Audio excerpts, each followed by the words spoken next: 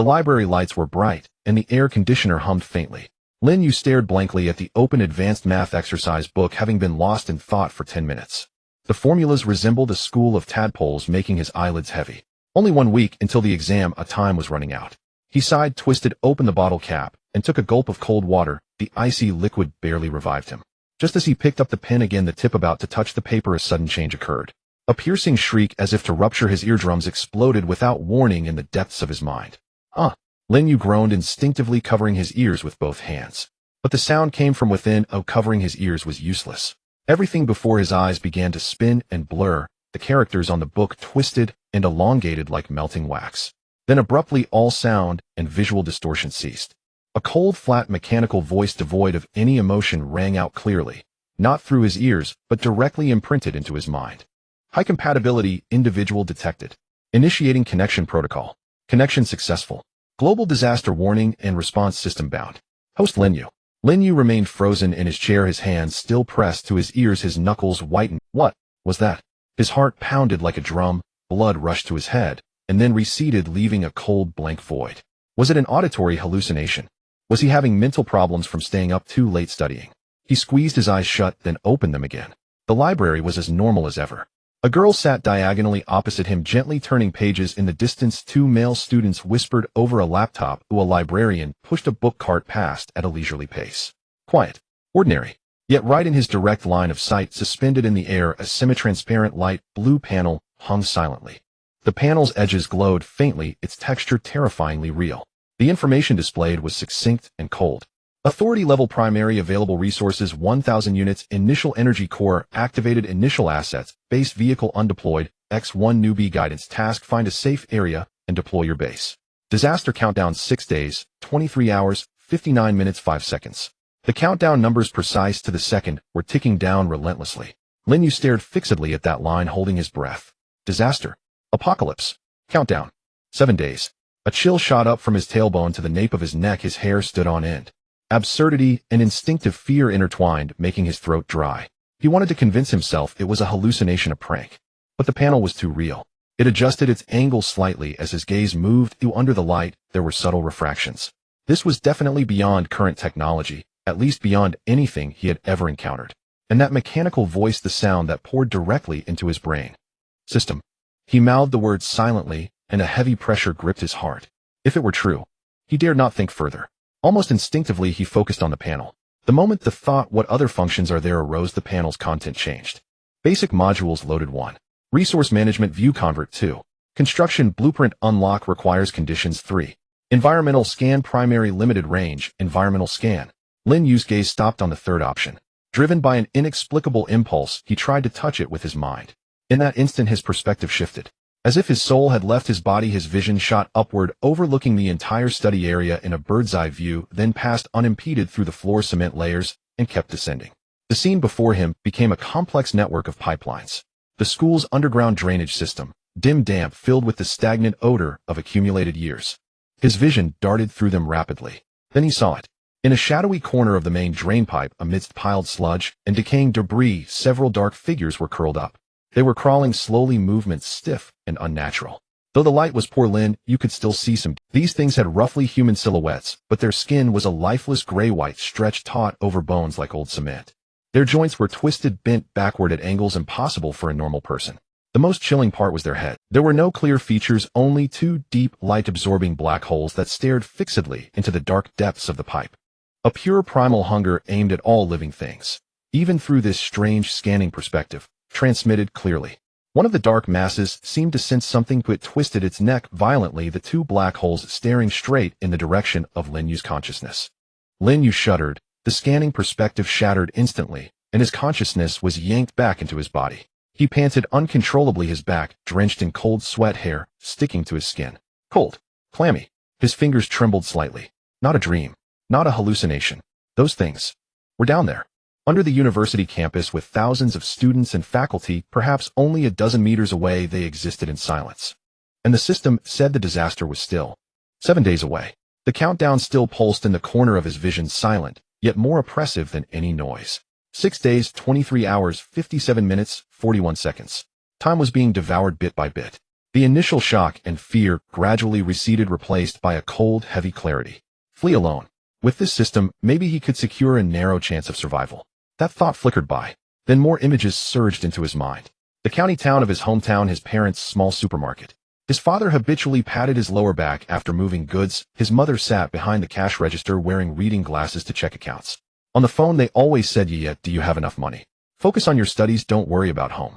If the apocalypse came, if order collapsed, if zombies ran rampant, what would they do?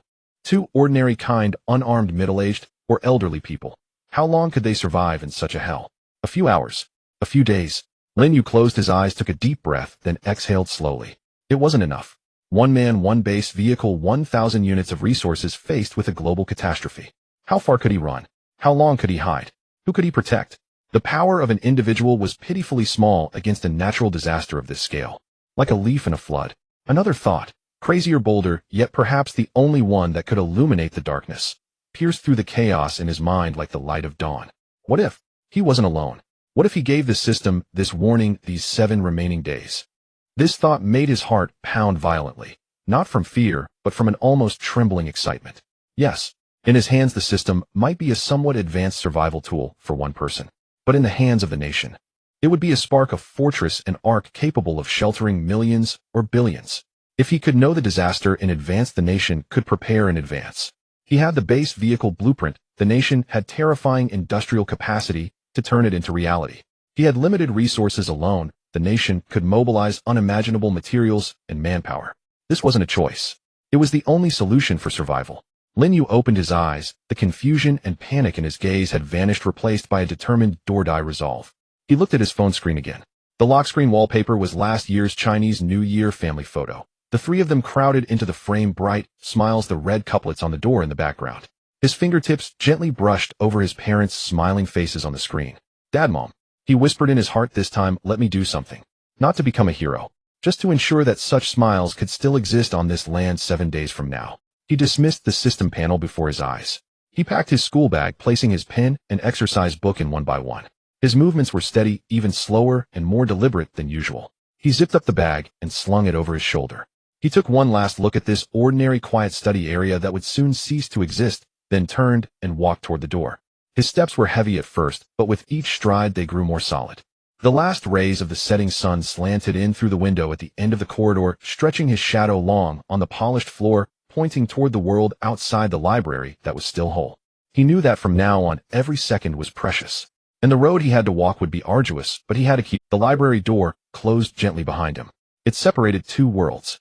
Exiting the library, the evening breeze carried a hint of coolness brushing against his face. Yet Lin Yue felt his palms sweating. He stood on the steps watching the students coming and going across the campus. Someone hurried by with books in their arms, others laughed, while discussing what to eat for dinner with friends, and couples strolled hand in hand. The setting sun gilded everything with a warm golden edge. Peaceful, tranquil. Who would imagine that beneath this tranquility lay a bomb set to explode in 7 days? He subconsciously glanced at the corner of his vision. The countdown was still there. 6 days, 23 hours, 51 minutes, 22 seconds. Time slipped away like sand through fingers. I must not panic. He took a deep breath, forcing himself to think calmly. Rush to the relevant authorities and shout, "The apocalypse is coming, I have a system." The outcome would most likely be being pinned down as a mental patient or taken for research. There must be a strategy. First step, try the most conventional channel. He walked to a relatively quiet corner, took out his phone, and without hesitation pressed the 3-digit emergency number. "Hello, this is the 110 police service hotline." A clear but somewhat formulaic female voice came through the receiver. Lin Yue organized his words, trying to sound calm and credible. "Hello, I have a very important emergency to report. I have obtained accurate intelligence that in 7 days a severe biological disaster will break out worldwide, highly contagious and lethal. This is no joke. I request immediate escalation to the highest level of warning." He finished in one breath, heart pounding. There was a 2-second silence on the other end. "Sir, by biological disaster, what exactly do you mean? What is your source of information?" The operator's voice remained steady, but with a hint of scrutiny. "I cannot disclose the source, but it is absolutely reliable. The disaster is like an uncontrollable contagious virus. The infected lose their reason and become highly aggressive. We need to immediately activate the highest level of emergency response, evacuate the population, establish quarantine zones, stockpile supplies." Lin Yue tried to describe, but realized the more he said, the more it sounded like a Hollywood screenplay. Sir, the operator interrupted her tone, now carrying obvious professional reassurance and a trace of barely concealed impatience. If you have concrete leads related to public safety, please provide specific times, locations, persons, or evidence. Your description is very vague. Also, maliciously dialing the emergency number and reporting false information is illegal. Do you understand? I understand. But this. Please provide specific information, or if you need psychological assistance, we can transfer you to a relevant agency. The operator's tone had become nearly formulaic. Lin Yue's heart sank. He understood. Without solid evidence, these words sounded to anyone like a lame prank or the ravings of a madman. I see. Sorry. He hung up, his fingers cold. No. The conventional channel was simply impossible. The level was too low, the information too staggering, no one would believe. He tried searching for publicly available mayor's hotline numbers, emergency management bureau phones, and even public email addresses of several national ministries. The results were more or less the same. Either politely brushed off or received no reply. Once, when he spoke too strongly, the other side directly warned him to stop spreading panic. Standing in the early autumn breeze, Lin Yue felt a wave of powerlessness. Knowing the disaster was imminent, holding what might be the only key to change the outcome, yet unable to convey it. This suffocating feeling was almost maddening. Countdown: 6 days, 23 hours, 38 minutes, 15 seconds. Time waits for no one. He leaned against a nearby plane tree and closed his eyes. Must change tactics. The conventional approach failed because of a lack of evidence. Empty words. Then create an evidence they cannot ignore. Something that surpasses current technology enough to leave top scientists stunned and force the highest levels to take it seriously. His consciousness sank into the system interface. A pale blue panel materialized. Resource management, construction blueprints, environmental scanning. His gaze settled on construction blueprints. With a thought, the blueprint list expanded. Most icons were grayed out, showing insufficient permissions or conditions, but at the very bottom of the list, an extremely simple icon emitted a faint glow. Micro-energy unit trial description, miniature demonstration model of an integrated high-density energy core. Output: stable energy density approximately 1,000 times that of an equivalent volume lithium-ion battery. Construction cost: 50 units of resources. Construct. That's it. Lin Yue's eyes lit up. A battery with ludicrously high energy density.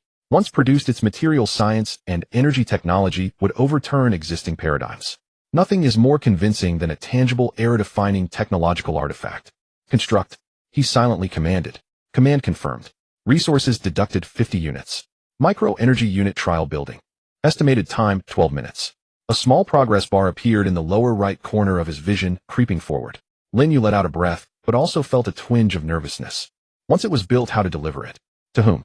Taking it directly to the National Academy of Sciences. He'd probably be stopped by security before even meeting the person in charge. Anonymously.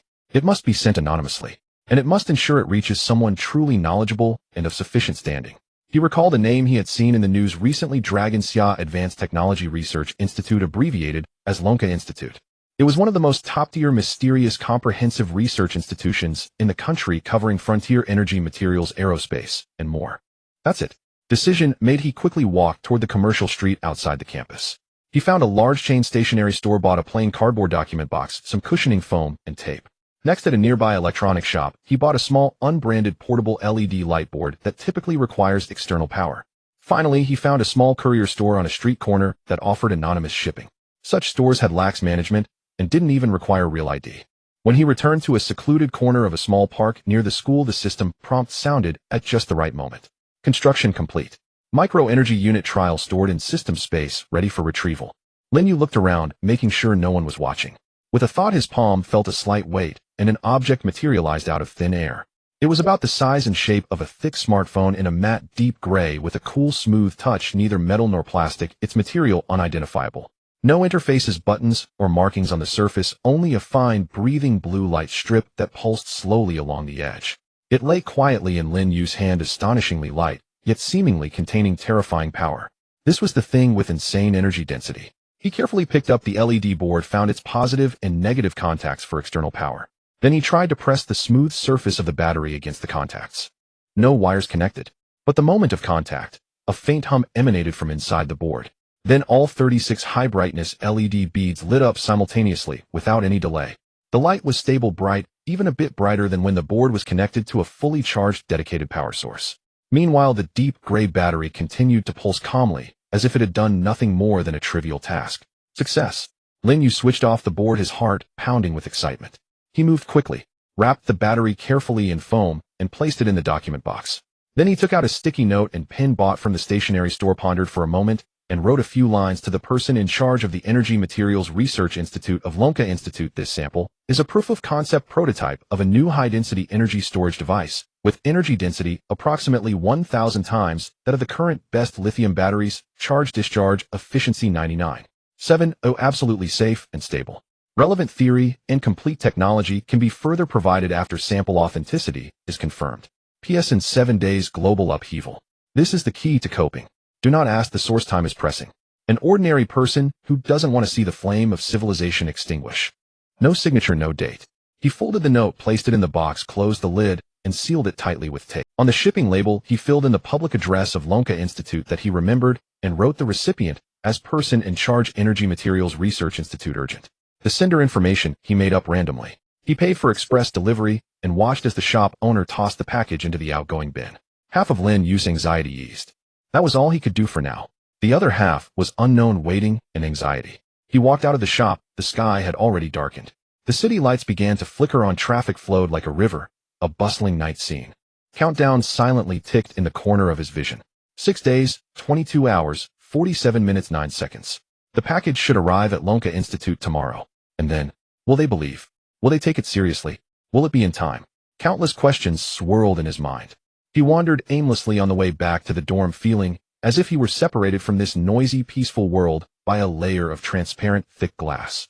He knew what was about to happen on the other side, but could not shout, could only pound hard, hoping someone would notice the faint sound. Back in the dorm, all 3 roommates were there.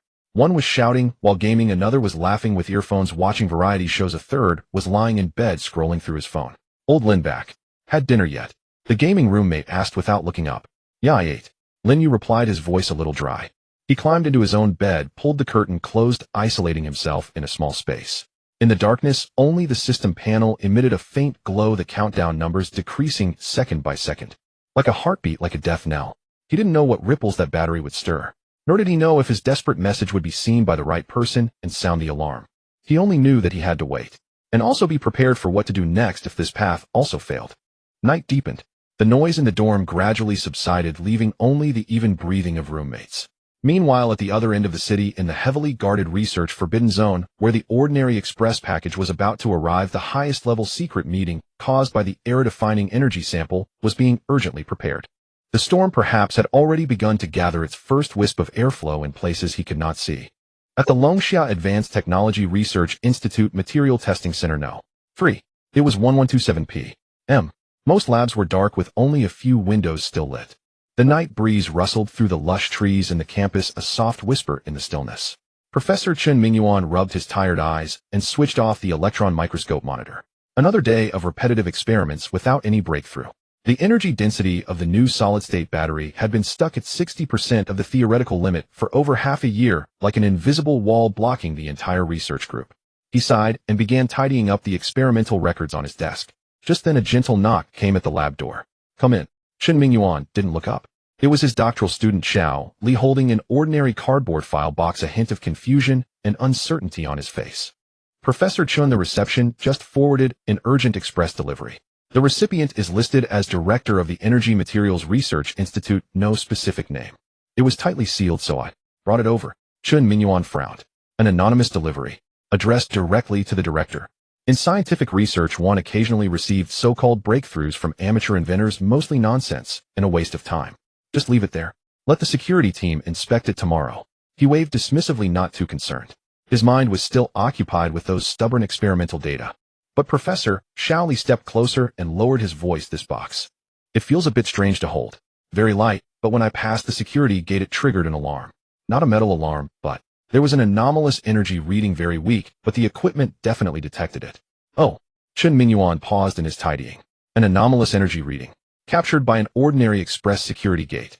This piqued the veteran researcher's instinctive curiosity. The energy detection module of the security gate had limited sensitivity. To trigger it, the object must contain either trace radiation or possess a rather unusual energy signature. Let me have a look. He took the box. It felt as Xiao Li had described. Extremely light, not like it contained electronic devices or metal parts. The sealing tape was wrapped tightly, indicating the sender's haste. He fetched a box cutter, carefully sliced through the tape. Inside was cushioning foam. Pushing aside the foam revealed a dark gray matte finished block about the thickness and size of a large phone. No brand, no ports, no buttons. Only a thin strip of blue light along the edges pulsed at a slow, steady rhythm, as if breathing. Chen Mingyuan's pupils contracted slightly. This appearance, it didn't resemble any known commercial or laboratory product. The glowing strip wasn't a typical LED. The light was extremely uniform and soft, more like some kind of self-luminous material or internal light guide. He put on a pair of latex gloves and carefully lifted the block out.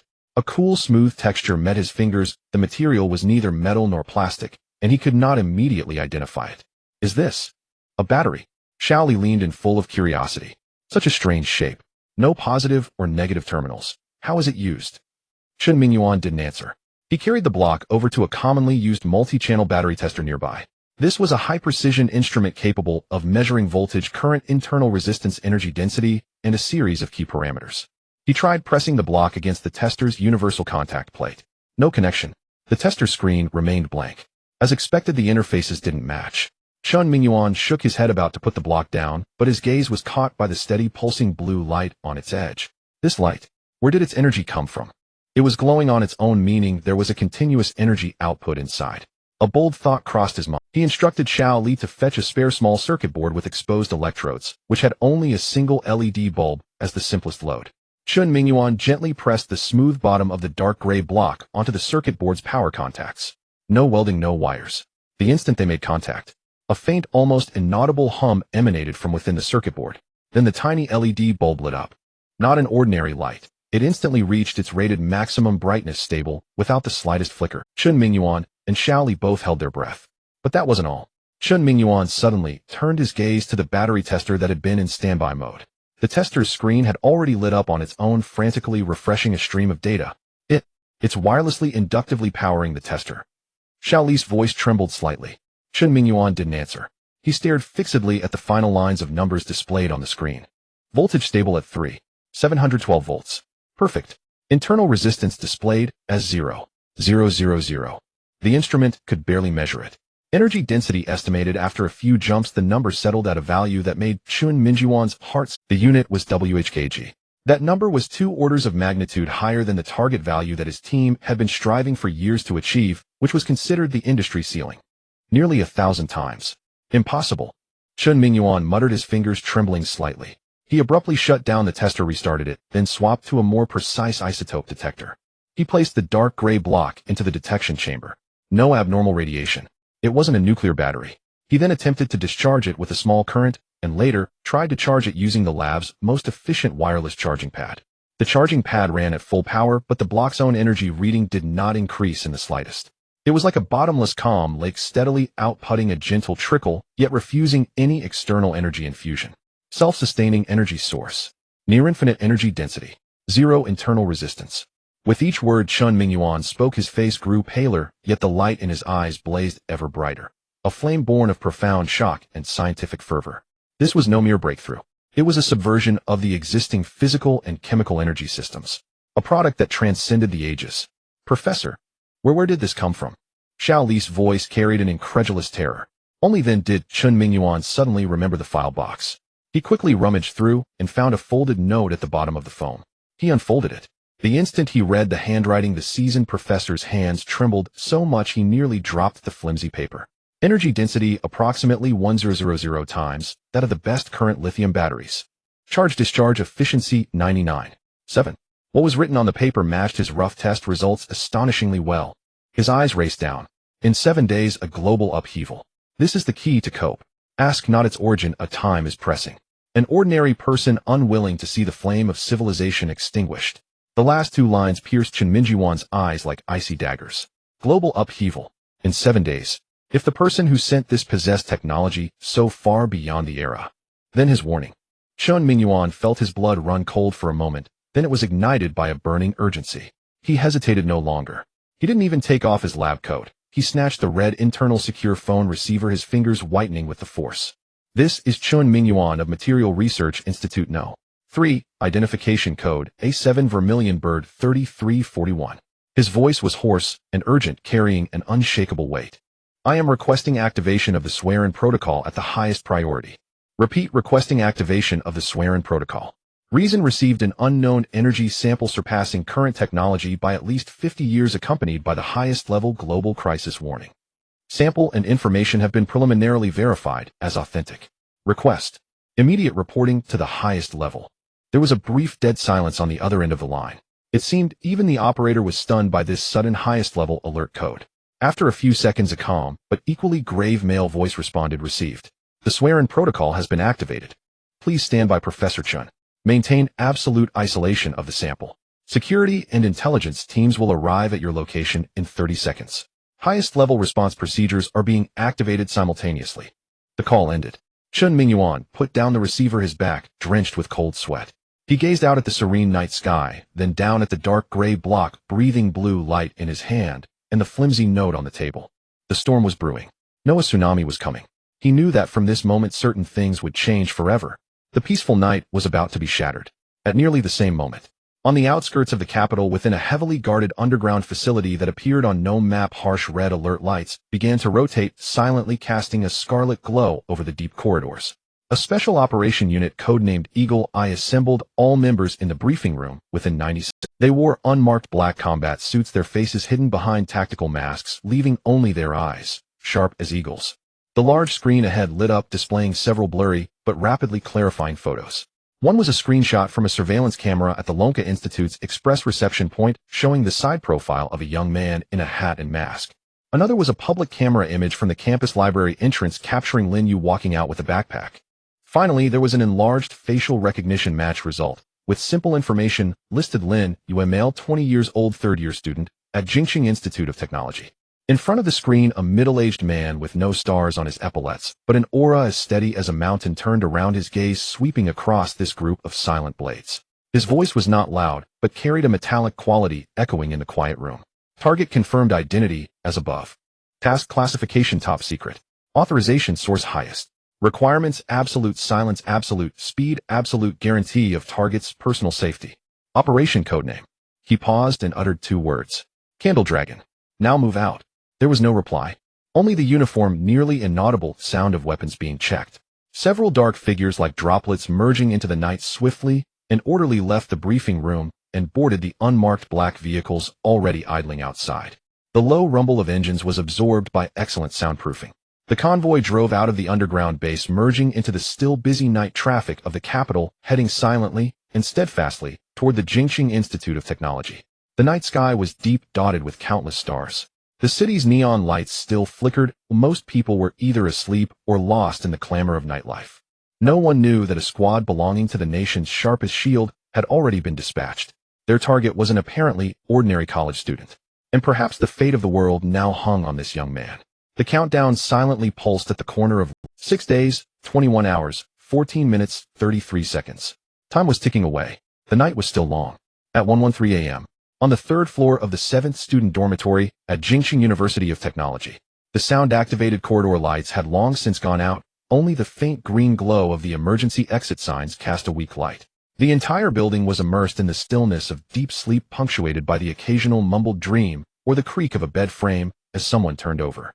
In room 317, gentle snores rose and fell. Lin Yue lay on his own bed, the curtain drawn, his eyes open in the darkness. He couldn't sleep. The countdown timer at the corner of his vision burned into his nerves like a ghostly blue flame, silently searing. 6 days, 20 hours, 48 minutes and 19 seconds. Each tick of the clock meant one less second of preparation time. That express delivery was like a stone cast into a deep pond. He didn't know if the ripples it stirred would be large enough to attract sufficient attention. Anxiety coiled around him like vines. Just as he couldn't resist reaching for his phone to check the time again, buzz. The phone screen on his pillow flickered briefly for an instant, then quickly went dark. It wasn't a call nor a notification, more like a flicker caused by sudden interference from a powerful device. Lin Yue's heart leaped. They're here. Almost simultaneously, he heard an extremely faint rustling from outside the window, blending into the night breeze, like tires rolling over fine gravel or something swiftly gliding across the lawn. The sound was so light that he wouldn't have noticed it if not for his heightened tension. Then at the end of the corridor, the fire door leading to the stairwell let out a barely audible click. That wasn't the sound of wind.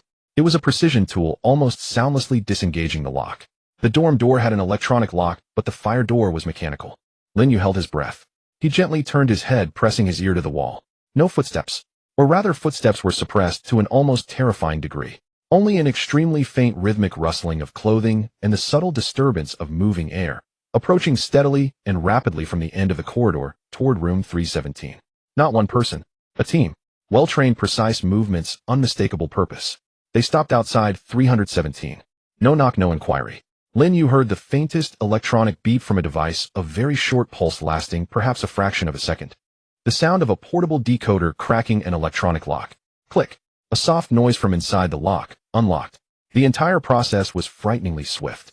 From their appearance downstairs to the door being unlocked, less than 2 minutes had passed. The dormitory supervisor was probably fast asleep in the office, and the surveillance system had likely been silently taken over or disabled. The dorm door was pushed open a crack, making no creak. The dim light from the corridor cast the silhouettes of several tall, silent figures in dark tactical gear onto the dormitory floor. They slipped in like shadows, their movements coordinated and swift. 3 quickly took up positions covering the door window and potential escape routes.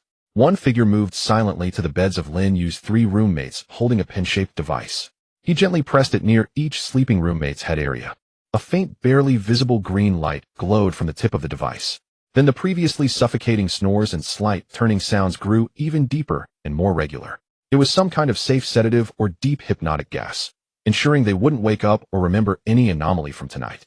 Finally, the obvious leader stepped up to Lin Yue's bed. He wore a black full-face tactical mask, leaving only his eyes visible. Those eyes in the dim light were as calm as deep pools, utterly emotionless, yet carrying a sharpness that could pierce through a person's soul. He didn't speak. He simply raised his hand and made a clear, concise gesture toward Lin Yue. His index finger rose to his masked lips, signaling silence. Then he extended his palm facing upward and gently gestured toward the door. The meaning, don't make a sound, come with us. No threat, no superfluous movement. But the pressure emanating from absolute professionalism and the immense power behind it made the air feel solid. Lin Yue lay behind the curtain, his heart hammering violently in his chest. Even though he had mentally prepared for it when the state apparatus actually appeared before him with such unimaginable efficiency and secrecy, the shock and impact were beyond words. He didn't scream, didn't panic. On the contrary, the taut string of his nerves for a moment relaxed oddly. They came. Finally came. This proved that the battery and the warning had been seen at a sufficiently high level. Without hesitation, he gently pushed back the blanket, sitting up as quietly as possible, then put on his jacket and shoes. The entire process barely made a sound from the bed. The leader watched him silently, a trace of barely perceptible surprise flickering in his eyes. This young man's composure exceeded their estimates. Lin Yue opened the bed curtain and climbed down the ladder. The leader stepped aside, and 2 other team members immediately and silently flanked Lin Yue, forming a protective triangular formation around him. No further exchange. The leader waved his hand. The team began to move. Out of room 317, through the silent corridor. The doors of other rooms along the way were tightly shut, completely oblivious to what was happening outside. Down the stairs. The team members controlled their pace and center of gravity, their boots landing on the steps as softly as a cat's paw. Through the window of the ground floor office, the supervisor could be seen slumped over the desk, seemingly fast asleep. The glass door of the dormitory building was gently pulled open from outside. Outside, the night breeze was cool. 2 pitch-black, cold-lined vans with no markings sat like crouching beasts, quietly waiting in the shadows beyond the streetlights. The windows were tinted, revealing nothing from outside. The door slid open silently. Lin Yue was motioned to board the second vehicle. Inside, the space was spacious and the layout was starkly minimal.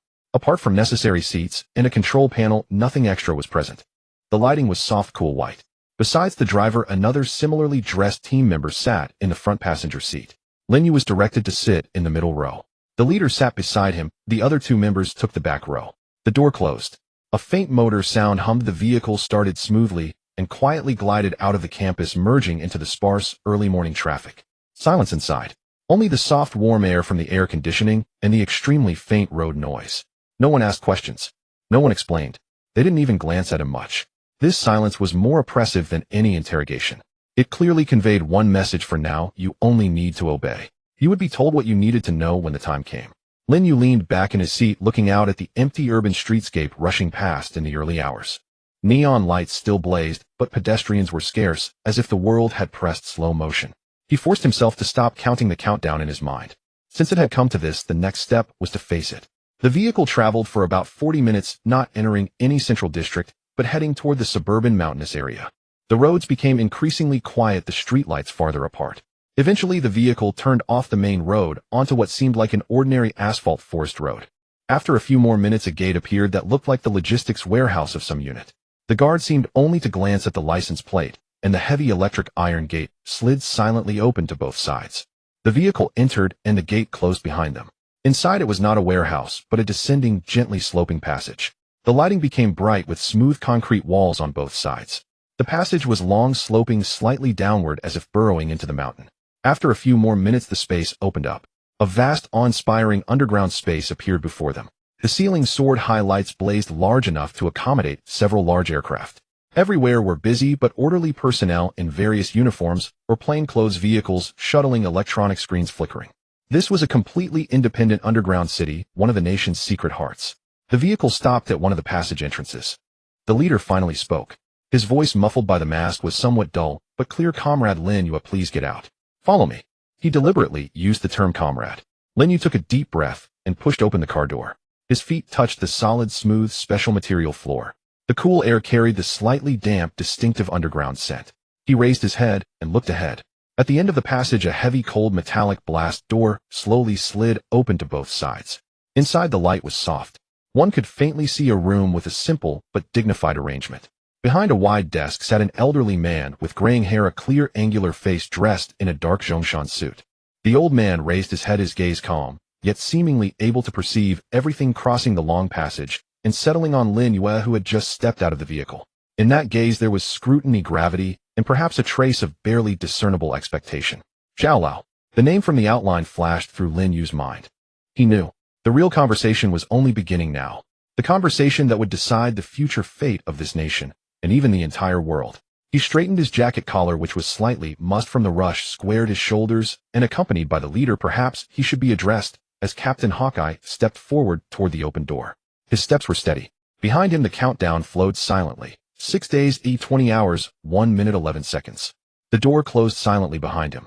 All the noise and busyness were shut out. The room was unusually quiet, filled only with the faint sound of the ventilation system and his own slightly quickening heartbeat. Lin Yue stood at the door, his footsteps pausing slightly. The room was simpler and more solemn than he had imagined. It was spacious yet sparsely furnished. A massive electronic screen occupied the entire wall opposite him, currently in standby mode with a faint blue glow. Beside it was a huge map that covered half the wall, marked with various colors and lines. In the center of the room, behind a large dark wooden desk, an elderly man dressed in a dark Zhongshan suit lifted his head to look at him. The elderly man's hair was meticulously combed, his temples entirely white, yet his complexion was rosy and his eyes bright, showing little sign of fatigue. He sat there calmly, exuding an air of profound stability, as if he could settle all the disturbances. And Lin Yue recognized the face that often appeared in the news, although the elderly man bore none of the gentle smile typically seen on camera, only a deep seriousness. Old Zhao, one of the few who truly held the highest authority in this country. "Lin Yue, please take a seat," he said. Old Zhao's voice was not loud, but carried a steady calmness honed by years, each word clear. He gestured to an armchair opposite the desk. Lin Yue took a deep breath, walked over, pulled out the chair, and sat down. He sat up straight, hands on his knees, his fingertips turning slightly white from pressure. He knew he must look very tense right now, but he tried to control his breathing and expression. No need to be nervous. Old Zhao's gaze fell on his face, a look that seemed heavy enough to penetrate all facades, seeing to the very depths of him. "The reason for your visit in this manner is for safety and efficiency. I hope you can understand." Lin Yue nodded, his throat slightly dry. "I understand, sir. We have received the items you sent to the Lonka." Old Zhao got straight to the point with no pleasantries, his gaze sharpening. "Professor Chen Mingyuan and his team spent 3 hours employing nearly all non-destructive testing methods available to us. The conclusion is that the technological principles applied in that energy unit completely exceed our current understanding framework. Its energy density, stability, and discharge characteristics are revolutionary, even to the point of being subversive." Lin Yue's heart raced faster. Indeed, the efficiency of the national apparatus far surpassed his expectations. "What concerns us more is the attached note." Old Zhao leaned slightly forward, hands crossed on the table, a pose exuding significant pressure. "In 7 days, a global upheaval. This is the key to respond." His eyes fixed intently on Lin Yue. "Lin Yue, I need you to tell me directly. First, where did that thing come from, and what technology does it represent? Second, what do you mean by a global upheaval? Third, and most importantly, what do you want?" 3 questions hitting at the core. No doubts about his sanity, no probing into the details' authenticity. They jumped directly to the crucial point. This efficient and direct style made Lin Yue feel slightly relieved amidst his tension. At least the other party was treating him with the attitude reserved for potentially true critical information. He licked his dry lips, organizing his thoughts. Sir, regarding the first question. Lin Yue raised his head, meeting old Zhao's scrutinizing gaze without flinching. It comes from a system. It's something called the Red Alert Base Vehicle System. About 20 hours ago it suddenly bound to me. He described as concisely as possible the mechanical prompt sounds in his mind, the suddenly appearing panel, the beginner's gift package, and the cold countdown. Bound. Old Zhao's brow furrowed slightly. This term clearly exceeded normal understanding. Yes, bound. It exists within my consciousness, and I can call up the operation interface at any time. As Lin Yue spoke, he concentrated. A light blue semi-transparent panel silently unfolded in the air between him and old Zhao. It clearly displayed his information resource count, and that piercing countdown: 6 days, 19 hours, 42 minutes, and 18 seconds. Old Zhao's gaze instantly froze. Even with his composure, he could not conceal the shock that flashed in his eyes.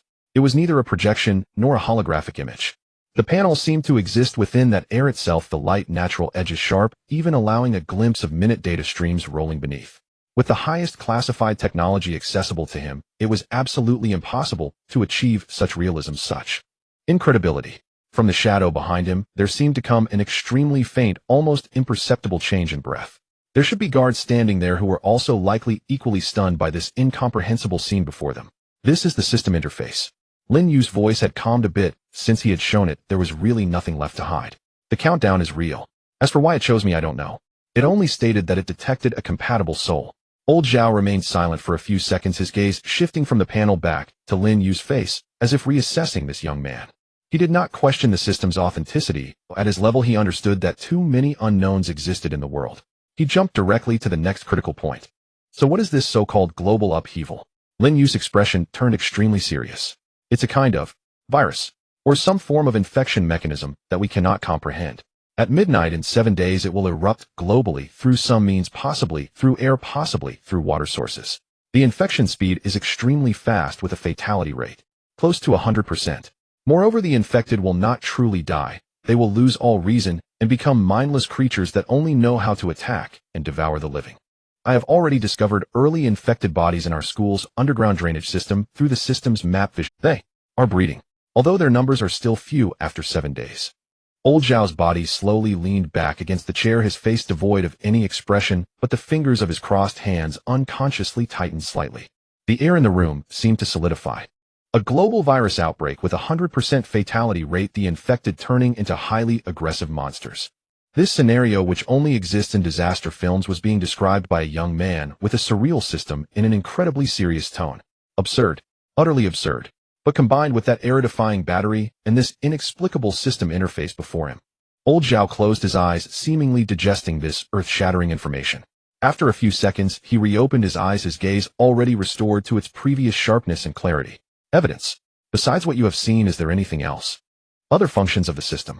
Yes, Lin Yue nodded. The beginner's package includes a base vehicle and a mineral refinery. The base vehicle can expand into a main base, which is core to constructing all subsequent units. However, they currently exist within some storage space of the system and need a suitable location to materialize. Moreover, the system has basic construction permissions. It can build barracks, power plants, and other basic structures, as well as produce corresponding combat units. But it requires resources. System resources can be obtained by mining special minerals or converted from real-world materials. Old Zhao's fingers lightly tapped twice on the tabletop, producing a dull sound. This was his habitual gesture when thinking. One last question, Lin Yue. His gaze focused once more. What do you want? Lin Yue did not hesitate at all. He stood up, not out of excitement, but in a solemn manner. I want nothing, sir. His voice was clear, echoing in the quiet room. If it must be said what I want, I hope the country hope you can believe my words. To use this precious 7 days to mobilize all available forces and prepare. As for me, I am willing to cooperate unconditionally. The system is with me, but how to use it, I will comply with all arrangements of the country. I just want. He glanced at the countdown in the corner of his vision, his voice lowering, to ensure as many people as possible survive. Including my parents, including countless ordinary people. After speaking, he sat back down, waiting quietly. This was the most critical moment. His cards were all laid out. Trust or distrust. To believe this absurd prophecy or regard it as the delusion of a young man with strange abilities. Old Zhao remained silent. He looked again at the floating system panel, at the ticking countdown. Then he looked back at the young man before him, whose eyes held tension, anxiety, but more so a calmness and determination born from a do-or-die situation. Time passed second by second. Each second felt incredibly long.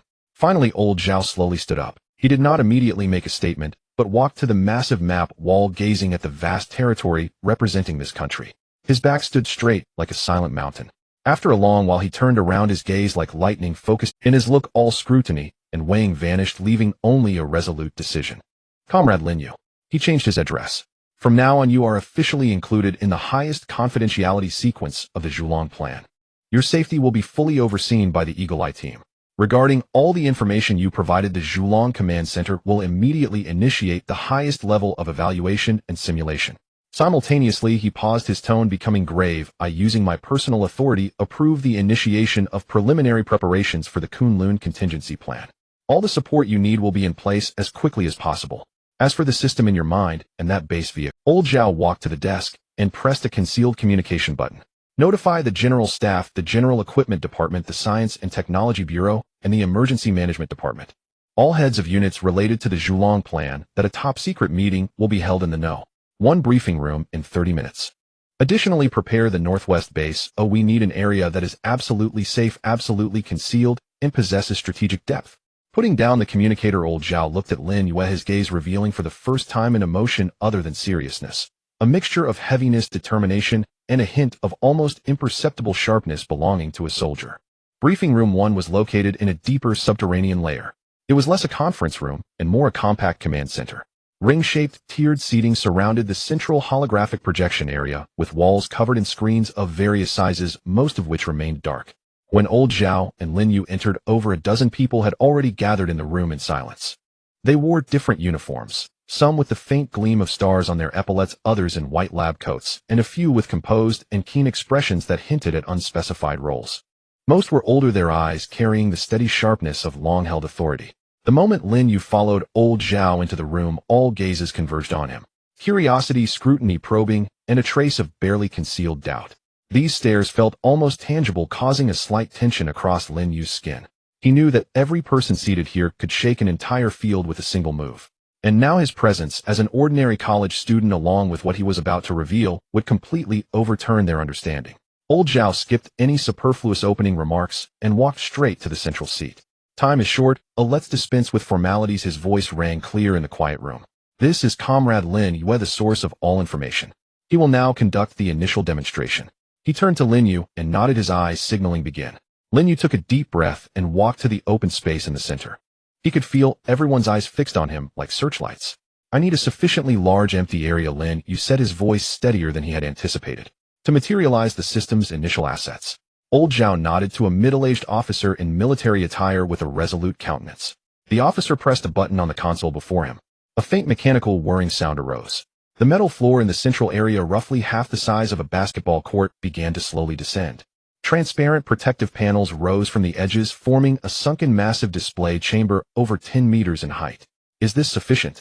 Old Zhao asked. It is, Lin Yue replied, nodding. He closed his eyes, not to concentrate, but to ease the pressure of being observed by so many. His consciousness sank into the system.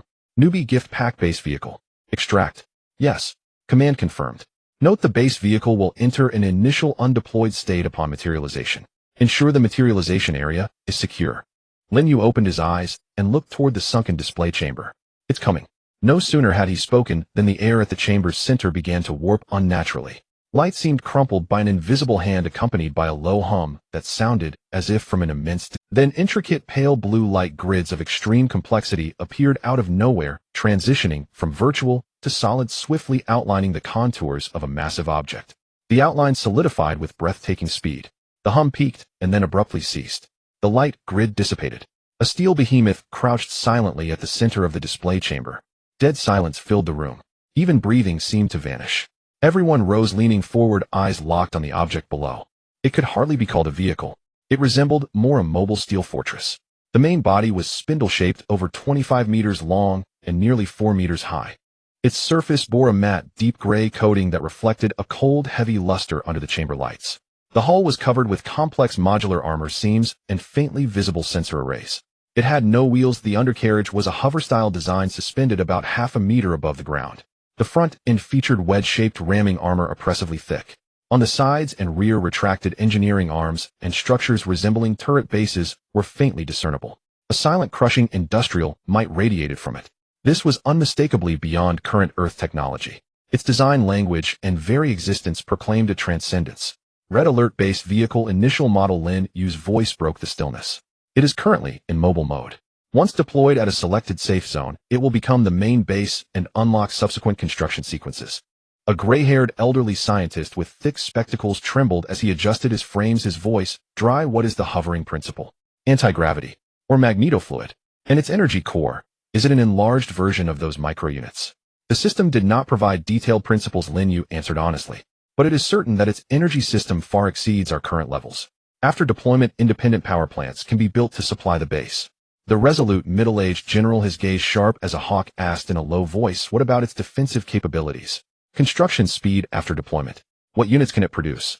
Specific data requires checking the system blueprints after deployment, Lin Yue said.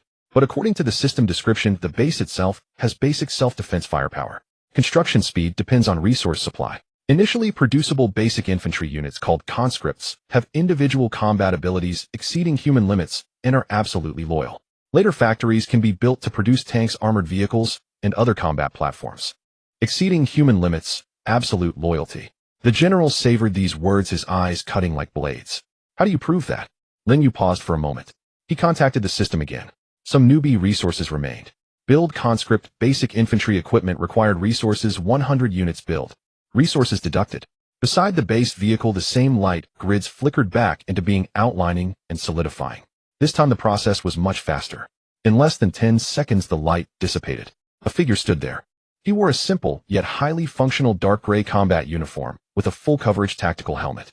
He was about 1.85 meters tall with a well-proportioned and sturdy build. In his hands was a sleek futuristic assault rifle. He stood motionless like a statue. Yet an aura of efficiency, sharpness, and readiness for combat radiated silently. Lin Yue commanded in his mind, take 3 steps forward, assume combat-ready posture. The conscript moved. His steps were precise and silent. 3 strides brought him to the edge of the display chamber, facing the observation window. His weapon handling was fluent and textbook. His gaze, though hidden by the helmet, seemed to sweep over the people behind the window before freezing into a stationary alert state. The entire process was as fluid as machinery, yet carried the coordination of a living being. Can we test it? The general asked. Old Zhao looked at Lin Yue. Lin Yue nodded. Yes. System units fully obey commands. The general spoke a few low words into a communicator. A small hatch opened on one wall of the display chamber. A disc-shaped remote target drone shot out, performing erratic maneuvers in the air. The moment the drone appeared, the conscript's helmet seemed to tilt a barely perceptible angle. He didn't fire immediately, not until the drone, during a change of direction, offered an extremely brief, predicted trajectory point. Bang, bang, bang. 3 crisp, compact gunshots rang out. They were not automatic bursts, but 3 precisely aimed single shots. Colored smoke erupted from the drone in 3 plumes, marking hits, and it wobbled and fell. The landing point revealed all 3 bullets had struck the drone's core area, impact points nearly overlapping. The military personnel in the room all narrowed their eyes. This reaction speed and shooting accuracy matched the level of the most elite special forces. Moreover, the absolute calm and efficiency were more characteristic of a perfect combat machine. Loyalty, the general said slowly. Lin Yue willed it. Inside the display chamber, the conscript suddenly turned his rifle toward the side of his own tactical helmet. Everyone was startled, but he did not pull the trigger. He held that pose. Lin Yue commanded, stand down. The conscript instantly lowered his weapon and returned to a standard standing at attention posture, as if the potential self-destruction had never occurred. Absolute obedience. He could even execute a self-destructive command contrary to biological instinct. Unbelievable, muttered an officer who appeared to be a staff member. Old Zhao's gaze shifted from the conscript to the silent base vehicle, then swept across the entire room. He saw the shock gravity and a growing fervor on every face. The evidence was already overwhelming. The prophecy, though absurd, coupled with this transcendently advanced creation, could no longer be easily dismissed. Ladies and gentlemen, old Zhao's voice rose not loud, but bearing immense weight. You have all seen the situation. The information has been preliminarily verified. Now is not the time to debate whether it is possible. It is a time to decide how we must respond if it is real. We have only. He glanced at Lin Yue. Lin Yue promptly projected the countdown from the system panel onto the central main screen. 6 days, 19 hours, 1 minute 33 seconds. Crimson digits pulsed silently, pressing on everyone's nerves. 6 days, 19 hours, 1 minute. Old Zhao enunciated each word. That is all the preparation time we have, for this nation, for 1.4 billion people. He leaned over the console, body forward, eyes blazing as they swept across each person. I declare Phase 1 of the Candle Dragon plan. The Kunlun contingency is now activated at the highest priority. Establish the Kunlun Command Headquarters. I will serve as overall commander. Everyone present is a founding member of this headquarters. Objective at all costs: complete preliminary response deployment before the countdown reaches 0 and establish at least one absolutely secure core base. Comrade Lin Yue. He turned to Lin Yue. You are formally appointed as Chief Technical Advisor of the Kunlun Base and System Authority Executor. Your safety is the highest priority. Your reasonable and necessary requests will be fully supported by the headquarters. Lin Yue's heart trembled, then surged with a heavy warm current. It was not excitement over the title, but the feeling of being formally integrated and trusted with responsibility and trust. Yes, he straightened his body, uttering only that single word. Now old Zhao straightened up. The first decision-based location. Comrade Lin Yue, do you have a suggestion? All eyes turned to him again. Lin Yue had already thought about this. He looked at the vast western region on the central map. My suggestion is the northwest, deep in the Kunlun Mountains. Reasons: complex terrain, easy to defend, and hard to attack, sufficient strategic depth. Sparse population, fewer potential infection sources. Some areas may contain special mineral resources recognizable by the system. Most crucially, it is far from major urban centers and densely populated areas, reducing initial pressure from zombie hordes. Several generals and geography experts exchanged quick glances, murmured a few sentences, then nodded in agreement. Seconded. In the eastern section of Kunlun, the Haishi Valley area has abandoned early fortifications convenient for concealment and initial construction. Weather and geological conditions need further assessment, but the general direction is feasible. Old Zhao didn't hesitate. Good. Notify the Northwest Theater Command. The Haishi Valley area in the eastern Kunlun section is hereby designated as a top-level military exclusion zone, effective immediately. An engineering advance team must depart within 2 hours and open up a site suitable for base vehicle deployment and initial construction within 12 hours. General Staff, General Armament Department, Science and Technology Industry Bureau, immediately draft a resource allocation list. Steel, special materials, energy, food, and medicine from across the nation are to be concentrated toward the northwest. Ministry of Emergency Management, activate preliminary preparations for a national emergency response plan. Under the pretext of an ultra-large-scale joint military exercise, begin necessary personnel evacuation and material stockpile guidance. Pay attention to methods to avoid panic. All operations are top secret. One by one, clear and decisive orders issued from this old man's mouth. The colossal state machine at this moment, because of a young man's warning and a steel arc from the unknown, began to rumble to life, veering toward an unknown and perilous direction. The efficiency was suffocating. Lin Yue watched it all, the high-ranking figures quickly entering their roles, issuing specific commands through encrypted communications, and the countdown digits flickering on the screen. He knew he was no longer alone. But his pressure had not diminished in the slightest, because the real challenge would arrive in 7 days, and all their preparations would face a brutal test at that moment. Inside the display chamber, the base vehicle remained silent as an enigma. The conscript stood with his weapon at the ready, like a steel statue guarding the future. The efficiency after the order was issued left Lin Yue somewhat dazed. Barely 40 minutes later, he was already seated in the cabin of a military transport plane heading northwest. The cabin had been modified, not as barren and cold as ordinary transport aircraft. The front section was partitioned into a relatively quiet area, furnished with a few fixed seats and a small table. Elder Zhao sat across from him, eyes closed in rest, his face betraying little fatigue, but his brows knitted with an unshakable gravity. The captain, codenamed Hawkeye, and his team members, like silent rocks, were stationed at several key positions within the cabin, maintaining the highest alert. The roar of the engines penetrated the bulkhead, low and continuous. The aircraft was climbing, piercing through the clouds. Lin Yue leaned back in his seat and gazed out the porthole. The night was thick. The city lights below gradually merged into a blurry sea of radiance, then were completely cut off by the clouds. The cabin lights were dimmed to a soft level, not harsh to the eyes. He withdrew his gaze and looked at the system interface, visible only to him. The resource count after building one conscript had become 900 units.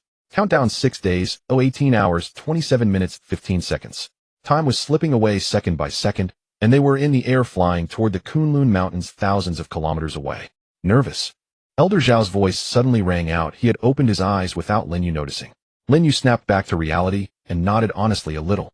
Leader, can we really be ready in 7 days? This was not doubt, but a sense of helplessness rooted in common sense. 7 days for a country might only be enough for a few grand meetings and the issuance of several documents. Elder Zhao did not answer directly. He pointed out the porthole, even though outside there was only pitch darkness. From the moment your little battery was delivered to Lonka Institute to Hawk, I finding you to us sitting here. Less than 8 hours have passed. Elder Zhao spoke slowly, his voice steady. In those 8 hours, a command center involving the highest level of confidentiality was established. An emergency plan spanning over a dozen core military and civilian departments was initiated. A pioneer engineering unit has already boarded a plane headed for Kunlun, and at least 3 A-class combined corps have received pre-orders and entered various states of readiness. He looked at Lin Yue, his gaze profound. What do you think a nation is, eh? Lin Yue was taken aback. A nation is a machine that at the most critical moment can twist the strength of hundreds of millions of people into a single rope, all pulling in one direction. Elder Zhao answered for him, his tone carrying a weighty force. This machine may have some gears that turn slowly and peacetime some parts that need lubrication. But when you truly press that highest level red button, he paused. It will show you what the strength of the whole nation means. Lin Yue was silent, digesting the implications. Your system is the key, the spark, Elder Zhao continued. But to turn the spark into a blazing prairie fire, you need fuel, you need space, you need a windbreak. These the nation will provide. You just need to tell me what you need and when. I understand, leader. Lin Yue felt the burden heavier on his shoulders, yet also a warm current supporting him. What the system needs most right now are 2 things: a safe deployment site and initial construction resources. The location: Kunlun Mountains. Resources. He called up the system's resource conversion guide. The system has a basic or refinery blueprint that can convert mined special minerals into resources. But initial construction requires large amounts of steel, energy, rare earths, and other basic materials for conversion startup. The conversion ratio is not 1:10. There will be losses, but it can quickly obtain resource points recognized by the system. Draw up a list, Elder Zhao said succinctly. After landing, the first batch of supplies must be synchronized in place. Yes, sir. Lin Yue immediately began organizing his thoughts. The cabin fell silent again, broken only by the rumble of the engines. Elder Zhao closed his eyes once more, taking advantage of the time to rest. The burden on this old man's shoulders was probably heavier than anyone else's. Lin Yue also forced himself to rest. He knew that once they reached Kunlun, an unimaginably intense workload awaited him. After an unknown period, the communication light in the cabin flickered. Leader, we are about to enter the Northwest Theater airspace. Ground report: the Blackstone Valley Advance Team has arrived at the designated area and has begun preliminary clearing and site leveling. The pilot's voice came through the intercom. Elder Zhao opened his eyes, informed the command center to execute Plan 1. All supply transport routes must be confidential and unobstructed. Understood. The aircraft began descending, breaking through the clouds. Lin Yue looked out the porthole again. The sky was turning hazy, with a line of fish-belly white appearing on the eastern horizon. Below was no longer flat plains or cities, but rolling gray-brown mountains that resembled the spine of a giant. Steep peaks crisscrossing ravines, sparse vegetation, a bleak and majestic vista. The Kunlun Mountains. The aircraft dropped lower, flying along a wide valley. Lin Yue could faintly see a long convoy of vehicles moving along a winding mountain road below their headlights, forming a moving ribbon of light. Further away, in a few relatively flat mountain valleys, the lights of engineering machinery flickered, and a vague roar could be heard. That was the advanced engineering unit racing against time. The transport plane finally landed on a hidden military airfield deep in the mountains. The runway was short, but had obviously been reinforced urgently. The airfield was surrounded by mountains, extremely concealed. The hatch opened, and a stream of crisp, thin air rushed in. Lin Yue followed Elder Zhao down the gangway, stepping onto solid concrete. All around were busy soldiers and ground crew, but everything was orderly, without noise. More transport planes were taking off and landing, unloading all kinds of supplies and equipment. Consultant Lin, this way, please. An officer in desert camouflage who had been waiting saluted and led them to a nearby convoy. The convoy consisted of several modified Mengsher off-road vehicles with dark-tinted windows. Before getting in, Lin Yue turned back to look at the unloading transport planes. The huge cargo hatch was open, revealing disassembled engineering machinery parts, crates of special steel and mysterious equipment covered with tarpaulins. Supplies were truly converging. The off-road vehicles bounced along mountain roads for nearly an hour, the terrain becoming rougher until they finally left the asphalt road and drove onto a temporary dirt track just bulldozed. Dust billowed. Eventually, the convoy stopped at the edge of a huge mountain valley. The terrain was peculiar, surrounded on 3 sides by mountains with only a narrow entrance. Inside, the valley was relatively flat, covering an area the size of several football fields. At this moment, the valley was a hive of activity. Dozens of large engineering machines, excavators, bulldozers, rollers, were roaring as they leveled the land and widened the entrance. Soldiers in engineer uniforms scurried like ants, setting up temporary lighting, laying simple lines, and erecting field barracks. Further away, several black openings had been chiseled into the rock face of the mountain, apparently for constructing air raid or storage caves. Overnight, this desolate valley had already taken the embryonic shape of a large forward base. Report leader. Commander of the Kunlun Frontline Command, Li Yue. A tall, dark-skinned, loud-voiced officer strode up, snapped to attention, and saluted. He appeared to be around 50 with sharp knife-like eyes and an air of battle-hardened valor. Commander Li, you've worked hard. Elder Zhao returned the salute. What's the situation? Report leader. The advance regiment of 1,200 men arrived at 0400 hours. Area blockade complete. Preliminary site leveling estimated to be finished in 3 hours, meeting initial deployment requirements. Storage caves no. 1 and no. 2 are being excavated, intensively expected to be ready for storage within 12 hours. Air defense early warning positions are already in place. Li Yue spoke fast, but with clear logic. Good. Elder Zhao nodded, then looked at Lin Yue. Consultant Lin, does this place meet the requirements? Lin Yue looked around.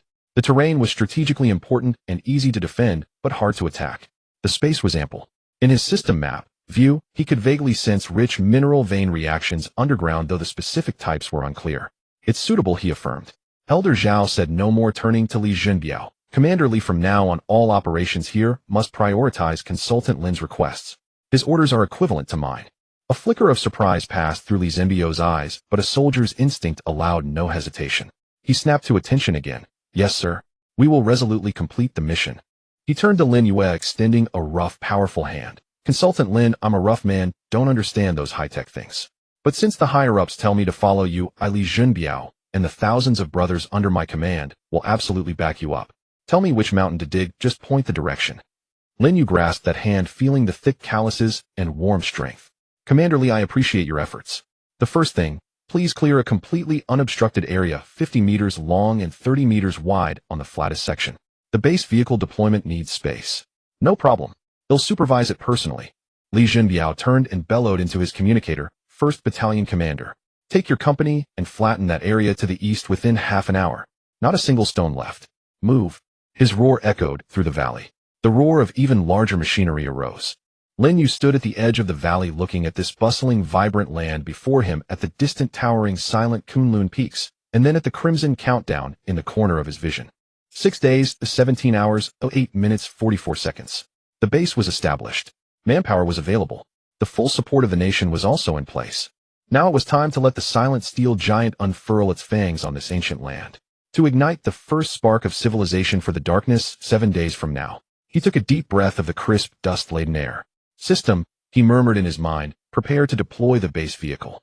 On the solid ground at the eastern side of the valley, freshly compacted by bulldozers, the colossal base vehicle sat in utter stillness. Its dark gray coating gleamed with a cold, hard luster under the morning sunlight. Surrounding soldiers and engineers had been withdrawn to a safe distance, leaving only Lin Yue, the old man Li Yue, and a few core staff officers standing by the command post nearby. Every gaze was fixed upon the steel behemoth. The air was thick with a silence that mingled tension, anticipation, and uncertainty. Lin Yue stood at the forefront, acutely aware of the weight of the gazes behind him. Some scrutinizing, some doubtful, but mostly a desperate hope staked on one last gamble. He closed his eyes not to pray, but to sink his entire consciousness into the system interface. Red alert, base vehicle undeployed, status deployable, deployment requirement 1,000 units of resources, secure zone, satisfied, warning, deployment is irreversible. The main base core will be formed upon deployment. Please confirm the location finally. In his field of vision, the pale blue interface showed a faintly blinking deploy button. The position was suitable. This valley floor had been leveled by Li Yue's engineer battalion, battling altitude sickness with machinery and manpower in just a few hours. Solid enough and secluded enough. Resources, previously building the conscripts, had cost 100, leaving 900. But half an hour ago, the first batch of special alloy ingots and rare element materials, rushed in by air transport, had arrived and were stacked at a temporary depot not far away, as Lin Yue had instructed. With a thought, he communicated with the system and locked onto that batch. Convertible materials detected. Scanning. Estimating conversion ratio. Confirmation conversion yields approximately 1,200 system resource units. Convert. Lin Yue confirmed in his mind. There was no visual effect at the depot, but on the system interface the resource count leaped from 900 upward, finally settling at 2,100 units. Enough. He opened his eyes and looked at the old man beside him. The old man gave a slight nod, his gaze calm, yet laden with immense weight. Lin Yue hesitated no longer. He focused his mind and issued the command. Command confirmed. Base vehicle deployment sequence initiated. Consumes 1,000 resource units. Estimated deployment time 15 minutes. Ensure the surrounding area is secure. A low, deep rumble, as if originating from the very core of the earth, suddenly erupted from within the base vehicle.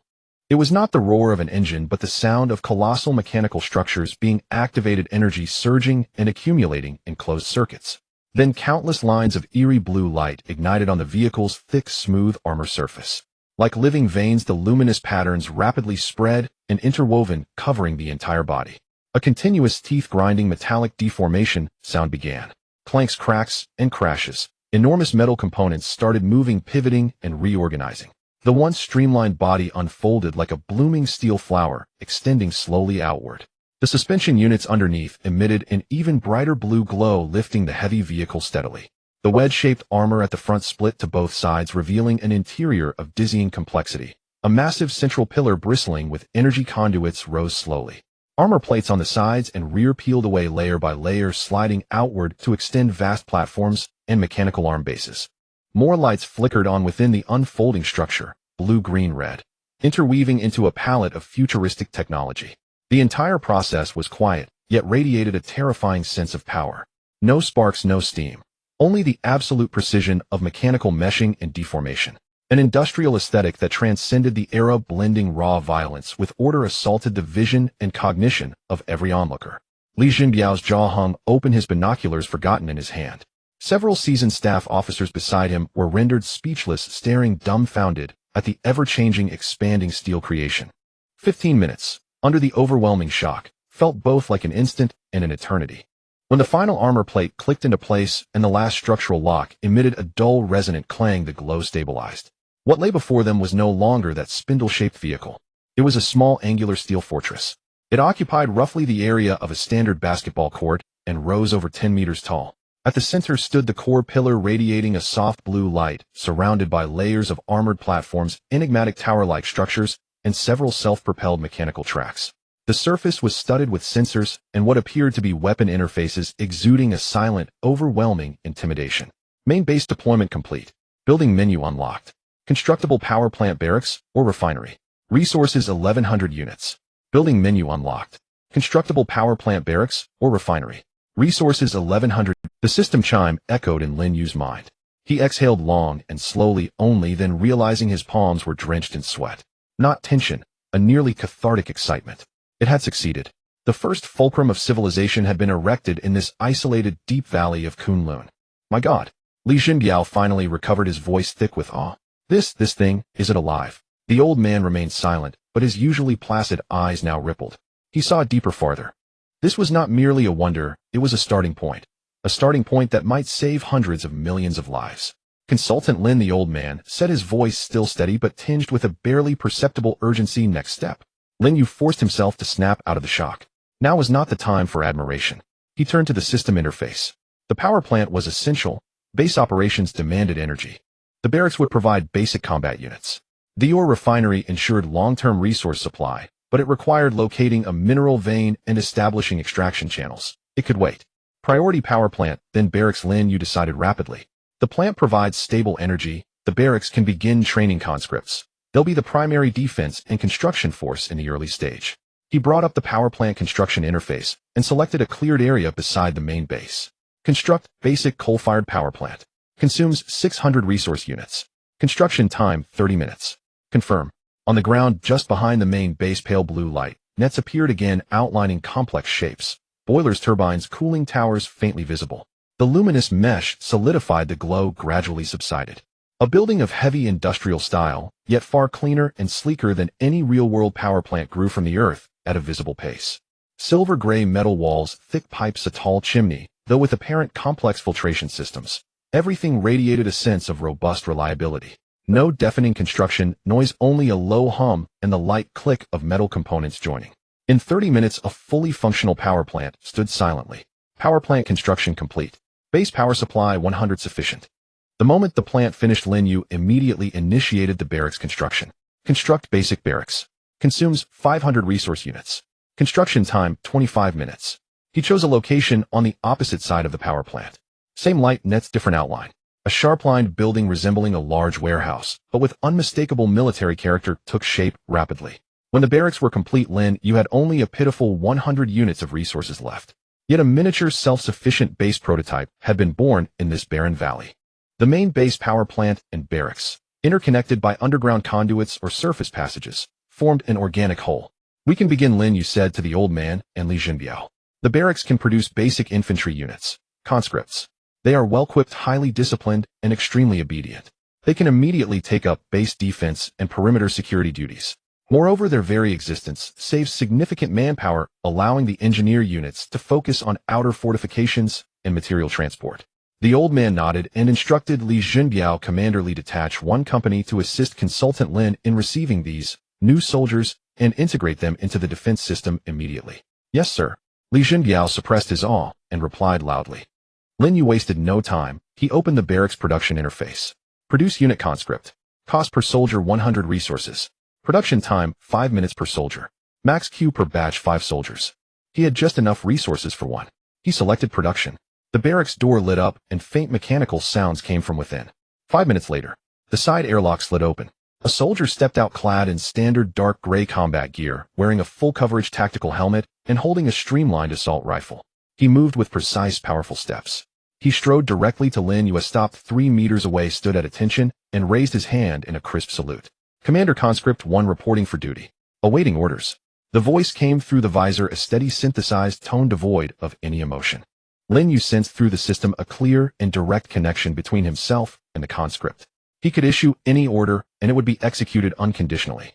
He returned the salute and turned to Li Jinbiao commanderly. "This one is yours. He can assist your men in familiarizing themselves with the terrain and setting up lookout posts." Li Jinbiao studied the silent, compact soldier with a complex expression. He stepped forward, scrutinized him, even reached out and patted his shoulder. The touch was hard, like patting high-grade composite material. "Brother, what should I call you?" Li Jinbiao tried. The conscript turned to him, still with that flat, synthesized voice designation, "Conscript 1. Please issue orders." Li Jinbiao gave a wry grin, unsure whether to laugh or sigh. He waved over a company commander. "Take Comrade 1 here to familiarize himself with the outer positions. Show him the most critical lookout points." "Yes, sir." The company commander led Conscript 1 away. The conscript moved with agility, his motions flawlessly coordinated, quickly blending into the surroundings. Li Jinbiao watched his retreating back, rubbed his chin, and muttered to Lin Yue, "Consultant Lin, this soldier, not bad, but feels a bit lacking in humanity." Lin Yue gave a bitter smile. System creations were efficient and loyal, but that was likely all they would ever be. Just then a communication soldier rushed over, saluted the old man and Li Jinbiao. "Report. Urgent message from headquarters. Global network monitoring detects abnormal signal fluctuations intensifying. Multiple regions report unexplained violent incidents and disappearances, showing a spreading trend. Social media abroad is flooded with videos and discussions of madmen biting and unknown disease spreading rapidly. Higher-ups inquire about our base's initial construction progress and the timeline for generating the first defensive force." The atmosphere tightened instantly. The countdown ticked on, and the shadow of crisis seemed eager to creep across every corner of the globe. The old man turned to Lin Yue, his gaze heavy. Lin Yue looked at the newly activated barracks and the pitiful resource count. "The barracks will keep producing conscripts. But resources?" He pointed to the supply convoy still unloading in the distance. "We need more materials, faster conversion speed. Furthermore," he added after a pause, "we must find and build an ore refinery immediately. The system's long-term operation cannot rely solely on external infusion. The Kunlun Mountains underground should contain the mineral deposits we need." Time was running even shorter. The message brought by the messenger was like a block of ice thrown into a freshly lit furnace. The atmosphere beside the command platform instantly froze. The distant roar of construction machinery seemed to fade away, leaving only the howling wind in the valley stirring up dry dust. The old man's brows knitted together as he cast a glance at Lin Yue. "What do you think?" This was not a question, but a weight of decision and trust placed squarely on Lin Yue's shoulders. Lin Yue felt his throat dry. He pulled up the system interface, and the numbers in the resource bar stabbed at his eyes. 100 units. Only enough to produce one more mobilized soldier. The barracks stood quietly. The rhythmic, low humming from within indicated that the second mobilized soldier was being printed out. One soldier every 5 minutes. Efficiency remained constant. But resources were a locked bottleneck. Without resources, the barracks were nothing but a useless shell of steel. The power plant would also cease to function due to lack of maintenance. Meanwhile, the abnormal signals on the global network, those blurry madmen biting videos, were like distant thunder rumbling from afar, heralding an approaching storm. Time was perhaps even shorter than anticipated. We cannot rely solely on external blood transfusion. Lin Yue forced himself to analyze calmly, his speech quickening. The cost of airlifting supplies is too high, the targets are too large, and the speed cannot keep up with our need for troops and construction. Once things really spiral out of control, whether the air routes can remain unobstructed is a question. He pointed at the gray icon on the system interface, the ore refining plant. We must establish our own resource cycle. The system requires special minerals, and the geological structure of Kunlun Mountain is complex, likely harboring high-grade rare mineral deposits, even special mineral veins recognized by the system. Finding it and establishing a refining plant will allow us to have a sustainable production capacity. Li Junbiao scratched his slightly graying short hair and said gruffly, "Advisor Lin, I understand the principle. But this mining exploration is no small matter.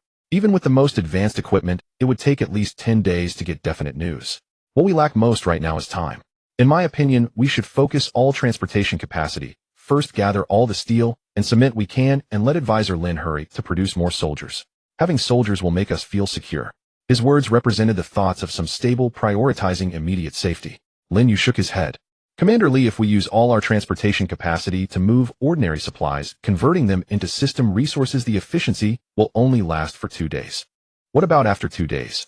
We still need to explore the mines, but time will be wasted." Moreover, he activated the basic scanning function of the system map, and though the range was limited, it could show the approximate geological energy responses.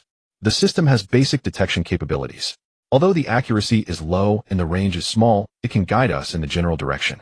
We don't need to conduct a large-scale survey like conventional exploration. We can head directly to the most probable areas. The old man listened quietly to the debate between the two, his gaze shifting between the map Lin Yue and the distant base. He did not interrupt until they stopped. "The mining team needs how many people, what equipment, and how long do you expect it to take?" The old man spoke the questions directly to the core. Lin Yue quickly estimated in his mind. "Give me 20 mobilized soldiers. They do not require complex supplies, have strong environmental resistance, and their obedience is absolutely reliable.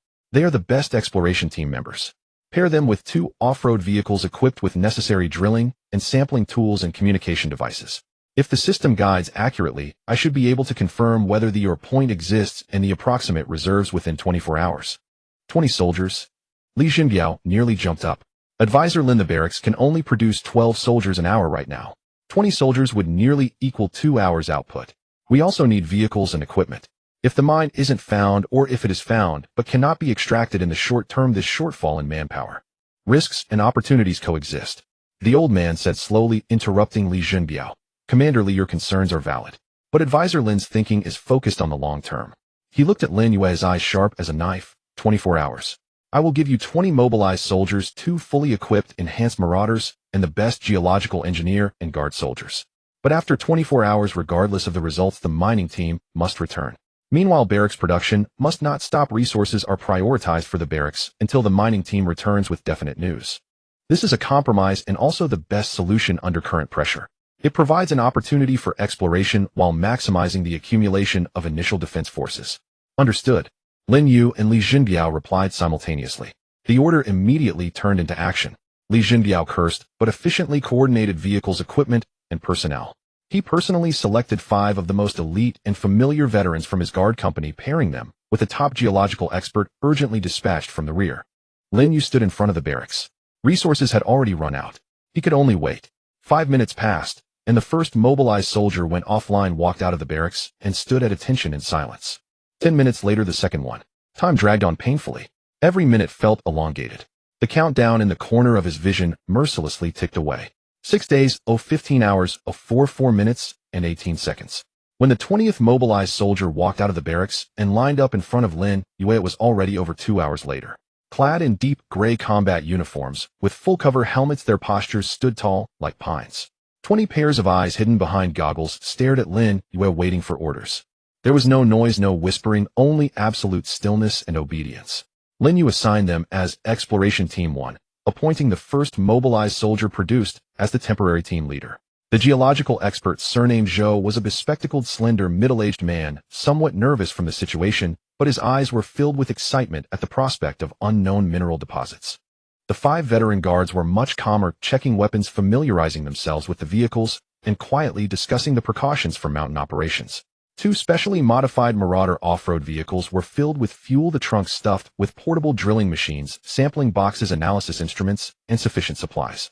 Remember, your primary task is to ensure the safety of Advisor Lin and Engineer Zhou, Li Jinbiao said sternly to the 5 veterans and 20 mobilized soldiers. In case of any situation, prioritize retreat.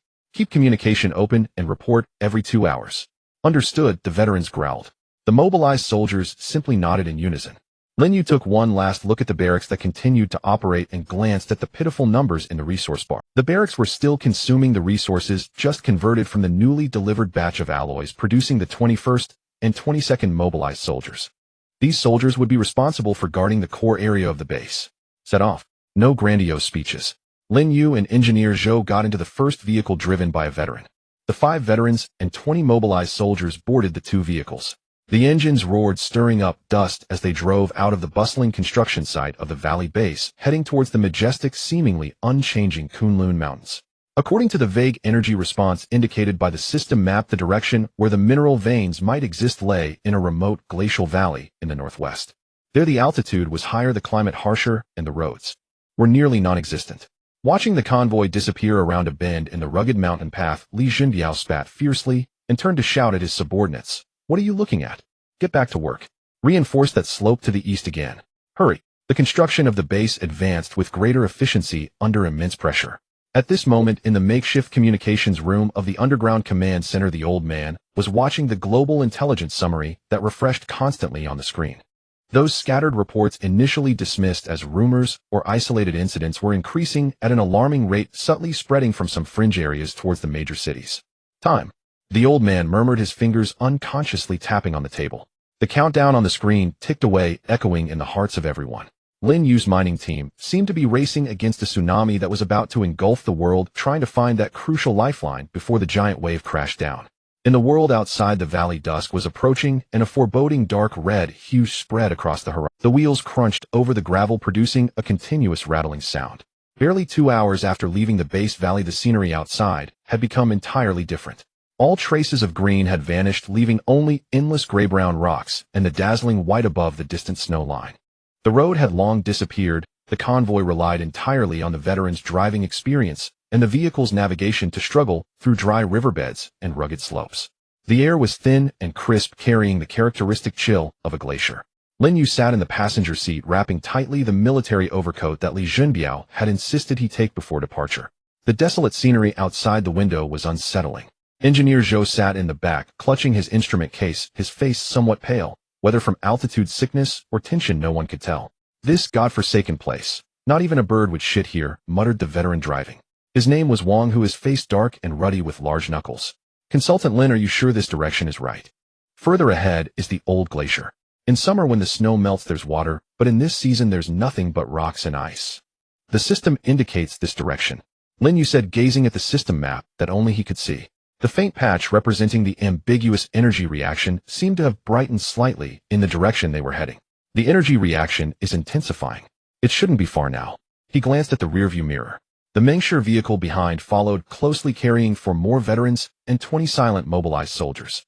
Those mobilized soldiers, even under such bumpy conditions, maintained an upright posture like statues welded to their seats. After another 40 minutes of travel, the terrain ahead suddenly opened up. A massive ushaped glacial valley appeared before them. The valley floor was covered with thick, dirty ice and gravel. On both sides were nearly vertical rock walls carved with countless wind-eroded gullies hundreds of meters high, casting deep shadows that made the light in the valley appear dim and indistinct. This is the place, Lin Yue's mind stirred. On the system map, the patch almost overlapped with their location, and its brightness had become quite distinct. The energy source is at the bottom of the valley, or inside the rock walls. The convoy stopped at the edge of the valley. Everyone got out, and the freezing air instantly enveloped them, their breath turning to frost. Engineer Zhou, holding his instruments, ran excitedly to a relatively flat moraine boulder and began setting up a portable ground-penetrating radar and a spectrometer. The instruments started up, emitting a faint hum, and the waveforms on the screen began to fluctuate. Wang Hu and the other 4 veterans quickly dispersed, occupying several vantage points and vigilantly observing the surroundings. It was too quiet here. Aside from the wind, there was almost no sound, of silence that made one's skin crawl. The 20 mobilized soldiers automatically divided into 2 groups. One group deployed in a fan formation around Lin Yue for security. The other group, led by mobilized soldier number 1, began a rapid reconnaissance of the surrounding area, moving swiftly and silently, like ghosts melding into the environment. A discovery! Engineer Zhou suddenly exclaimed, his voice sounding somewhat abrupt in the empty valley. Lin Yue immediately walked over. On the radar screen about 50 meters underground, there was an unusually large high-density reflector with an irregular outline, but astonishing scale. The spectral analysis also showed that the area contained signals of multiple high-intensity rare elements, their abundance far exceeding conventional mineral deposits. This doesn't look like a natural vein. Engineer Zhou adjusted his glasses, his tone shifting from excitement to surprise. The structure is too regular. Although it has been distorted by geological movements, the geometric features of some reflective surfaces. And this elemental combination is too strange. Some things I can't even match in the database. Lin Yue's heart sank slightly. He contacted the system again, using a more precise scanning mode, locking the target onto that underground reflector. Deep scan initiated. Analyzing. Warning detected high-intensity, unnatural energy source. Structural analysis shows highly ordered characteristics, suspected artificial structure remnants. Detected large amounts of high-purity tiberium-associated mineral deposits. Tiberium vein confirmed. Estimated convertible resource reserves extremely high. Potential radiation contamination low, inert state. Tiberium. Lin Yue was stunned. Wasn't this a setting from Red Alert? A special mineral from outer space, capable of self-growth and refining rare resources. Did it really exist in this world? And it seemed to be buried here together with some artificial structure. Artificial structure remnants. Those words sent a chill down his spine. Consultant Lin, did you find something? Engineer Zhou asked, noticing his expression. It's a mine. Very special mine. The reserves are enormous, the purity extremely high. Lin Yue chose his words carefully. But it might be buried together with some other things. We need more precise positioning. It's best to drill a shallow hole to sample and confirm. He pointed to a relatively shallow area on the radar screen at the edge of the reflector. Try here. Be careful. Wang Hu came over with 2 veterans to assist Engineer Zhou in setting up a small portable drill. The drill bit began to spin, emitting a piercing noise that shattered the valley's deathly silence. The mobilized soldiers' security perimeter quietly expanded, covering almost the entire entrance and exit of the small valley. The drilling went on for over 10 minutes, reaching a depth of nearly 20 meters. Suddenly the drill's feedback changed, and a muffled sound came as if it had penetrated some hard but non-rocky layer. The core tube is full. Engineer Zhou shouted. The drill rod was withdrawn. When the core tube was opened, revealing the collected sample, Engineer Zhou gasped again. It was not ordinary rock or ore. The main body of the sample was a translucent pale green substance, with fine crystalline veins inside, feeling cold and hard to the touch. In the dim light, it seemed to emit a faint fluorescence of its own. Encased within the gaps of this green substance were some silver-gray fragments that were clearly metallic, but with extremely low oxidation, as well as some black, carbonized residues of undetermined texture. What is this green mineral? Never seen before.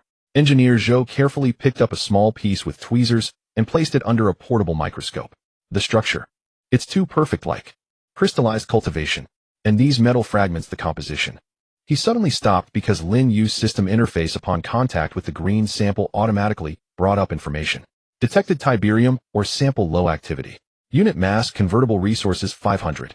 Warning: this vein is associated with an unknown artificial structure.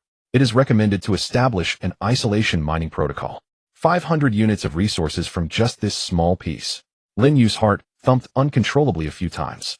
If the entire underground vein were of this quality, then the resource pressure would be greatly alleviated and might even usher in a wave of explosive growth. But the term unknown artificial structure stuck there like a thorn. Squad leader Wang, have your men stay alert, Lin Yue said quietly to Wang Hu. Engineer Zhou sealed the sample immediately. We're preparing to evacuate.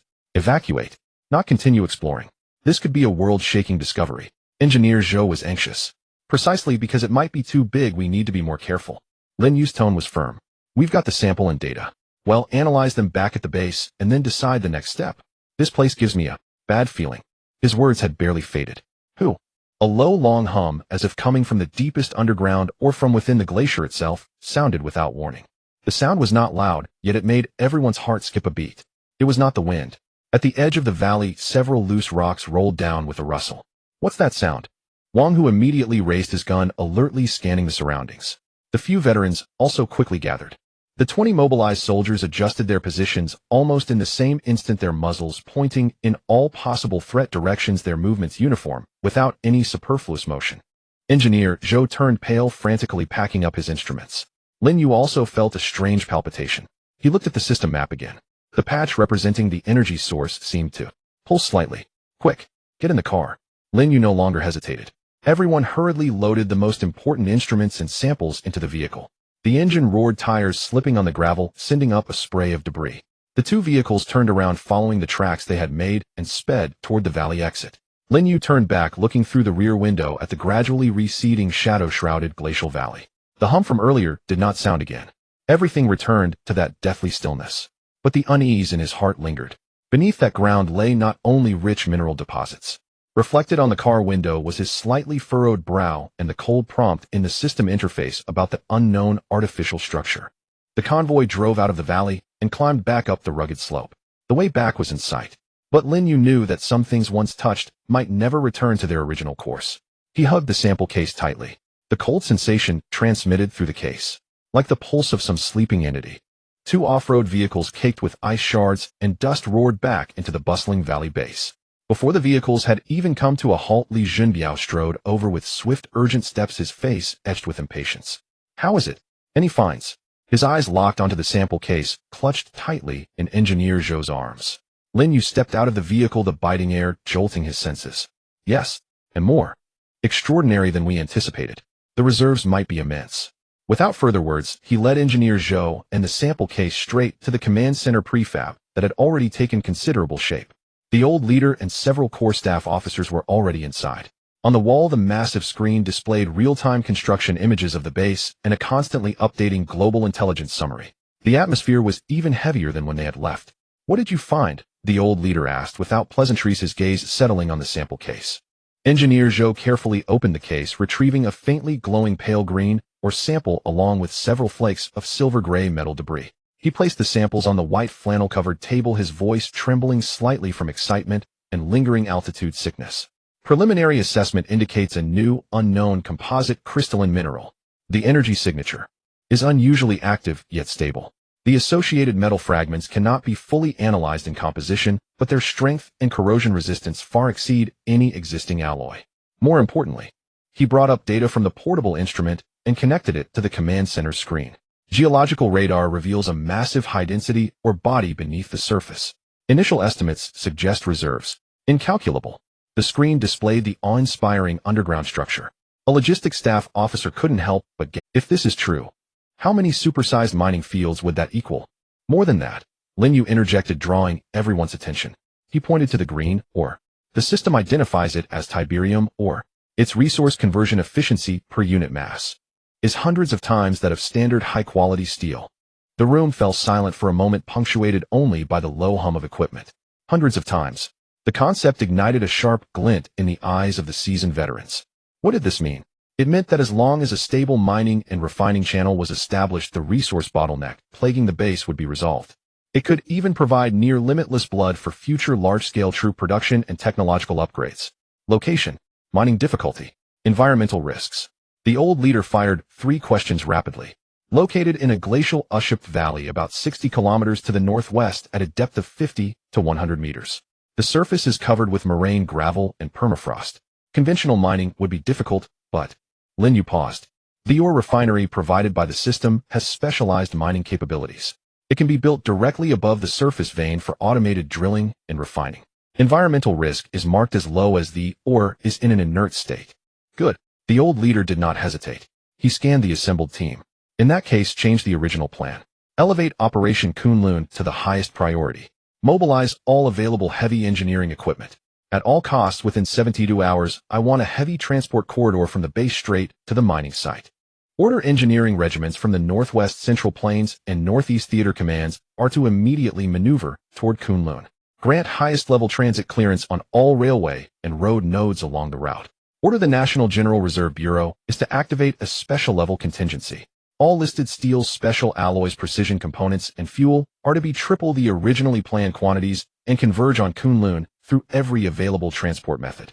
Order the aerospace and geological departments are to task all orbital satellites and unmanned reconnaissance aircraft for continuous monitoring of the mining site and the surrounding 500-kilometer radius. Report any geological or anomalous energy changes immediately. Each directive issued from the old leader's mouth was clear, decisive, and beyond question. The entire national war machine in response to a disaster, yet to strike, and this fate-altering mineral deposit began to roar into operation with unprecedented efficiency. Inside the command center, the ringing of telephones, the beeping of encrypted communications, and the hurried reports of staff officers merged into a cacophony, yet it was orderly chaos. Lin Yue was awestruck by the thunderous decisiveness and execution. This was the power of a nation united. Once the resolve was set, every gear of this immense machine would mesh and turn at an unprecedented speed. Lin Yue, the old leader, addressed him. Your task is to construct the ore refinery immediately after the corridor is opened and the first batch of equipment arrives, and ensure its safe operation. The defense and construction priority of the base will be upgraded simultaneously. What support do you need? State it now. Lin Yue quickly gathered his thoughts. First, I need system resources to build the refinery. Resources are nearly depleted now, so we need to convert a batch of basic supplies immediately. Second, a forward outpost defense must be established at the mining site. At least one platoon of conscripts and basic fortifications. Third, once the refinery operates, resources will surge. The production queues for the barracks and subsequent buildings need to be expanded. We may need to plan for more construction land and power supply in advance. Approved. The old leader nodded to his staff officer. Coordinate immediately. Prioritize consultant Lin's requirements. Li Jinbiao. Here. Li Jinbiao, who had been standing by, snapped to attention. The corridor construction and preliminary security of the mining site are yours. I don't care how you dig through mountains or lay roads. In 72 hours, I want heavy trucks able to drive right up to the mining site. Guaranteed. Mission accomplished.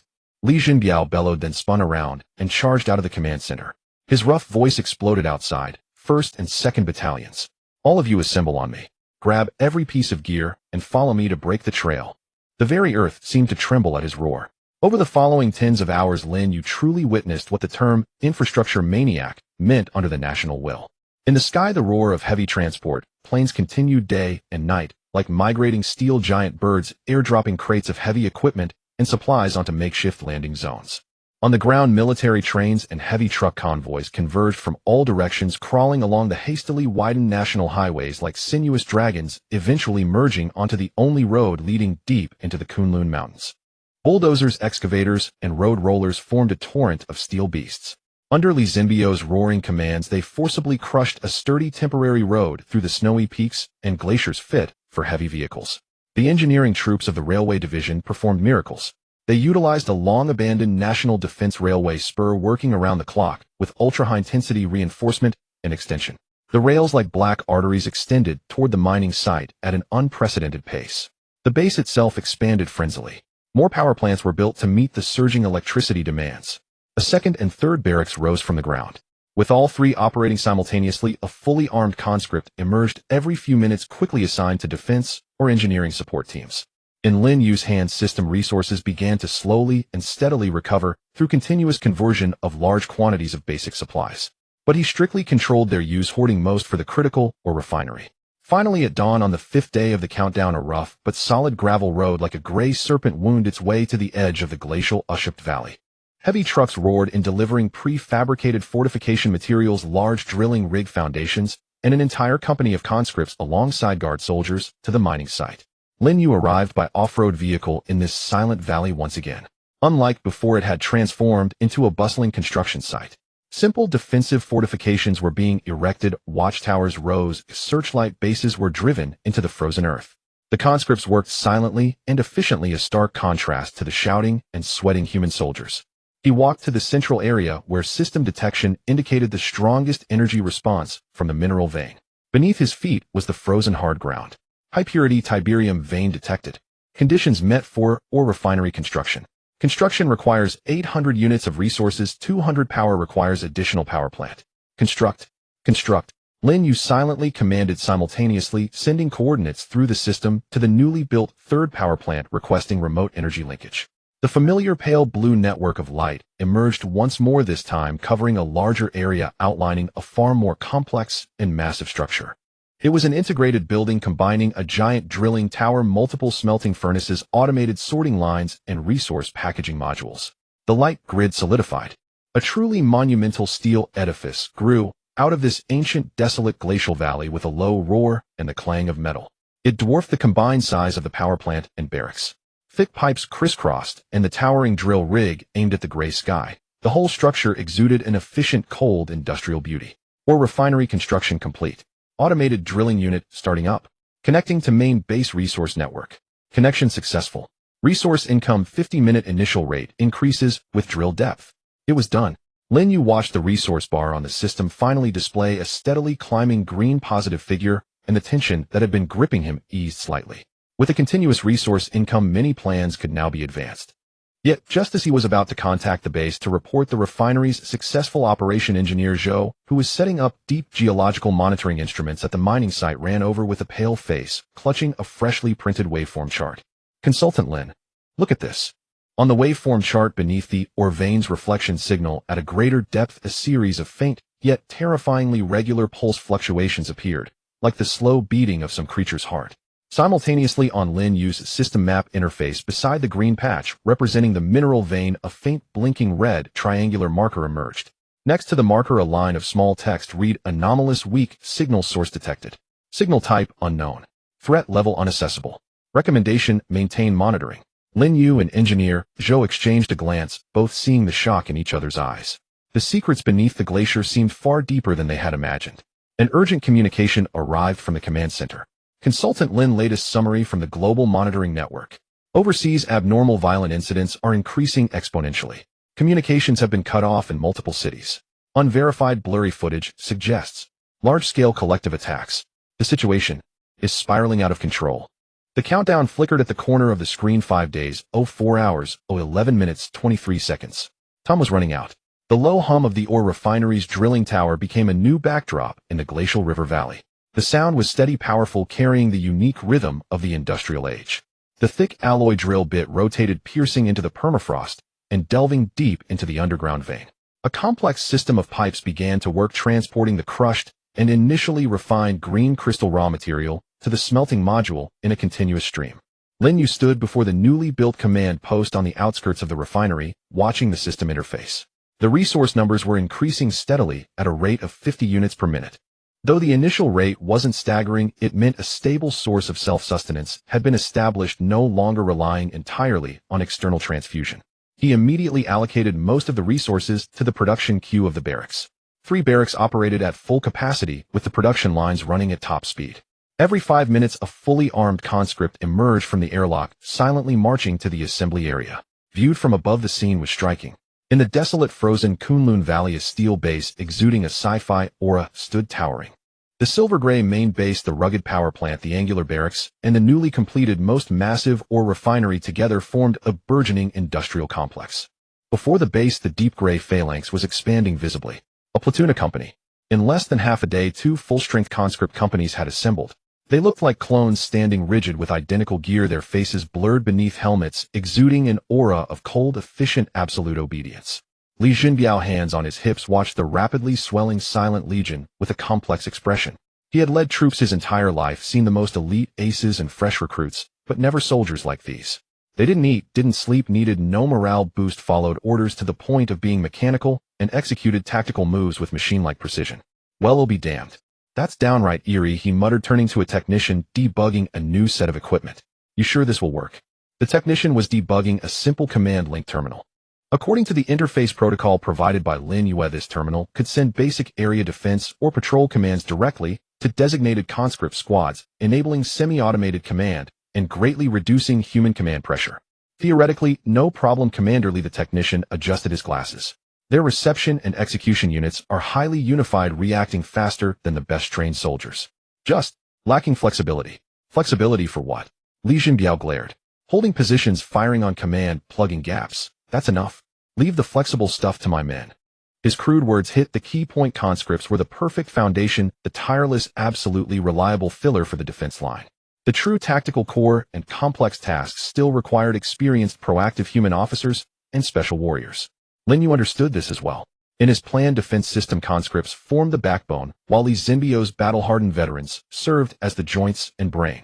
Advisor Lin, a communications soldier, jogged over and handed him a freshly decoded message.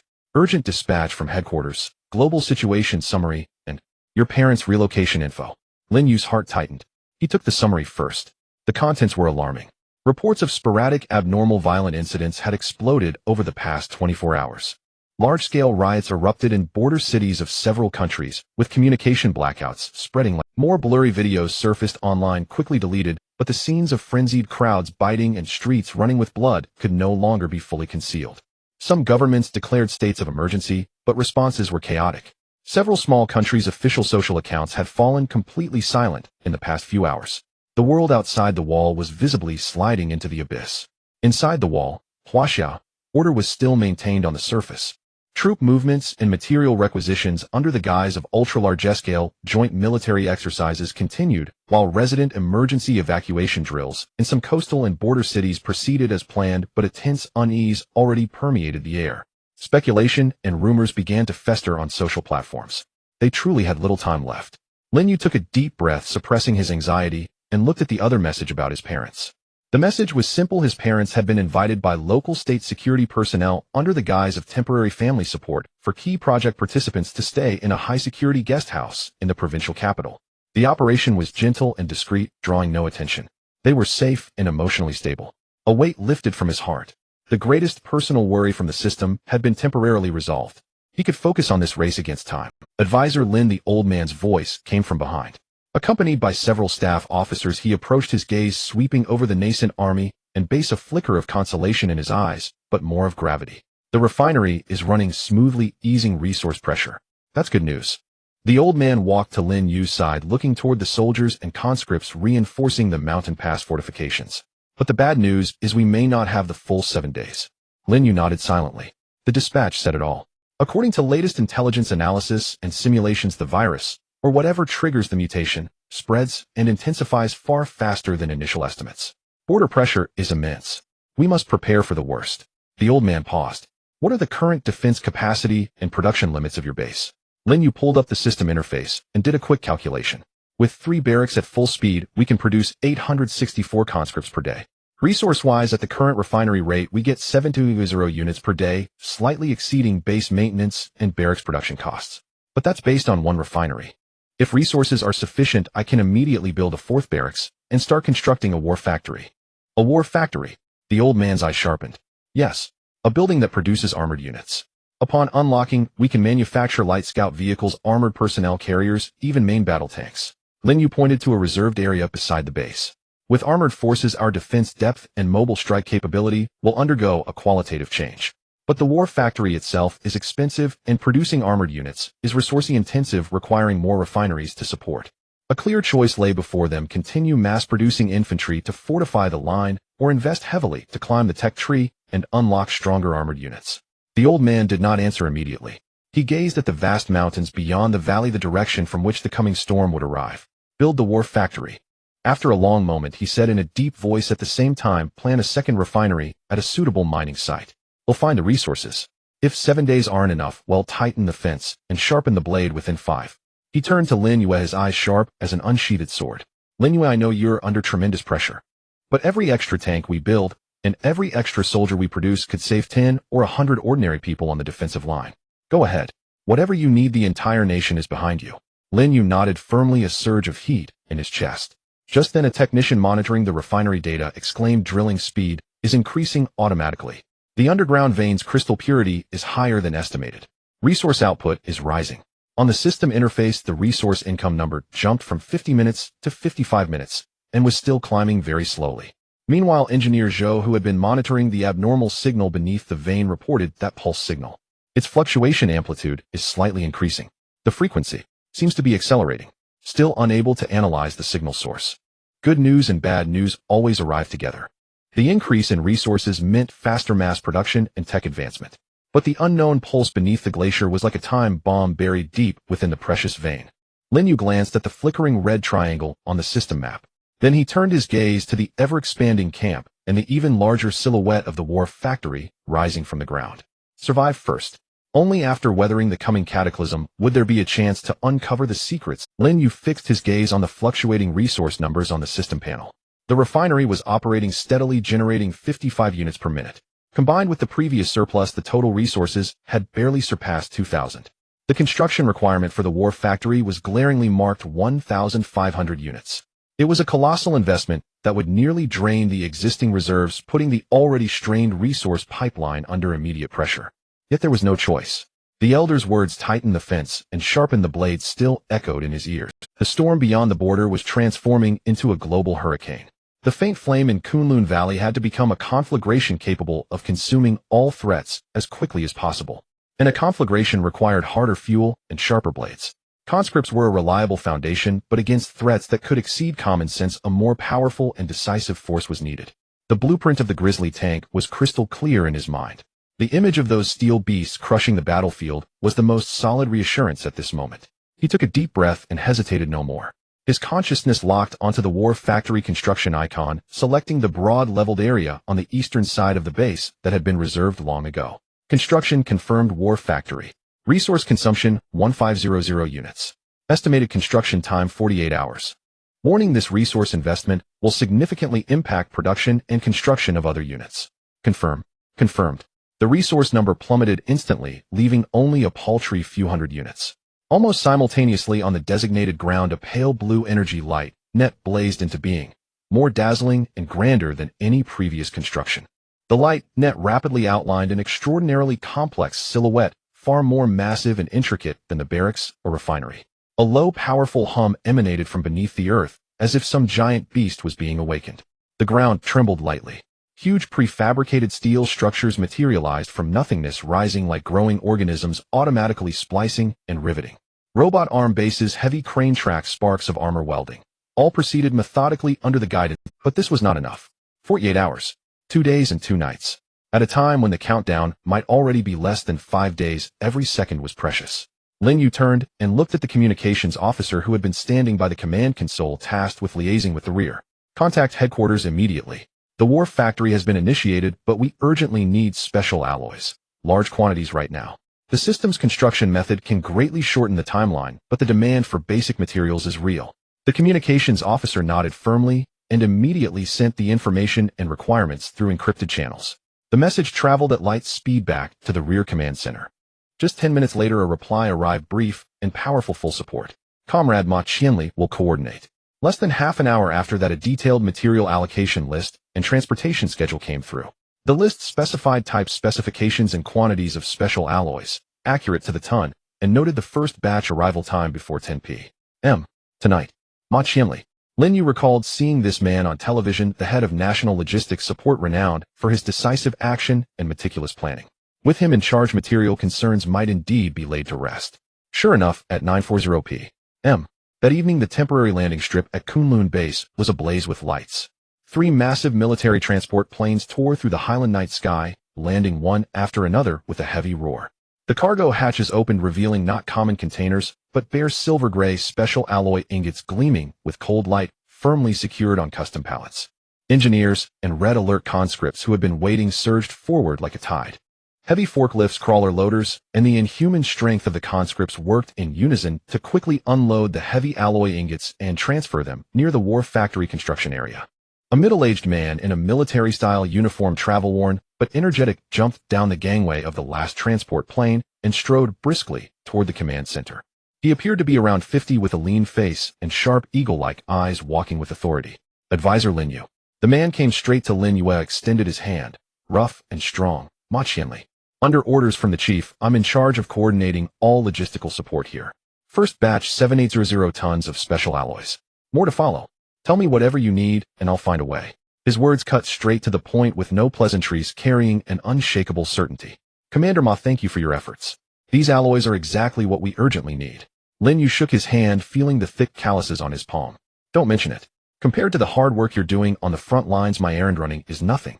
Ma Qianli waved his hand, his gaze already fixed on the massive factory outline rapidly taking shape within the light net in the distance. A flicker of awe crossed his eyes, but more so practical assessment. This thing must eat up materials like crazy, huh? Don't worry. I've already coordinated 3 supply chains. As long as the roads hold, the materials won't stop. You just focus on getting things done. His assurance was short and powerful like a calming pill. As the first batch of alloys was set in place and guided, decomposed, and integrated into the construction process by the system's invisible force, Lin Yue noticed that the 48-hour countdown below the war factory construction interface began to visibly shorten. 47 hours, 50 minutes. 47 hours, 40 47 hours. A system prompt appeared in due time. Sufficient and suitable local base materials detected. Construction process accelerated. Estimated completion time revised to 24 hours. Halved. Lin Yue felt a surge of relief.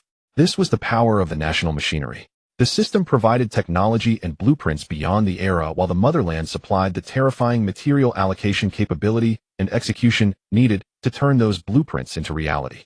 In the valley, the roar reached a new height. Military engineers drove various heavy machinery, working alongside the red alert automatic construction units around the war factory's foundation. Welding lights flared one after another. Massive components were hoisted into place. Bolts tightened with extreme force. The efficiency was staggering. Li Jinbiao also led his men, setting up perimeter defenses, watching the steel giant rising at an astonishing speed. He grinned. Damn, if they build tanks this fast too, I could take an armored division out for a spin. Everyone was immersed in the tension and exhilaration of a race against time.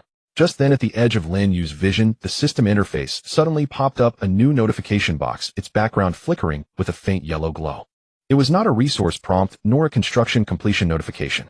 Warning: low-level unknown radiation signal detected. Signal characteristic analysis. 87. 3. Similarity to the radiation source of the Tiberium vein currently being mined. Radiation source location deep within the Kunlun Mountains, southwest by west direction. Linear distance approximately 62 kilometers. Glacier-covered area. Radiation intensity extremely low but showing a slow upward trend. Recommendation: maintain monitoring. Lin Yue's gaze froze instantly. A radiation signal from the mine vein. In another direction. And growing stronger. He immediately called up the resource distribution map. The currently mined vein was in a glacial ushaped valley northwest of the base. This newly detected radiation source, however, was in the southwest, also covered by glaciers. One vein had already brought rich resources and potential immense risk, that underground pulse signal. Now another one appeared. Was it an independent mineral deposit? Or was there some connection between them? The slowly rising radiation intensity was like a tiny thorn piercing his nerves that had just relaxed a little due to the accelerated construction. The unknown always carried risks, especially at a time when every second counted and no error could be afforded. He closed the warning prompt, but did not ignore it. He simply noted the information, silently burying it in his mind. For now, the successful construction of the war factory was the top priority. Only with enough swords in hand could he venture into the distant mists and confront potential hidden dangers. He looked up at the war factory, its silhouette growing clearer against the night. The massive steel framework had taken initial shape, casting cold, solid shadows under the searchlights. 24 hours. He had only 24 hours to forge this first heavy hammer against the apocalypse. The newly emerged radiation signal beneath the distant glacier was like a silent footnote, reminding him that the face of this war might be far more complex and profound than they currently knew. The night deepened, yet the lights and welding sparks in the valley burned ever brighter. In the early morning, the Kunlun Valley was veiled in a thin mist. The colossal framework of the tank factory loomed in and out of view within the fog, like a slumbering steel beast. On the surrounding construction site, the roar of various machinery had persisted through the night, never ceasing. A transport helicopter landed on the temporary apron, its rotor blades whipping up a strong gust that scattered the dust on the ground. The cabin door opened, and a young woman in a white researcher's coat and black-rimmed glasses leaped out first. Her movements were brisk and decisive. She appeared to be around 30, with a ponytail swaying in the wind and eyes as sharp as scalpels scanning directly toward the rapidly forming tank factory in the distance. She was Chun Shi, deputy director of the Institute of Energy Materials at the Dragon Academy of Sciences, one of the country's youngest top materials science experts. Behind her, 6 technicians, also in researcher coats, filed out, each carrying instrument cases of various sizes. Engineer Chun this way. A base staff officer who had been waiting there quickly stepped forward and saluted. Consultant Lin is in the command center. He said you have full authority to handle the technical disassembly. After nodding silently, Chun Shi adjusted her glasses, her gaze already fixed on several red alert mechanical units working near the base of the tank factory. Those mechanical units were performing preliminary processing on the special alloy ingots delivered the previous night. Their construction was clearly distinct from common industrial robots, with movements so terrifyingly precise that every millisecond seemed optimized to perfection. Move closer, Chun Shi said to her team in a calm tone. Start with the outermost auxiliary arms. Record the shape, dimensions, and material composition of all connection interfaces. Pay special attention to the energy transmission paths. The group walked to the edge of the cordon. One technician took out a multispectral scanner from the case, while another produced a high-precision macro camera. The factory's construction system seemed to show no rejection or wariness toward this spectating behavior. Those robotic arms continued to work methodically, as if they, along with the nearby engineering soldiers and transport vehicles, were just part of the overall construction process. Chun-Shi stared at a robotic arm that was positioning a processed alloy plate. Its end was equipped with a complex multi-jaw gripper, and the joints were covered in fine, faintly glowing blue conductive lines. "Request permission to make contact," Chun-Shi said to the staff officer beside her. The officer immediately consulted via communicator and quickly received a reply, "Consultant Lin approves. He requires caution regarding safety." Chun-Shi walked over to the robotic arm. It had just completed a positioning cycle and entered a brief static. She extended her hand, not directly touching the conductive lines, but using her fingertips to trace the contours of the interface and the arrangement of internal structures in the air. Her eyes were focused and her lips moved slightly, as if silently performing complex spatial deductions and structural analysis. "This is not a monolithic design." She suddenly spoke, her voice clear. "Look at the connection slots here and the reserved positions of these catches. They are standard modular interfaces. Every functional unit, such as this multi-jaw gripper, this joint drive module, and even this energy node, is an independent detachable building block." As she spoke, she gestured to the technician beside her to perform a more detailed scan of the interface. "What does this mean?" The staff officer was somewhat puzzled. "It means it is designed for easy maintenance, upgrade, and replacement." Chun's eyes gaze traveled upward along the structure of the robotic arm, sweeping over the busy red alert units. "More importantly, we don't need to understand its core manufacturing principles. As long as we can identify the functions of these modules, we may be able to participate in the production and assembly of part of the building blocks using our own methods." She turned around, looking at the military engineering soldiers around, who were operating heavy machinery or performing basic welding tasks. These soldiers were skilled and disciplined, but when faced with these futuristic red alert machines, they could only perform some peripheral auxiliary tasks, and the efficiency was not high. An idea quickly took shape in Chunzai's mind. "Go invite the highest-ranking engineering officer in charge of on-site construction," she said to the staff officer. "Additionally, I need to speak with Consultant Lin." 10 minutes later, in a temporarily erected command tent beside the tank factory, Lin Yue's holographic image was projected in midair. Chun-Shi stood before a newly drawn structural diagram marked with various color notations beside a dark-skinned engineering lieutenant colonel with 2 bars and 3 stars on his epaulets. "Consultant Lin, these are the preliminary analysis results." Chun-Shi pointed to several areas of the structural diagram that she had outlined with green dashed lines. The entire construction unit can be divided into 7 core functional modules and 12 auxiliary structural modules. The core modules, such as the energy conversion hub, the main control thinking unit, and the ultra-precision machining head, cannot be replicated by us for now and must be completed by the system's units. Her fingers moved to the parts marked in blue. But these auxiliary structural modules, the load-bearing frame, external armor plates, standard pipelines, and universal transmission components, their materials are the special alloys we already have, and the interfaces are standard geometric slots. Our engineering soldiers are fully capable of installing these shell and skeleton components after the red alert units finish the core assembly. She looked at the lieutenant colonel. "Lieutenant Colonel Sheen, can your men become familiar with the installation procedures and precision requirements of these 12 standard components within 6 hours?" Lieutenant Colonel Sheen looked at the structural diagrams, his eyes gleaming. "As long as we are given detailed installation drawings and the necessary specialized tools, no problem. These are all mechanical structural jobs. They have higher requirements than the precision fortifications we usually work on, but the approach is the same." "Good." Chun-Shi turned to Lin Yue's image. "My suggestion is to implement a civil-military integration modular assembly plan. The red alert construction units will only be responsible for the manufacturing and final assembly of the 7 core modules that we cannot understand. The preparation and installation of all auxiliary structural modules will be entirely handled by our engineering soldiers." She paused and added, "Based on the current operation rate of the red alert units, the output of core modules is the bottleneck. If our people can take over the auxiliary modules, allowing the red alert units to focus on the core, the overall construction speed can be increased by at least 30%. Moreover," she paused briefly as if weighing her words, "this is an excellent entry point. By personally assembling these peripheral building blocks, our engineers and technicians can most directly contact and understand the interface, standards, material properties, and structural logic of red alert technology. It will lay the most solid first step for possible future reverse engineering or even independent production of compatible components." The tent fell silent for a moment. Lin Yue's image was silent for a few seconds, as if quickly weighing the options. Then he nodded. "The plan is feasible. I authorize you to fully coordinate the technical details and implementation." Lieutenant Colonel Qin, your men shall begin training immediately. Tools and drawings will be provided by Engineer Chen's team. Understood. Lieutenant Colonel Qin straightened and responded. Also, Lin Yue added, the first batch of module installations must be operated by the most skilled crews. I want 0 errors. I guarantee the task will be completed. The communication ended. The plan was immediately translated into action. 3 hours later, the first group of engineering soldiers who had undergone crash training stood at the assembly area of the tank factory, carrying specialized installation tools that had been hastily produced overnight based on the scanned data. On the workbench before them, neatly arranged, were the core functional modules just spit out by the red alert core manufacturing units, still giving off a faint heat. Next to them were the auxiliary structural components urgently processed by the rear arsenal according to the drawings. The red alert robotic arms were responsible for the most precise positioning and core connections.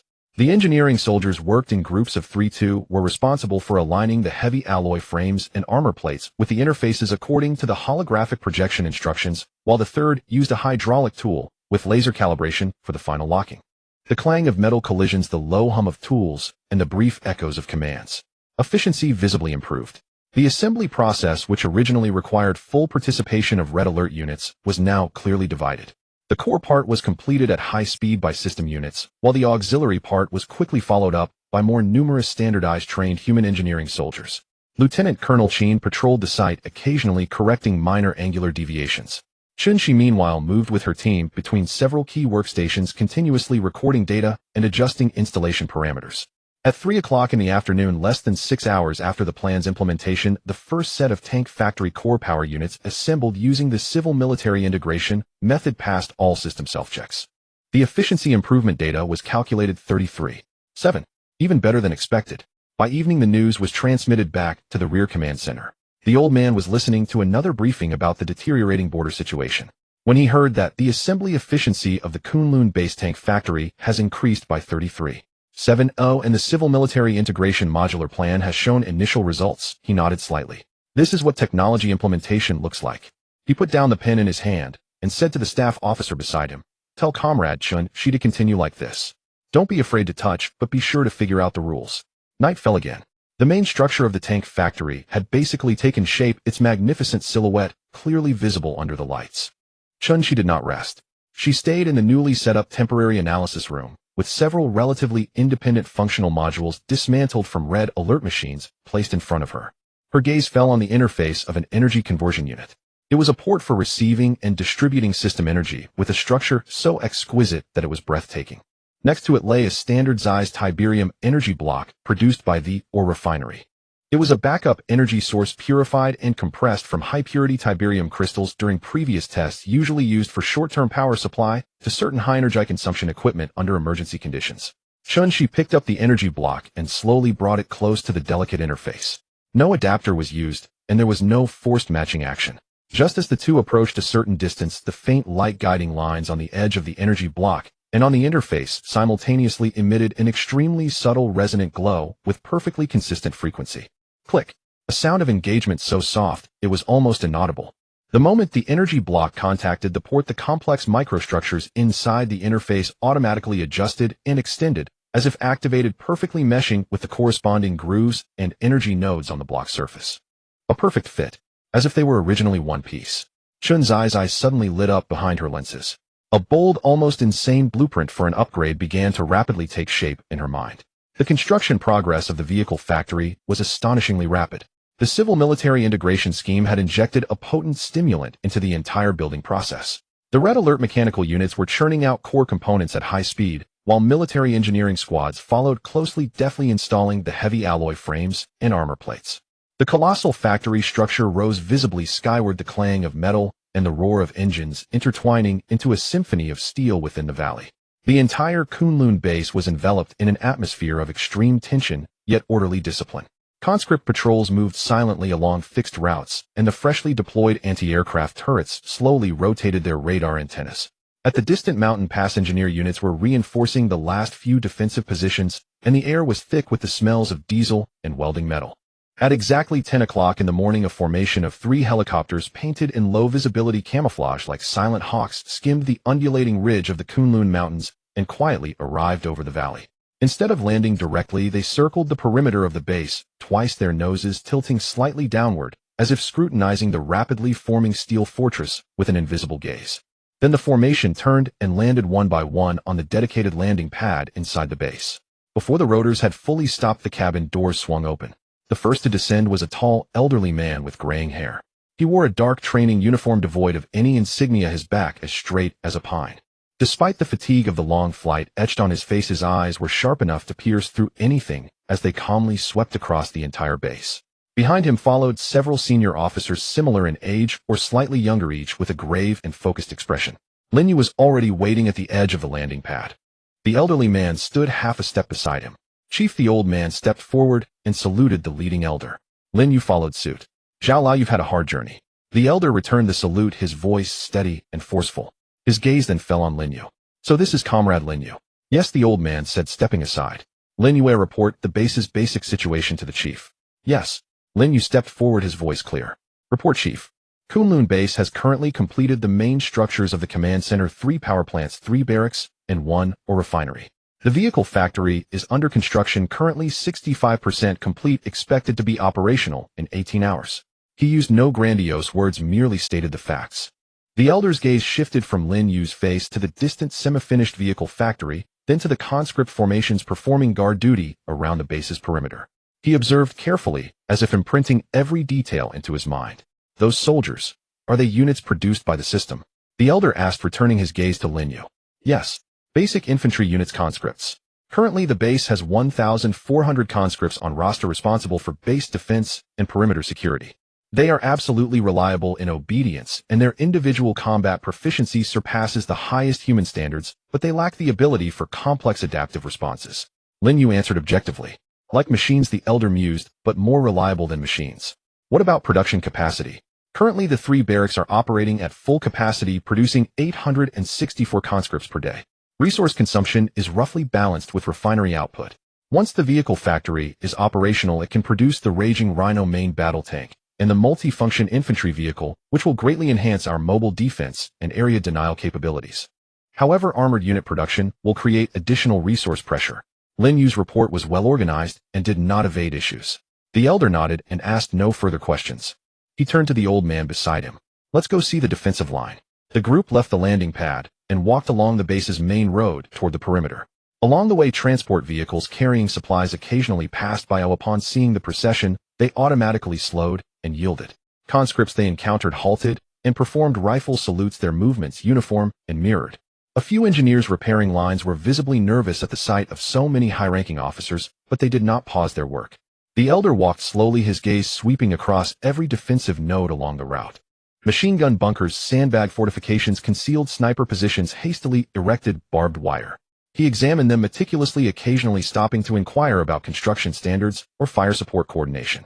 Li Jinbiao, the officer in charge of defense, was summoned to answer. This ordinarily gruff-voiced veteran now responded with exceptional conciseness, his figures precise.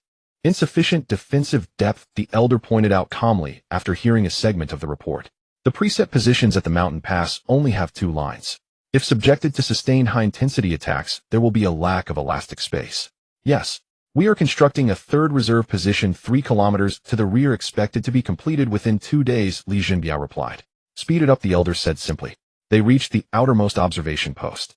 Here the view was open, clearly showing the desolate expanse beyond the valley entrance, and further off the hazy silhouette of snow-capped mountains. Inside the post, 2 conscripts stood motionless on guard, seemingly oblivious to the senior officers passing behind them. Only the muzzles of their weapons, following some internal directive, swept their scanning direction extremely slowly. The elder stood at the observation slit, raised binoculars, and looked out of the valley. For a long time he said nothing. The wind howled through the valley, mingling with the continuous roar from the distant construction site. At that moment, Ma Qianli hurried up from behind. His face bore the fatigue of overnight coordination of transport, but his eyes remained sharp. "Report, Chief. Latest progress on logistics support." Ma Qianli stopped half a step behind the elder, his voice clear, but not piercing. "As of 6 this morning, through air and ground channels, 18,000 tons of special alloy, 2,000 tons of high-grade diesel, 300 tons of ammunition of various calibers, and field rations sufficient for 10,000 soldiers for 30 days have been delivered to Kunlun Base. Subsequent supplies have been assembled according to the schedule, and the transport routes remain unobstructed. I stake my personal party loyalty that the base will never lack a single meal or a single nail." His report contained no superfluous words, every figure rang with conviction. The elder lowered the binoculars, turned around, and looked at Ma Qianli for a few seconds. Comrade Ma Qianli, I have taken note of your pledge. The elder's tone remained steady, but the weight of his words was heavy. Every person here, every bullet, is the hope of the nation. You must deliver on your words. Rest assured, Chief. Material support is my life, and also my battlefield. Ma Qianli straightened his back, his tone resolute. The inspection team turned and began the return to the core area. On the way, the elder seemed to be pondering something, his steps slowing further. Lin Yue and the old man followed half a step behind. Halfway, the elder suddenly spoke. Comrade Lin Yue, aside from the vehicle factory, what do you need most urgently? The question was direct, without preamble. Lin Yue answered without hesitation. A stable and larger-scale resource acquisition channel. Chief, we have currently only exploited one mineral vein. According to system scans, there are multiple high-grade mineral veins beneath this valley. Mining them will require more manpower, equipment, and time. And time is what we lack most.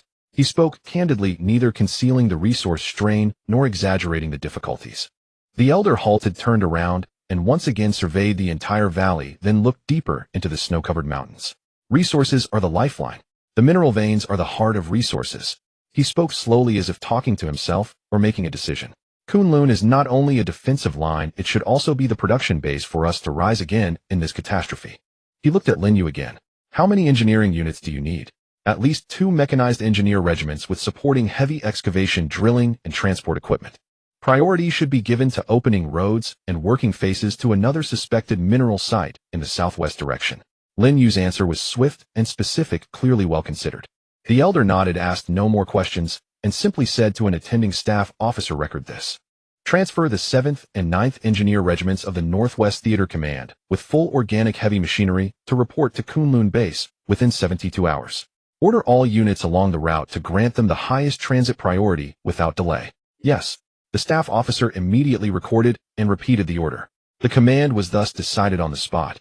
No meetings, no paperwork, just a few brief sentences. The efficiency was staggering. The group returned to the front of the command center building. The brief inspection was about to conclude.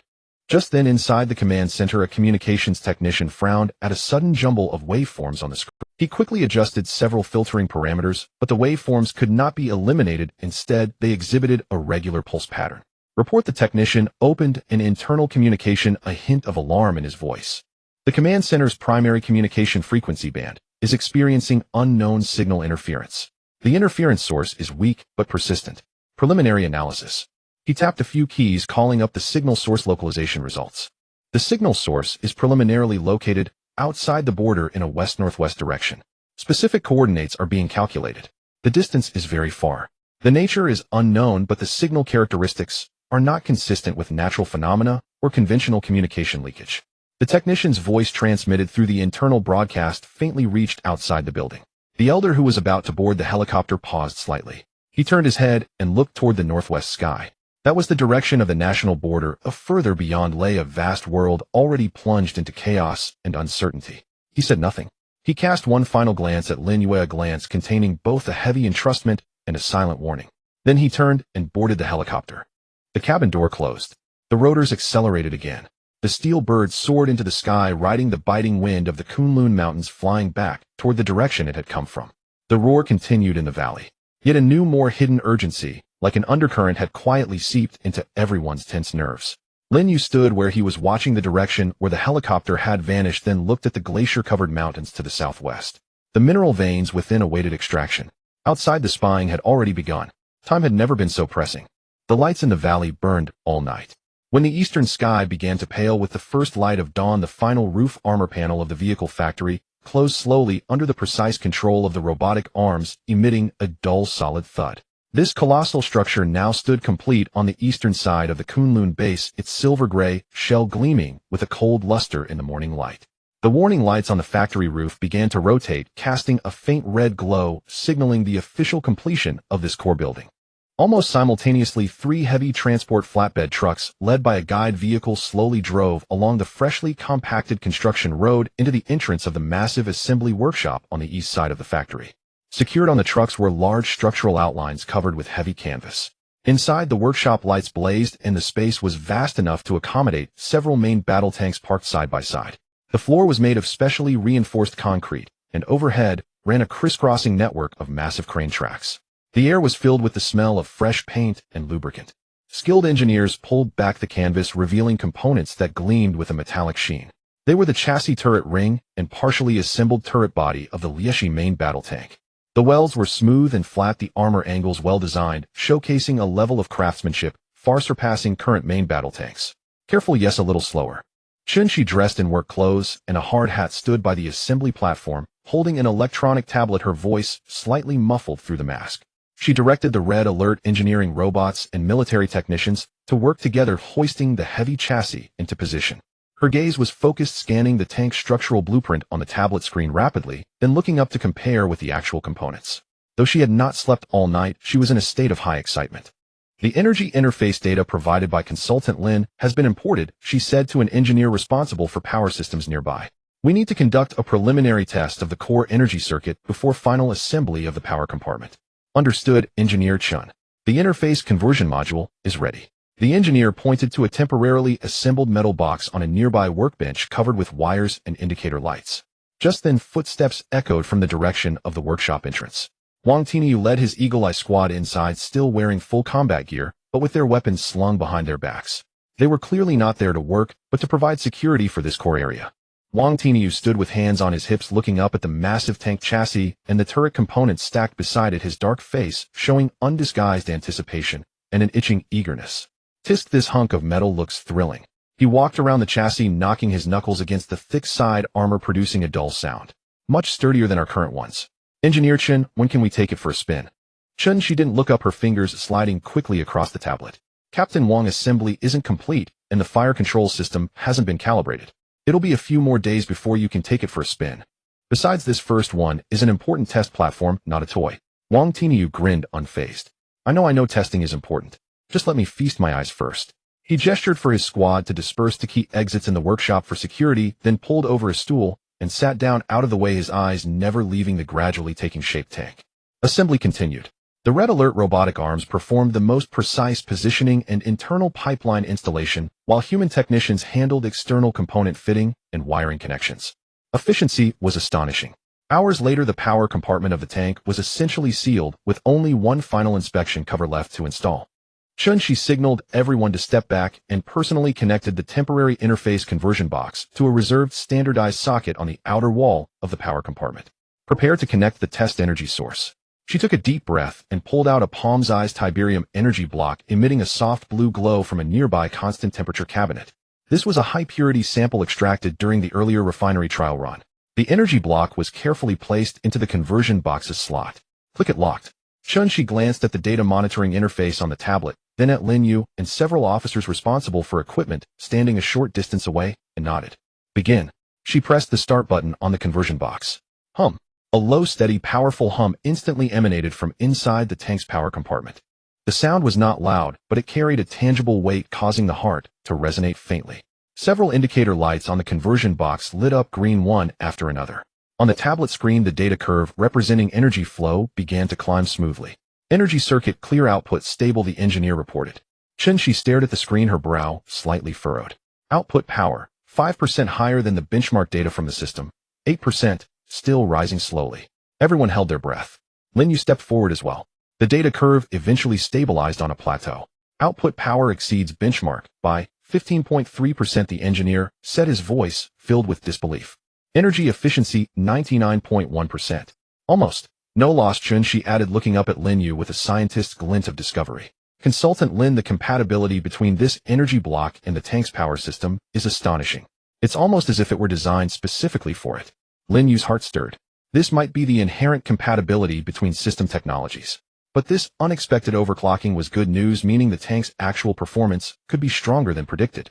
What about stability? He asked. Currently very stable. Clean energy waveform, minimal fluctuation. But long-term operation and performance under extreme conditions will need further testing, Chun-Chi replied. Record the data. Continue assembly. I'll complete final assembly and basic functional tests as soon as possible, Lin Yue ordered. Time was of the essence. Just then, the intercom in the workshop suddenly emitted an urgent beep. A staff officer picked up the receiver, listened for a moment, and his expression turned grave. He quickly walked over to Lin Yue and Chun-Chi. Consultant Lin, Engineer Chun. Urgent report from Drone Reconnaissance Squad Leader Zhao Xiaoya. Go ahead, Lin Yue said, his heart tightening slightly. Their long-endurance reconnaissance drone was on routine patrol over the hinterland of the Kunlun Mountains about 80 kilometers southeast at the edge of an enclosed basin long covered by glaciers, and it detected abnormal heat source signals. The staff officer paused as if organizing his words. Analysis of the heat signature does not match known geothermal activity or any human equipment features. Distributed sparsely low temperature, but numerous and moving slowly. Preliminary assessment, not a natural phenomenon. The assembly workshop instantly fell silent, leaving only the steady low hum from the power compartment. Abnormal heat sources, not natural phenomena. Deep in the Kunlun Mountains. The combination of these keywords brought an ominous foreboding. Send over the specific coordinates and thermal imaging, Lin Yue said in a low voice. Yes, sir. Soon the tactical screen beside them lit up, showing the drone's feed. It was a vast white glacial landscape, but at the edge there were several vague reddish spots moving extremely slowly, changing their positions. Zoom in on that area, Lin Yue pointed to one of the clusters of spots. The image enlarged. Though somewhat blurry due to distance and glacial glare, one could dimly see that the heat sources seemed to be located beneath the ice or pressed against an ice wall. Looks like something moving under the ice. Wang Tinyu had somehow come over, his brows knitted. Chen Shi operated the computer for deeper image analysis. The heat sources have irregular shapes, no clear mechanical structural features. More like heat emitted by living organisms. But what kind of creature could survive in that perennially frozen environment and move in groups? Living organisms. Abnormal heat sources beneath an icy canyon. Lin Yue immediately thought of the eerie pulse signal from the underground mine site earlier and the system's warning about unknown artificial constructs. Could there be a connection between the two? Order the drone to maintain a safe distance and continue monitoring. Do not approach or provoke, Lin Yue commanded rapidly. Also notify the base's air defense units to strengthen radar monitoring in that direction. Understood. The good news was that the first tank's assembly and tests were going exceptionally smoothly, even exceeding expectations. But bad news, it seemed, always arrived uninvited. Beneath the seemingly barren land of the Kunlun Mountains, secrets lay hidden, more numerous and more dangerous than they had imagined. The turret of the Lieshi tank was slowly lifted by the hoisting robotic arm, aligning with the chassis ring about to complete the final assembly. Meanwhile, far away under the glacier, those unidentified heat sources continued to move slowly, like shadows lurking beneath the ice. The countdown to the apocalypse has stopped at 4 days and 10 hours. This crimson number hangs in the corner of the command center's main screen, each pulse tugging at everyone's nerves. The news of 8 countries completely losing contact has been confirmed. The last satellite images show thick smoke billowing over those urban areas with only chaotic moving black dots on the streets and no orderly signals emanating. Further afield, communications in more countries have also become intermittent, like a candle flickering before a storm. Order within the walls is still being painstakingly maintained. The evacuation of the coastal metropolis is accelerating under the guise of a drilled crowd surge at train stations and highway hubs, but chaos has not yet ensued. Broadcasts and temporary announcements repeatedly play soothing messages while armed police and reserve forces stand guard at key points, suppressing panic beneath the silent swell. In the Kunlun Valley, the distant clamor cannot be heard, only the roar of steel colliding with rock. 3 barracks resemble an unyielding beehive, with a new mobilized soldier emerging every 5 minutes, swiftly integrating into the increasingly robust dark gray formation in the valley. The total number has surpassed 3,000, organized into squads and engaged in basic tactical drills within designated areas. Raising rifles, aiming, firing, their movements are synchronized to a heart-stopping degree. Li Jinbiao has scattered his battle-hardened veterans among the mobilized troops like seeds. Thus, beside those silent soldiers who only understood mechanical execution of orders, there are now hoarse commands and flexible adjustments in their positions. A rigid yet effective integration is taking place. New trenches are being dug around the base, barbed wire is pulled taut, and machine gun positions have fortified their fields of fire. The radar antenna of the anti-aircraft turret slowly rotates, filtering every bit of interference in the pristine sky of the plateau. The immense silhouette of the tank factory is already complete. In the assembly workshop, the final debugging of the first Lieshi main battle tank is reaching its climax. Lin Yue stands before the control panel, her eyes reflecting the torrent of data flowing across the screen. The power parameters are stabilizing beyond expectations. The fire control system has successfully passed its self-check, and the suspension and transmission are also responding normally. This steel creation has transformed from blueprints and resources into an entity ready to roar. Chen Shi is at the rear of the tank. The maintenance cover of the power compartment is open as she and 2 assistants make final adjustments to the energy circuits. The temporarily connected Tiberian energy block emits a steady blue glow, injecting a surging yet gentle energy into the tank's heart through her improved interface. Second harmonic suppression completed energy flow purity has reached 99.8%. One assistant reports softly, his voice tinged with restrained excitement. Chunshi remains silent, focused intently on the straight line displayed on the oscilloscope. It is too perfect. Perfect to the point that it does not seem like a crude amalgamation of two different technological systems, but rather like long-lost components finally returning to their rightful places. Does this extraordinary compatibility imply some underlying connection she has yet to comprehend? She temporarily suppresses this question. What matters most now is to get this vehicle running, moving, and to become the sword that protects this place. Prepare for the final step, static activation test of the main cannon. Lin Yue's voice comes through the communicator, calm, yet tense. The heavy protective door at the back of the workshop slowly descends. All non-essential personnel retreat to the shelters. The turret slowly rotates, the thick 105mm smoothbore cannon pointing towards the heavy target preset on the distant mountainside. Test loading training round. Command issued. The automatic loader emits a dull metallic sliding sound. The breech closes. Charge. The humming from the power compartment suddenly deepens and fills with tension, and the cooling fan at the rear of the turret accelerates. Fire. There is no earth-shattering roar, only a dull heavy bang followed by the sudden spout of scorching airflow and an orange-earth fireball from the muzzle. The workshop shakes violently, and the target area on the distant mountainside erupts in a massive cloud of dust with debris tumbling down. Data rushes back. Initial velocity, normal chamber pressure, normal recoil absorption efficiency. Exceeds expectations by 5%. The monitor's voice carries a hint of barely concealed excitement. It's done. This main battle tank, codenamed Lieshi-01, has not only met the standards, but some performance metrics have surpassed expectations due to the excellent compatibility of its energy system. It lies silently in the center of the workshop, its deep gray paint not yet dry, the cannon slightly drooping, yet it already emanates a chilling sense of intimidation.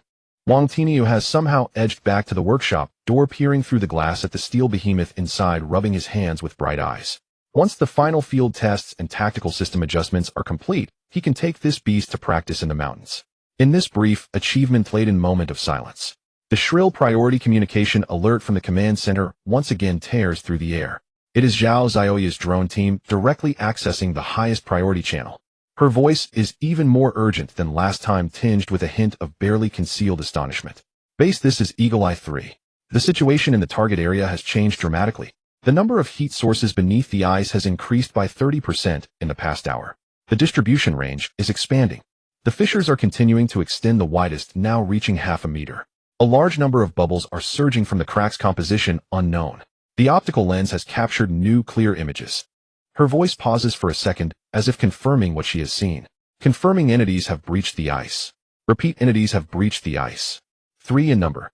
No 5. They are moving across the ice surface. Their speed is not fast, but the trajectory is incomprehensible. Shape confirmed, not any known life form. Their exterior is covered in a dark viscous substance. Limb structure does not conform to conventional biological mechanics. They are moving towards the mineral exploration point we marked last time. Something beneath the ice has emerged, and the target is clear, heading straight for the Tiberian mine. Lin Yue looks at the countdown in the corner of the screen. 4 days, 9 hours, and 57 minutes. Time seems to have been quietly accelerated by something. The first rays of dawn pierced the mist atop the Kunlun peaks, casting pale golden light into the valley.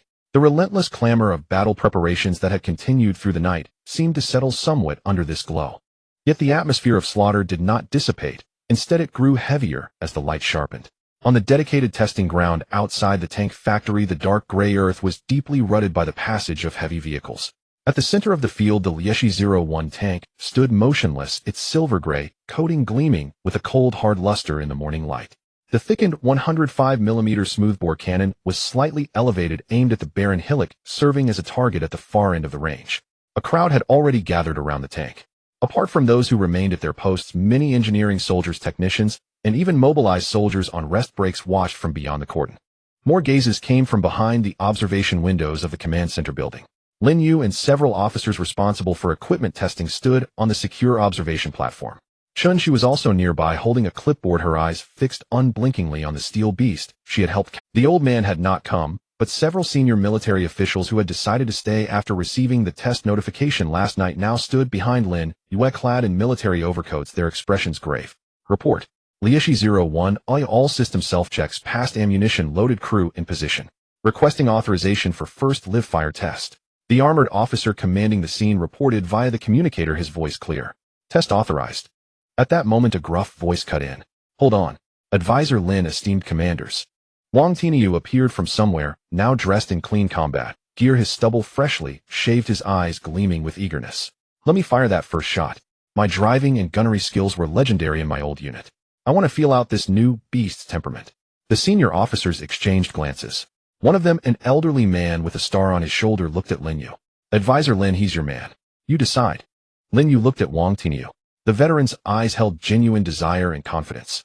Letting him conduct the test might yield more direct feedback from a combat perspective. Agreed. But you must strictly follow the test procedures. Lin Yue nodded. Understood. Watch and learn. Wang Tiniu grinned, turned, and jogged toward the tank. He climbed onto the hull with practiced agility, lifted the turret hatch, and slipped inside. The crew in the driver's and gunner's compartments made room, quickly explaining the simplified red alert fire control interface. Those outside could only see the turret hatch close again. The tank's massive hull seemed to sink slightly as the crew adjusted their positions, causing a subtle shift in the center of gravity. Seconds later, the tank's engine emitted a deep, powerful ignition sound, and a wisp of white smoke puffed from the exhaust. The heavy tracks began to rotate, slowly grinding against the ground, adjusting the vehicle's angle so the cannon aimed more precisely at the lone 10-meter-high hillock in the distance. On the observation platform, everyone held their breath. She subconsciously tightened her grip on the clipboard. The communication channel was silent except for the faint static. Lieshi 01 target locked. Range 115 meters, wind negligible. Armor-piercing round loaded. Requesting permission to fire. Wang Tiniu's voice came through the communicator from inside the tank, carrying a metallic echo characteristic of the armored compartment, but remarkably steady. Permission granted. Lin Yue commanded. There was no unnecessary countdown. The moment the word fire left his lips, boom. A dull, heavy roar that seemed to tear the very air erupted with explosive force. The bulletproof glass of the observation platform shuddered violently. Many instinctively turned their heads or squinted. The thick cannon barrel of the Lieshi tank recoiled sharply backward, and a blinding flash of fire and thick smoke burst forth, expanding into a massive orange-red fireball. The muzzle blast kicked up dust from the ground, spreading outward in a fierce fan shape. Almost simultaneously with the muzzle flashed the top of the distant hillock. The target seemed to be struck by an invisible giant hammer. There was no delay, no process. The top third of the hillock bulged upward for an instant, then in the next moment shattered and disintegrated completely. The solid rock tore like brittle biscuits, and fragments of all sizes mixed with dirt and dust sprayed outward at high speed like a fountain. The violent explosion sound only then reached the observers, mingling with the rolling dust and smoke. As the smoke slowly dissipated in the highland morning breeze, revealing the scene beyond, a dead silence fell over the testing ground. The hillock was gone. In its place remained only a jagged smoking crater and scattered debris, some of which had flown tens of meters away. As if the ground had always been flat there. One shot. Just one shot. No high explosive round. Only a standard fin-stabilized, discarding sabot armor-piercing projectile. From 100 meters, a rocky hill had been erased from the earth. On the observation platform, a white-haired old general slowly lowered the binoculars from his eyes. His hands were steady, but his lips were pressed into a thin line. The officer beside him leaned forward involuntarily, as if to see more clearly. That firepower, the old general said slowly, his voice low. At least 40% higher than our most advanced same-caliber tank guns. The recoil control is nearly flawless. Vehicle stabilization time after firing is almost zero.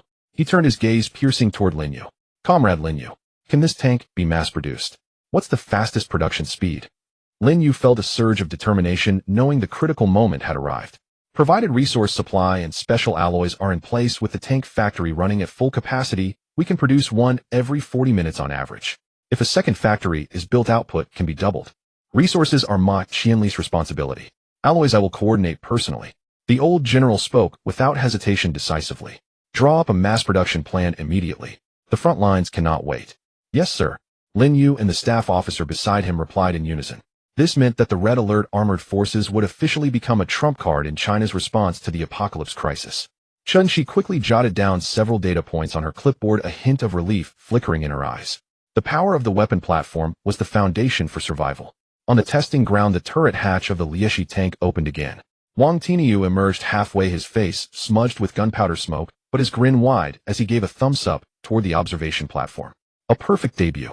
Yet just as this brief euphoria from the birth of a mighty weapon was about to spread, the communication terminal on the observation platform, the one directly linked to the drone squad marked with the highest priority, read, emitted a sharp, urgent call.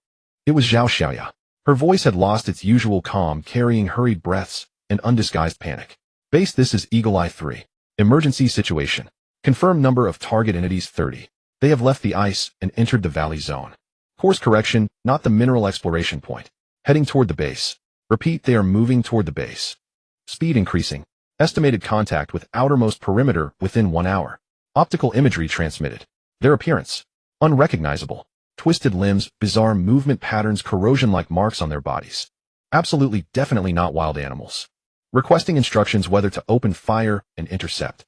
The echo of the cannon shot seemed still to reverberate faintly in the valley. A new eerie threat shadow had begun to creep in, silently following the long shadows cast by the rising sun.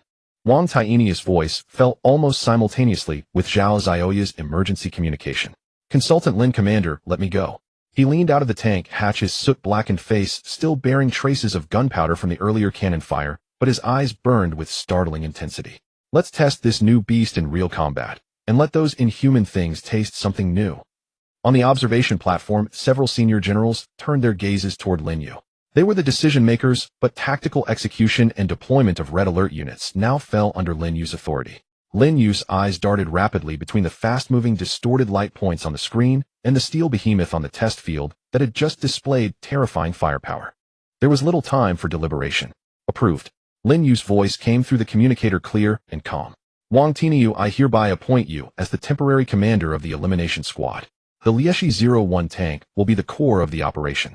He paused, his gaze sweeping over the silent, orderly ranks of conscripts assembling in the staging area. Detach one squad from the first company, 10 men, with reinforced firepower. They will operate under your command, coordinating with the tank. Mission objective: annihilate all threats in the peripheral valley before they make contact with the main defensive line. Rules of engagement: maintain safe distance, prioritize long-range firepower, avoid close-quarters contact. Understood. Wang Tiania's reply was short and forceful. He retracted into the tank, and the heavy hatch slammed shut with a clang.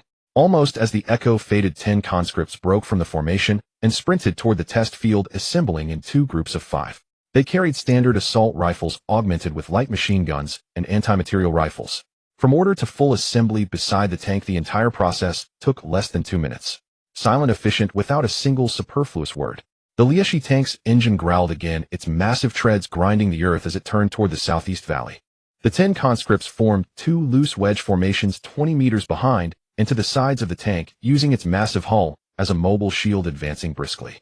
Sunlight fully illuminated the valley, casting long shadows of the small but formidable team. On the command center screen, the feed switched to real-time footage from a circling drone. Everyone held their breath. The target area was a dry riverbed strewn with gravel about 3 kilometers from the base's perimeter. The twisted creatures had already entered this relatively open terrain. From the high-altitude aerial view, their forms became clearer and more unsettling. They roughly maintained the silhouette of a mammal, but their limb joints bent in reverse, moving with a stiff, biomechanically impossible gait, crawling or leaping rapidly. Their bodies were covered in a dark, slimy substance like semi-solid asphalt, constantly dripping viscous fluid. They had no visible eyes or mouths, only several constantly opening and closing orifices at the front. Sensing the approaching threat, they accelerated and fanned out, forming a loose encirclement. Maintain distance, stop 200 meters out. Use the main gun on the fastest ones. Wang Tiania's voice from inside the tank was eerily calm, unlike his usual boisterous demeanor. The massive Lieshi tank came to a solid halt at the edge of the riverbed. The turret rotated with a faint electric hum, the thick barrel adjusting its angle. Boom. Another deafening roar. A flash at the muzzle, and a high explosive shell slammed precisely into the midst of the 3 creatures in the lead. The violent blast tore a large crater in the gravel, shredding the 3 beings instantly, sending dark slime and fragmented tissue flying in all directions. The shockwave knocked several nearby creatures to the ground. Simultaneously, the tank's remote weapon station and coaxial machine gun opened fire. 2 blazing streams of metal crossed, precisely picking off individuals trying to flank or rise again. The large-caliber rounds splashed sticky fluids upon impact with the creature's slick hides, their destructive power far exceeding expectations. Almost at the same instant, the tank fired. The 10 conscripts found cover among rocks and terrain depressions and opened fire. Their shooting rhythm was terrifyingly steady. No wild bursts, only precise 3 or 5 round bursts. With each volley, a creature's head or vital area erupted in a splash of fluid, its movement freezing before it crumpled. The heavy thud of the anti-material rifle stood out. Each shot tore at least one creature apart. The tank suppressed and disrupted the enemy, drawing the bulk of their attention. The conscripts, like the calmest of hunters, picked off one by one those that slipped through the tank's fire. The coordination was nearly flawless. Wang Tinyu had clearly mastered the tank's handling. He didn't pursue high-speed maneuvers, but used the thick armor and overwhelming firepower to steadily compress the creature's space. Every rotation of the turret, every sweep of the machine gun sealed off their most likely escape routes. The conscripts acted as the tank's most reliable limbs, always appearing where support fire was needed, plugging the gaps in the tank's coverage, maintaining a distance that allowed mutual support without interference. The battle became a one-sided slaughter. The creatures, though swift and erratic, proved fragile and helpless against absolute firepower and brilliant tactics. Their rushes couldn't dent the tank's armor, their dodges couldn't evade the precise bullets. 5 minutes later, the last writhing creature on the riverbed was precisely destroyed by a conscript with an anti-material rifle from 50 meters away. The gunfire ceased. Only the low, idle hum of the tank's engine and the howling wind across the Gobi remained. The riverbed was a mess, pocked with craters littered with shell casings, and over 30 pools of dark viscous liquid slowly seeping into the gravel along with unrecognizable debris. The Lieshi tank's barrel rose slightly, wisping pale smoke. Its hull was splattered with slime, but the armor was intact. The 10 consorts began alternating sentry duty, their rifles still trained on the motionless remains. In the command center, silence reigned until a staff officer muttered under his breath, "0 casualties." Yes, 0 casualties. From contact to termination, 5 minutes. 30 abnormal, threatening targets eliminated. No losses. In a corner of the screen, Lin Yue's system interface silently displayed a new message. Real-time combat data analysis complete.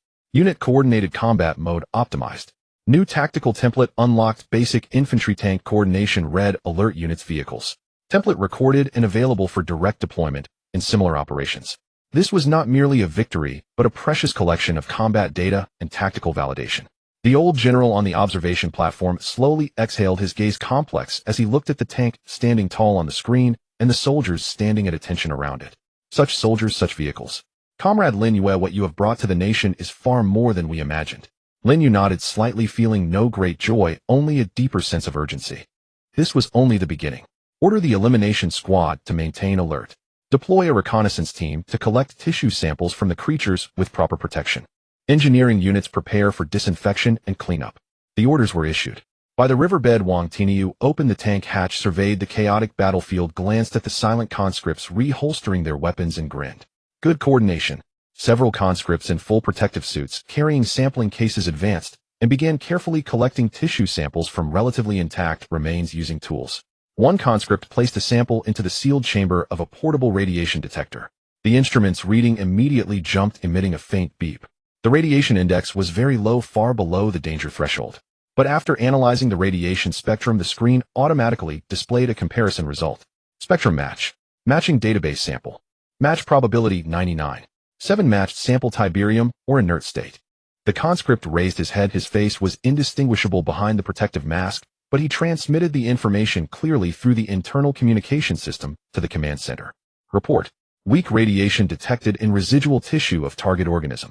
Radiation spectrum characteristics. Highly consistent with Tiberium or sample collected from No. 1 or refinery. In the command center, the just-released tension froze again. Lin Yue's pupils contracted slightly. Creatures emerging from beneath the glacier, carrying radiation identical to the Orvane. This was no coincidence. The apocalypse countdown dropped to 4 days and 5 hours. This number, like a red-hot branding iron, seared into every corner of the command center screens and into the hearts of everyone present. Over the past dozen hours, news from overseas had grown increasingly dire. The number of countries and regions with complete communication blackouts had risen to 12. In areas that still clung to a fragile connection, the internet swarmed with hastily recorded video clips from mobile phones. The footage was shaky and blurred, but the content was harrowing. Crowds on the streets ran and screamed in madness, cars crashed into each other and burst into flames, and figures could be vaguely seen pouncing on others and biting frantically. Despite governments desperately deleting and censoring, these images spread like a virus through private channels and encrypted forums. The panic in the air could not be concealed. The atmosphere on domestic networks had also shifted noticeably. Though mainstream media still uniformly parroted the phrase large-scale, joint military exercise, rumors of an unknown plague breaking out in a certain country and strengthened border controls began to circulate quietly. Sales of instant food and bottled water in supermarkets across major cities had quietly climbed several percentage points. A A suffocating pre-storm tension hung beneath the seemingly orderly surface of society. The command center at Kunlun Base was ablaze with lights. Lin Yue handed Chun-Shi a freshly compiled analysis report, which detailed the combat data from the recent extermination of 30 infected entities, particularly the radiation signatures found within their bodies that were highly homologous to the Tailabalia vein. The radiation intensity is weak, but the characteristic match is too precise to be coincidence. Lin Yue pointed to the spectrum comparison chart. I suspect there is some deep, unknown connection between this virus or mutation trigger and the Tailabalia mineral. Possibly the vein itself is the source of the virus, or a catalyst. Chun-Shi pushed up her glasses, her eyes bloodshot behind the lenses were nevertheless sharp. She quickly scanned the data, swiping her fingers across the tablet to pull up the real-time monitoring curve of the vein. It is indeed abnormal. Not just homology. On the timeline during the periods when the infected were most active, the pulse signal deep within the vein also fluctuated most violently. Like a synchronized heartbeat. She took a deep breath. I need more samples, preferably infected tissues at different developmental stages, for deep gene sequencing and radiation decay analysis. This could be the key to understanding the virus nature. Samples will be available, but only if safety is ensured, Lin Yue said solemnly. The priority now is to figure out what this connection really means. Could stronger infected be drawn to the vein? Or is the vein itself accelerating their evolution? He'll accelerate the research. Chun-Shi nodded firmly, gathered her materials, and hurried toward her temporary laboratory. This question was too critical. It directly involved the security baseline of the base, and even the entire defensive line. At that moment, Ma Qianli's slightly hoarse but vigorous voice came through the command center's communication channel. Advisor Lin, the second batch of 5,000 tons of special alloy has been fully delivered to Warehouse No. 1. The supporting electronic components and fuel additives will arrive before 3 in the afternoon. The Wharf Factory's mass production line can go into full operation. The efficiency was astonishing. This logistics director was like a never-stopping precision machine. Thank you, Commander Ma, Lin Yue replied. He immediately operated the system interface to allocate resources to the Wharf Factory. The Wharf Factory, which had only been running a single line, was injected with a stimulant. The lighting of the entire factory complex instantly blazed to maximum brightness. More robotic arms slid out from the tracks, and the roar of the fully accelerated assembly line echoed even into the command center. The turret hoisting of the first Lishi main battle tank had just been completed. In the adjacent assembly area, new tank chassis and turret components were already being assembled simultaneously. Farther away, a new production line was being debugged, the exclusive line for multi-role infantry vehicles. The base's military-industrial capacity was climbing at a visible pace. Li Jinbiao was not idle either. Holding the preliminary data of the infantry vehicle, he grinned as he crouched in front of the sand table, engaging in heated discussion with several operations staff officers about new tactical configurations. This vehicle's armor is no match for a tank, but its fast can carry a squad and has a remote weapon station on top, perfect for taking down the fast rushers. For patrol rescue and rapid response, this will be our choice.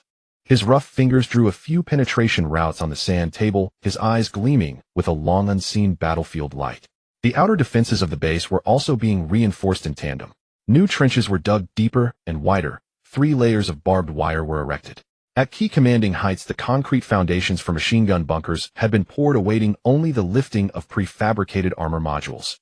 Over 3,000 conscripts organized into companies and platoons conducted live-fire drills in batches. They maneuvered through simulated rubble-strewn streets, covering each other, delivering precise shots at moving targets. Their tactical movements rigid, yet eerily efficient. Human officers were interspersed among them, responsible for command coordination and on-the-spot decision-making in emergencies. The entire Kunlun Valley was like a war machine, gradually heating up to its peak, every gear engaging at high speed, emitting a deep and powerful rumble. Yet amid this tense and orderly preparation, preliminary test results from Chun-Shi brought bad news. She directly connected to Lin Yue's emergency communication channel, her voice tinged with barely suppressed shock. Advisor Lin, the initial comparison is out. The baseline internal radiation intensity of previously collected infected samples has increased by an average of 3.7 compared to data collected 24 hours ago. And the increase is not linear. It's accelerating. She paused, her tone growing heavier. More critically, this increase curve matches the intensity enhancement curve of the pulse signal below the vein, with an 89 similarity. They are strengthening almost in sync. Lin Yue's heart sank. The infected were evolving. And this evolution was intimately linked to the mysterious pulse source under the glacier. This was far from good news. It meant the enemy they faced was not static. The longer time dragged on, the stronger and more aberrant the infected could become. And that buried pulse source, like an invisible hand, was pulling the strings from the shadows. The countdown flickered coldly in the corner of the screen. 4 days, 4 hours, 18 minutes, 55 seconds. The base was racing against time to arm itself. And the enemy, it seemed, had never stopped changing. This race had become even more arduous. Inside the temporarily erected analysis room at the glacier mining site, the light was blindingly white. She placed a tissue sample collected from the infected organism's carcass into a high-precision spectrometer, her fingers swiftly tapping across the control panel. Data streams scrolled rapidly on the screen, outlining the peak curves of radiation signatures. Her brow furrowed deeper. The same signature. The decay pattern is identical. She muttered to herself, removing her glasses and rubbing her forehead vigorously. The radiation within these creatures and the tiberium crystals from the ore vein are fundamentally sourced from the same origin. This conclusion sent a chill down her spine. The infected were not merely monsters twisted by a virus. Their emergence had a direct connection to this enigmatic mineral buried deep beneath the earth. I must go to the source of the vein. She suddenly stood up and said to her assistant, "Prepare deep drilling equipment and a wide-spectrum particle detector. I need to know what lies beneath that vein." Half an hour later, She, accompanied by a team of researchers and security personnel, ventured once again into the glacial Ushipt Valley. The colossal drilling tower of the ore refinery emitted a low rumble as it ceaselessly extracted rich ore from underground. But beside it, she ordered the installation of another more precise scientific drill aiming to penetrate the main body of the vein and probe deeper. The drill bit rotated and rock cores were extracted section by section. She personally conducted real-time tests on each sample. The tiberium crystals were of extremely high purity, with stable radiation values. Everything seemed normal, until the drilling depth exceeded 80 meters. "Wait!" The young researcher who had been staring at the particle detector screen suddenly exclaimed in a low voice. "There's an anomalous fluctuation." On the screen, the otherwise stable background radiation curve was abruptly interrupted by a series of extremely faint, yet terrifyingly regular pulse spikes. The pulse intervals were constant, and although the intensity was faint, they carried an unnatural precision. She immediately leaned and magnified the signal waveform and activated multiple filtering analyses. "It's not geological activity. This is not random noise." Her breathing quickened slightly. "It's a signal, some kind of encoded information." She attempted to match it with various known decryption algorithms, but to no avail. The encoding method was entirely foreign. A thought flashed through her mind like lightning. The red alert system. Was the underlying energy operating frequency of that transcendent technological core somehow related to these pulses? She immediately established an encrypted communication link with the base command center. "Consultant Lin, I need system assistance." She quickly described the characteristics of the pulse signal. "Try using your system to scan this frequency band and see if there's any response." At the command center, Lin Yue received the message and immediately closed his eyes, sinking his consciousness into the system interface. Initiating wide area energy scan. Scan frequency band locked. Analyzing. Warning, unknown high-frequency pulse signal detected. Signal characteristic shares 17. 3 similarity with the system's basic communication protocol. Signal source localization failed. Interference too strong or advanced shielding present. Threat level undeterminable. A 17. 3 similarity. Lin Yue opened his eyes, his heart shaken. This was no coincidence. The underground pulse and the red alert system definitely shared some homologous technological foundation. Engineered the system confirms the existence of the signal and its similarity to the system protocol. Lin Yue's voice came through the communicator laden with unprecedented gravity. "This is not a natural vein. There is something beneath it."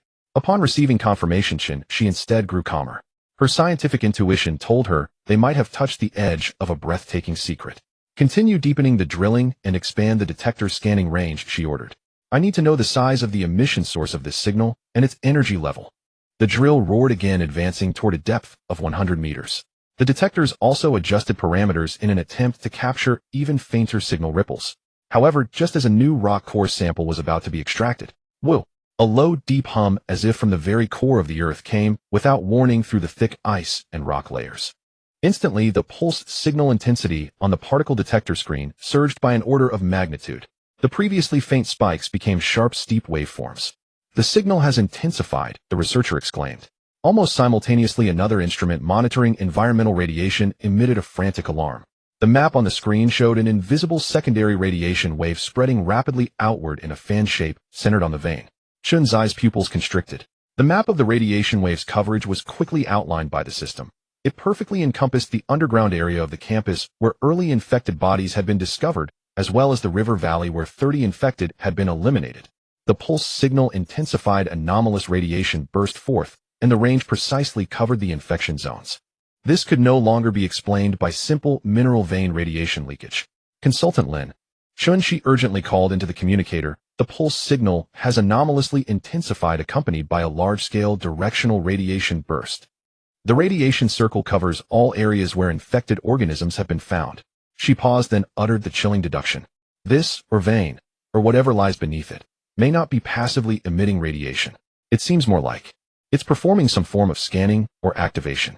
On the other end of the communication, Lin Yue fell silent. If Chunzai's hypothesis held, the Tiberium vein was not merely a resource, but possibly a vast sleeping source of infection or controller. Mining operations, and even their detection efforts themselves, might be awakening an unimaginable leviathan. The countdown coldly flickered in the corner of the screen. 4 days, 3 hours, 11 minutes, 59 seconds. They thought they were racing against time to gather resources and prepare for the apocalypse. Yet they might simultaneously be pulling out the fuses of a bomb. Beneath the glacier, deep within the vein, the regular pulses, like the revived beating of some ancient heart, thudded once, and then again, hammering on everyone's nerves. Eagle Eye Unit 3 received. Lock onto the pulse signal source and execute deep reconnaissance. Zhao Zioya's voice, cool and crisp, rang out before the drone console in the command center. Her fingers flew across the keyboard as multiple windows on the screen illuminated, simultaneously displaying a three-dimensional map of the vast Kunlun Mountain range. The mission was clear. The periodic pulse signal captured by Chun, she had an ambiguous location and an unknown energy source. Conventional seismic and drilling detection methods were too imprecise and might even disturb whatever lay underground. The drone swarm became the most suitable eyes at this moment. Initiating swarm protocol. Zhao Xiaoya spoke into the microphone. Unit 123 enter designated airspace, as per plan. Unit 4 hold at high altitude as relay and backup. On the screen behind her, 3 green dots representing the Peregrine Falcon high-altitude, long-endurance reconnaissance drones departed from the marked base position, fanning out in a southeastern trajectory. The Peregrine Falcon drones were equipped with the latest multi-band signal receivers and penetrating synthetic aperture radar. Their mission was to follow like hounds the extremely faint yet regular pulse ripples in the air, step by step approaching the emission point. Zhao Zioya's gaze swept rapidly across several monitoring screens. The optical image from Unit 1 showed continuous snow-covered gray-brown ridges below. The thermal imaging from Unit 2 displayed a cold expanse of blue with virtually no signs of life. The signal spectrum interface of Unit 3 showed a stable baseline being processed by complex filtering algorithms attempting to extract the purest pulse characteristics. Signal strength is gradually increasing. Zhao Xiaoya stared at Unit 3's data stream. Course correction southwest by south, approximately 15 kilometers from our current position. She adjusted the flight trajectory of the drone swarm.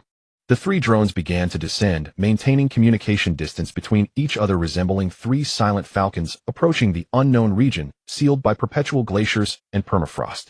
Descend to 300 meters and activate high-precision terrain matching, Zhao Xiaoya commanded. To obtain more accurate radar feedback, a certain degree of risk was necessary. The drone group descended and synced their airframes, subtly adjusting attitude as radar beams struck the glacier and exposed rock formations below at varying angles. In one corner of the console screen, a new radar scanning image was being generated. At first it was a blur of mixed colors, but as data accumulated and was processed, the surface contours grew clearer. Below lay a typical glacial ushaped valley. On both sides were near vertical black rock walls etched with countless wind-eroded grooves. The valley floor was covered with thick, dirty ice and moraine deposits. At the edge of the valley, massive, irregularly shaped crevasses were visible. This is the ushaped valley. Zhao Xiaoya zoomed in and marked the target area. The pulse signal frequency shows peak resonance here. She adjusted the operating mode of the penetrating radar, pushing the power to the upper limit of the permissible range. This mode could detect geological structures tens of meters beneath the ice, but at the cost of heavy signal and energy consumption. On the screen, a new skin layer began to superimpose. The internal structure of the ice gradually emerged, followed by the contact surface between ice and bedrock. Suddenly, on the radar image at a specific depth below the ice-bedrock interface, an abnormally clear, regular, circular bright spot appeared. Then a second, a third. They arranged themselves in a grid pattern, forming an area with blurred edges but distinct geometric features. Target depth locked. Approximately 100 meters. Zhao Xiaoya calculated rapidly. Energy reaction intensity. Fluctuating but with stable periodicity, unlike geological activity. She took a deep breath, her voice remaining steady. Prepare for the final reconnaissance phase. Unit 3 move in to capture high-resolution optical images of the core area. Units 1 and 2 expand the alert perimeter and monitor abnormal electromagnetic activity. The camera view from Unit 3 began to lower, quickly approaching the valley floor.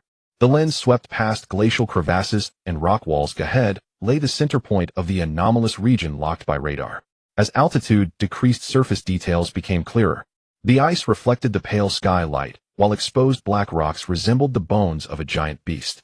Just as Unit 3 was about to fly directly over the core area for a vertical shot. Buzz. A piercing, ear-splitting electromagnetic shriek erupted abruptly from all communication. Zhao Zioya's earphones were instantly flooded with noise, and she instinctively turned her head. On the screen, all images flickered violently, snowflakes, jumping madly before turning pitch black. Interference. Strong electromagnetic interference, cried a technician at the other side of the console. Lost all connections with Unit 3. Signals from Units 1 and 2 are extremely unstable.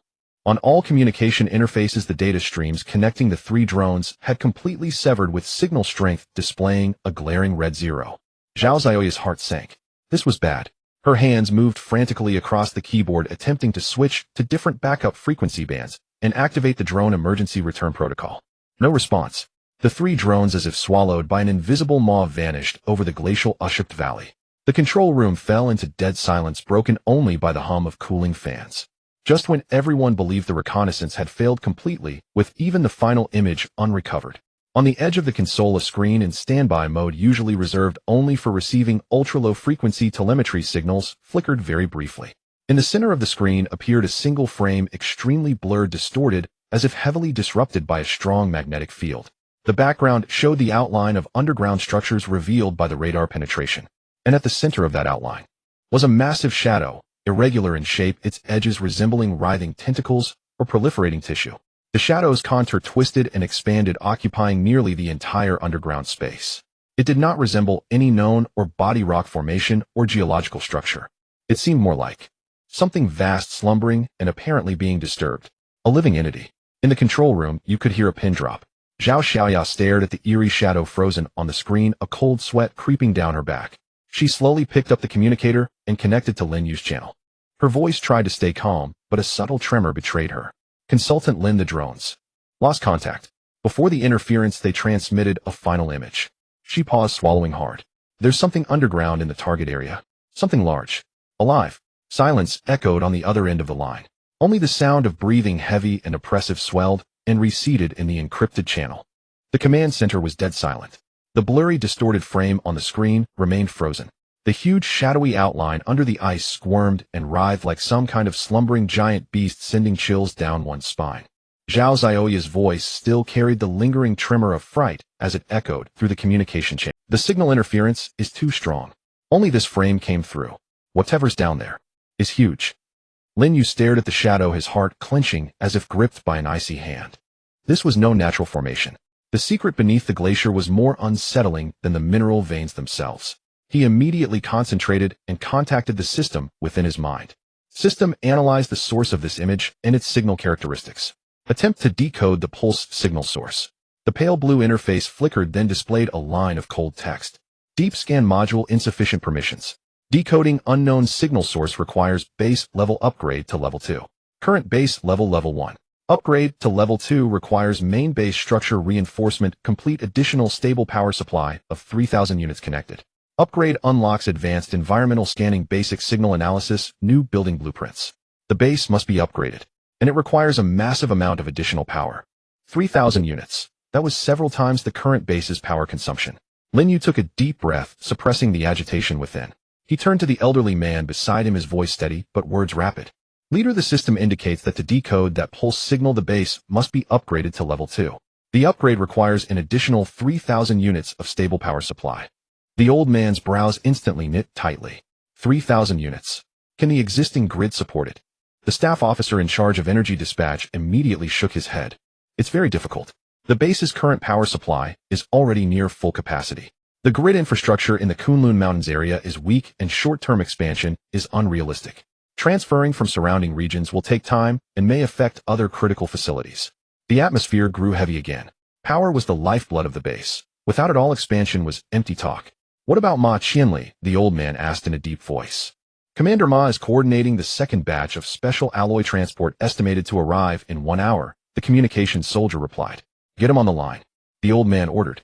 A few seconds later, Ma Qianli's slightly hoarse, yet vigorous voice came through the communicator with the clamor of transport coordination in the background. Leader, you called for me. Commander Ma, the base upgrade urgently requires an additional 3,000 units of stable power. The current grid cannot meet this need. I need you to resolve the power supply issue in the shortest possible time at any cost, the old man said succinctly. There was a 2-second silence on the other end, broken only by the rapid clicking of keyboard keys. Then Ma Qianli's voice rang out again, carrying a decisive finality. Understood. Give me 2 hours. I'll coordinate with the National Grid's central dispatch and activate the highest priority contingency plan. Priority will be given to ensuring power for the Kunlun base. If necessary, temporarily adjust the industrial load of some non-core areas. Temporarily adjust industrial load. The phrasing was euphemistic, but everyone present understood what it meant. To safeguard the Kunlun base, they might have to temporarily shut down power to factories in some non-critical cities. This was truly the power of a nation mobilized. Approved. Execute immediately. The old man didn't hesitate for a moment. Orders were like mountains. The keyboard sounds from Ma Qianli's side grew more intense and urgent, interspersed with a few curt commands. On the command center's main screen, the real-time load diagram of the national grid lit up. Red command lines shot out from the central dispatch node, pointing to multiple regional grids in the northwest, central China, and East China. Command issued. North China grid reduces non-essential load by 5%. 3 large electrolytic aluminum plants in the eastern region have received temporary power curtailment notices. Priority channel on the southwest main line has been opened. Power is converging toward the northwest. The staff officers nervously reported on the dispatch progress. The numbers and curves on the screen changed rapidly. The vast national grid operated like a precision machine, running efficiently toward a single goal. Inside the base, engineering troops began urgently erecting new high-voltage transmission line interfaces connecting to the main base's energy hub. Thick cables were laid and connected like giant pythons. Time ticked by second by second. The countdown on the screen corner pulsed coldly. 5 days, 1 hour, 33 minutes, 19 seconds. Lin Yue stood before the main console, staring at the gray upgrade icon in the system interface, a mix of anticipation and unease stirring within him. Upgrading the base and unlocking new functions was certainly good. But that pulse signal, what was it? Would the decoded result after the upgrade bring fortune or disaster? An hour later, the first batch of supplementary power surged into the base through the newly laid lines. The voltage stabilizer hummed low and the indicator light shifted from yellow to green. Power supply stable. Current input 1,500 units, still climbing, the engineer reported. Continue monitoring. Lin Yue nodded. Another 40+ minutes passed. Report. Total input power reaches 3,000 units. Grid operation stable. Upgrade conditions met. The engineer's voice carried a hint of excitement. Everyone breathed a sigh of relief. Lin Yue didn't hesitate. He locked his consciousness on the upgrade option. System upgrade main base to level 2. Command confirmed. Consume 2,000 units of resources. Consume an additional 3,000 units of power. Base functions will be limited during the upgrade. Upgrade time 1 hour. Proceed. Proceed. The resource figures instantly decreased. Simultaneously outside the base, the main building's surface glowed with more intense blue light patterns, and from within came the deep rumble of mechanical operation and structural reinforcement. The entire base seemed to undergo a profound transformation. The upgrade had begun. Lin Yue stared intently at the progress bar. Just 1 hour, and he would know the secret beneath the glacier. Yet just as the upgrade reached its halfway point, when the energy flow inside the base was at its most active, a sudden anomaly occurred. Hum. An extremely faint but familiar humming sound seemed to come from far away, yet also resonate directly within everyone's mind. It was that pulse signal. It had appeared again, but this time the sound seemed a little clearer. Moreover, its frequency produced an extremely subtle, almost resonant synchronous fluctuation with the current frequency being fed into the base's grid. Detecting abnormal frequency fluctuations in the grid. Fluctuation source. From the external input lines, the engineer reported nervously. At almost the same moment, at the edge of Lin Yue's system interface, a few lines of garbled, unrecognizable white characters flickered past at lightning speed, so fast one could almost mistake it for a hallucination. Synchronization rate improving. Connection attempt. Permission verification failed. The garbled text vanished, the system interface returned to normal, and the upgrade progress bar continued to advance steadily. But a cold sweat broke out on Lin Yue's back. What was that just now? The pulse signal. Was trying to connect to the base's grid. Or had the powerful energy field generated during the base upgrade inadvertently awakened or attracted? That momentary garble, was it system interference? Or some form of dialogue attempt? In the command center, everyone felt that instant of anomaly, but none could articulate what it was. Only Lin Yue through the system had captured that chilling scene. Advisor Lin was that. The old man keenly noticed the subtle change in Lin Yue's expression. Lin Yue slowly exhaled, forcing himself to remain calm. The grid fluctuation may have affected the system. The upgrade is still ongoing. He didn't mention the garbled text. Before confirming anything, he couldn't cause unnecessary panic. But a terrible conjecture took shape in his mind. That thing under the glacier. It could sense energy changes. Even, it could react to external energy activity. This resonance, was it an accident? Or some kind of probe? After the base upgrade was completed, and the signal analysis function unlocked what would be decoded, the key to a treasure, or the unlocking code of Pandora's box. He looked up at the upgrade progress bar on the screen. 35 minutes left. Those 35 minutes stretched into an unprecedented eternity.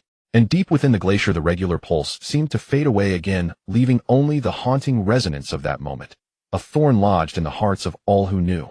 The blue light patterns on the main base's surface grew increasingly bright, shifting from a pale azure to a deep cerulean glow, as if the blood of energy coursed through the steel veins.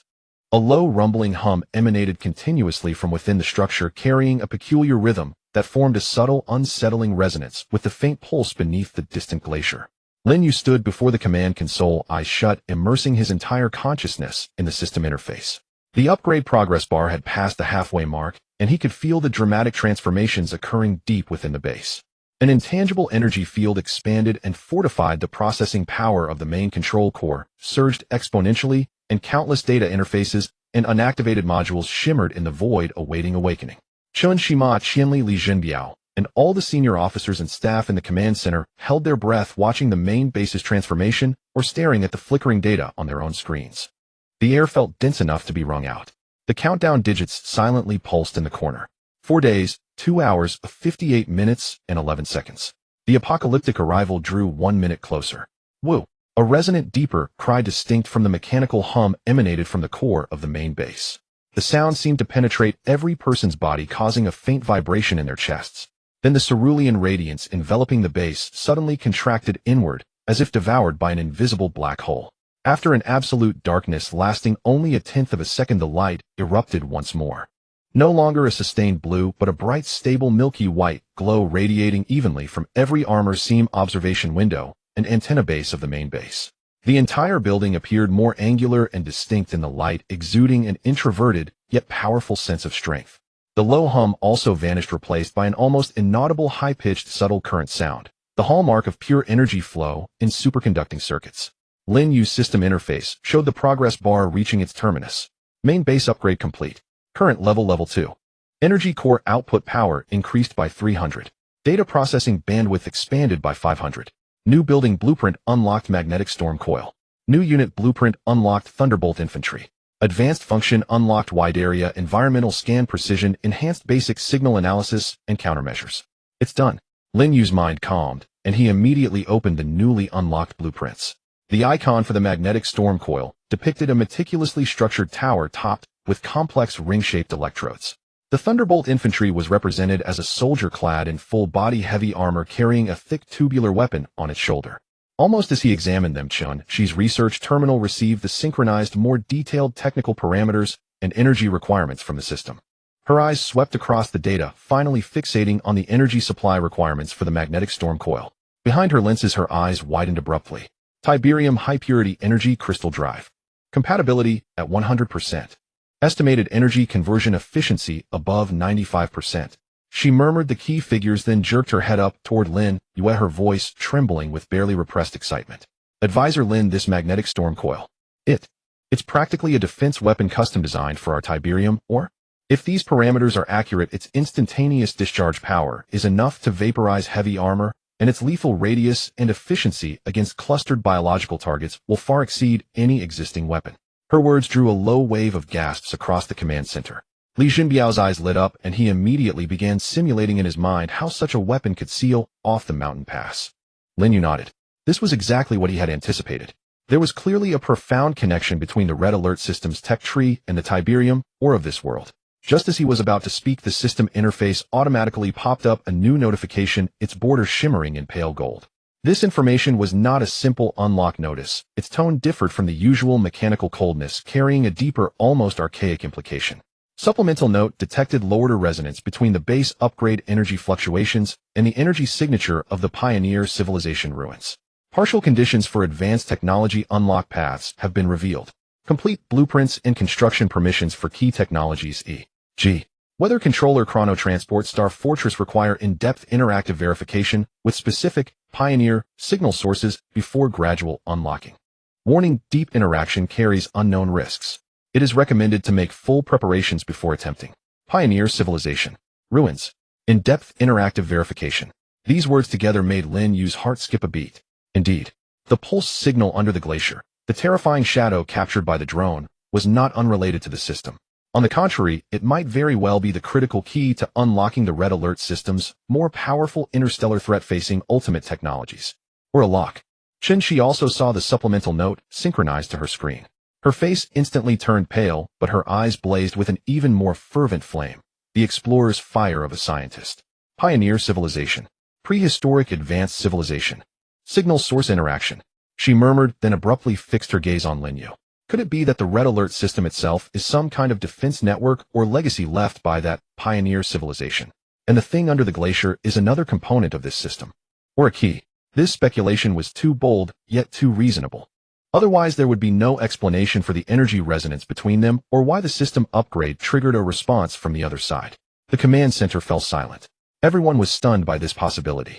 If this were true, then they were facing not only the apocalypse's zombie virus, but also the ruins of a high-level civilization that had slept for eons, whose technology far exceeded humanity's imagination.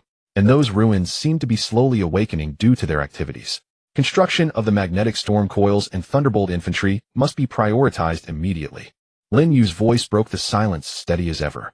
Deploy magnetic storm coils at key perimeter nodes of the base first. Begin trial production of thunderbolt infantry and form special units to counter high-threat mutant variants. He paused, his gaze sweeping across the assembled personnel, finally resting on Shi and several officers in charge of operations. As for that signal source, his tone hardened. Until we are fully prepared with sufficient self-defense and contingency capabilities, we will not initiate any active contact. But relevant research and monitoring must continue. I need to know every detail of its every breath. Understood. Everyone answered in unison. The unknown brings fear, but also opportunity. Now they had a sharper blade in hand. But what this blade would open, a treasure trove or Pandora's box, remained to be seen. Lin Yue called up the construction interface and selected the magnetic storm coil icon.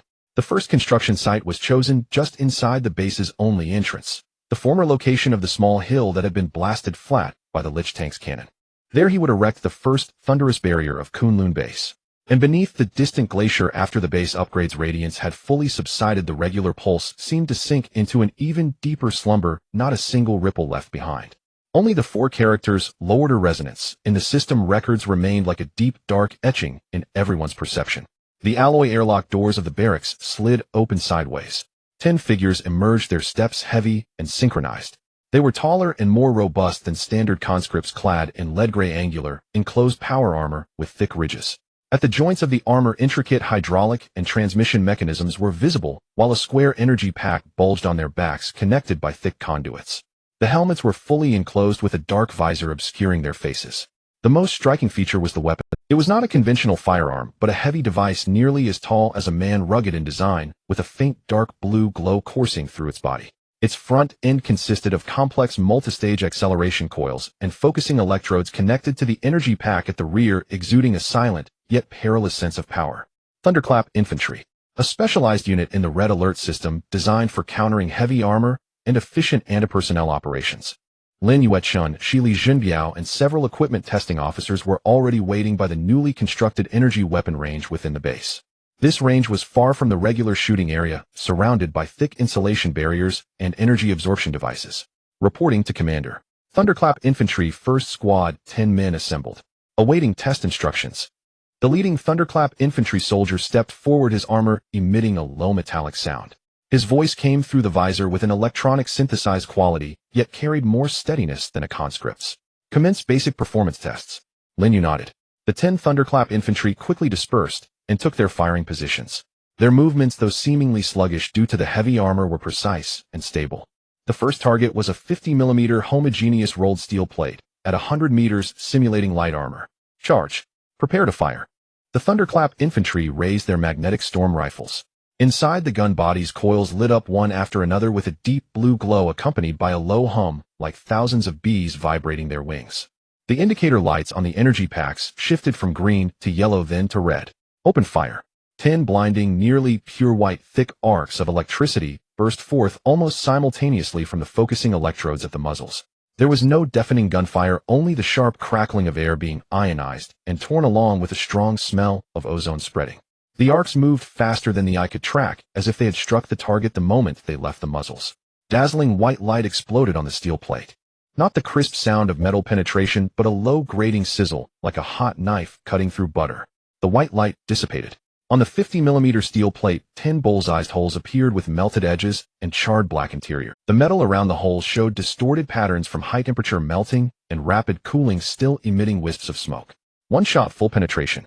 Record penetration of 50mm homogeneous steel plate, effective burn radius of 0.5 meters. Energy release concentrated, low attenuation rate. The assistant beside Chun, she recorded swiftly. Change target. 150mm composite armor, simulating the frontal armor of a main battle tank. Lin Yue ordered. A new target was brought in. It was a heavy target made of multi-layered special alloy and spaced armor. The Thunderclap infantry charged again. This time the charging took slightly longer, the hum grew more intense, and the glow on the rifles shifted from deep blue to blazing white. 10 even thicker arcs, dazzlingly bright to the point of being almost unbearable to look at, shot out again. Impact. There were no neat perforations on the front of the composite armor target, but the struck area showed deep inward dents and distortions, as if struck by an invisible giant hammer. The reactive armor blocks on the surface were stripped away and melted. More terrifyingly, the intense current seemed to penetrate the gaps in the armor, triggering a small secondary explosion inside the target, with black smoke pouring from the cracks. Front armor not fully penetrated, but damage effect is significant. Internal equipment likely disabled. An officer assessed. The power far exceeded expectations. This weapon would be devastating against mechanical targets and biological clusters lacking energy protection. Sustained combat capability test. Free fire on moving targets, evaluate energy consumption. Lin Yue continued. The Thunderclap infantry turned to fast-moving simulated targets further away. Arcs of electricity precisely struck each target, reducing them to burning wrecks. Their firing rhythm was steady: charging, aiming, discharging, repeating, demonstrating high training and weapon control. After 20 consecutive volleys, all Thunderclap infantry's energy pack indicators turned yellow, indicating reserves dropped below 50%. Cease fire. Conduct battlefield resupply test. Lin Yue said, looking at Chun-Shi signaled an assistant to bring a small device containing several fragments of high-purity tiberium energy crystals. The fragments emitted faint radiation and fluorescence. The Thunderclap infantry walked to the device, not taking the crystals, but placing their heavily gauntlet palms over them. Their back energy packs emitted a soft sucking sound, and the indicator light slowly, but visibly shifted from yellow back to green. The armor has built-in energy siphon modules that passively absorb tiberium radiation from the environment or close contact, converting it into their own energy. Chun-Shi explained.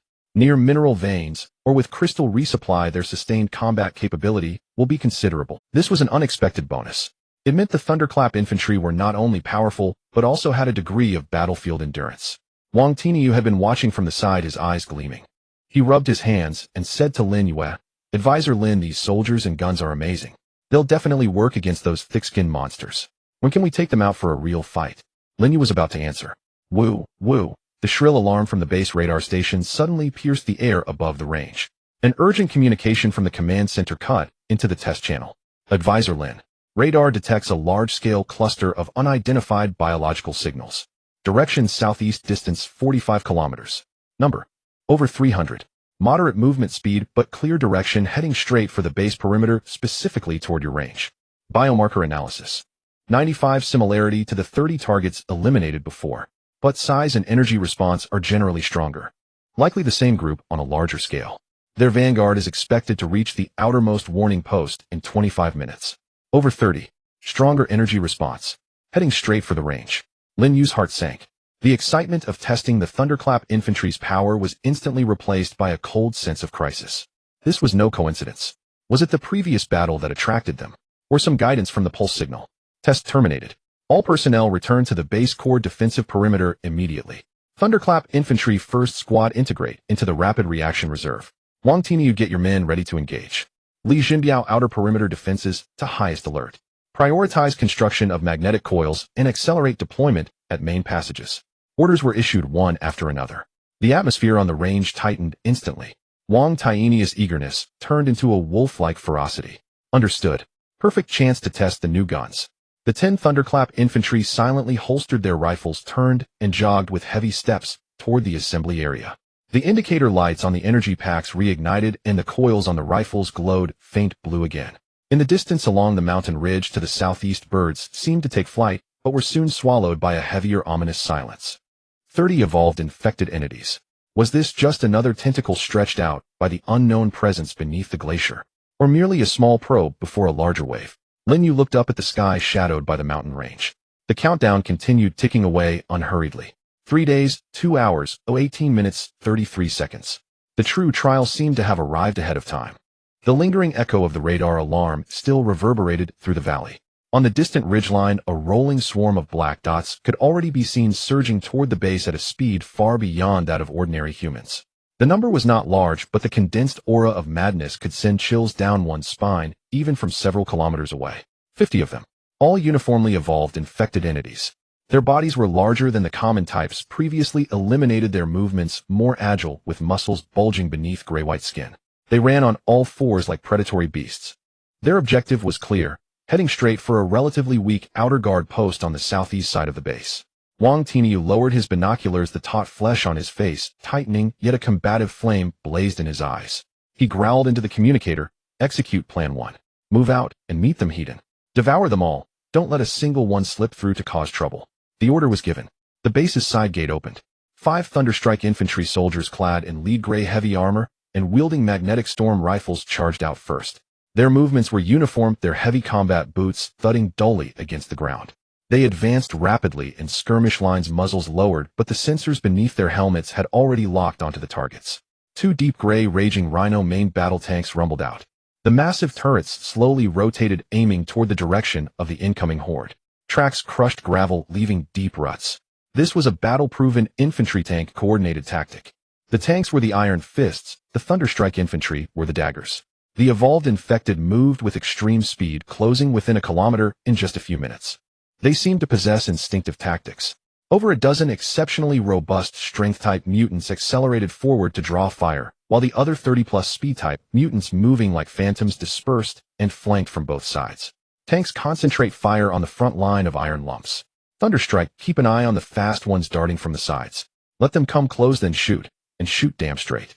Wang Taienia's voice came through the communicator, steady and forceful. Understood.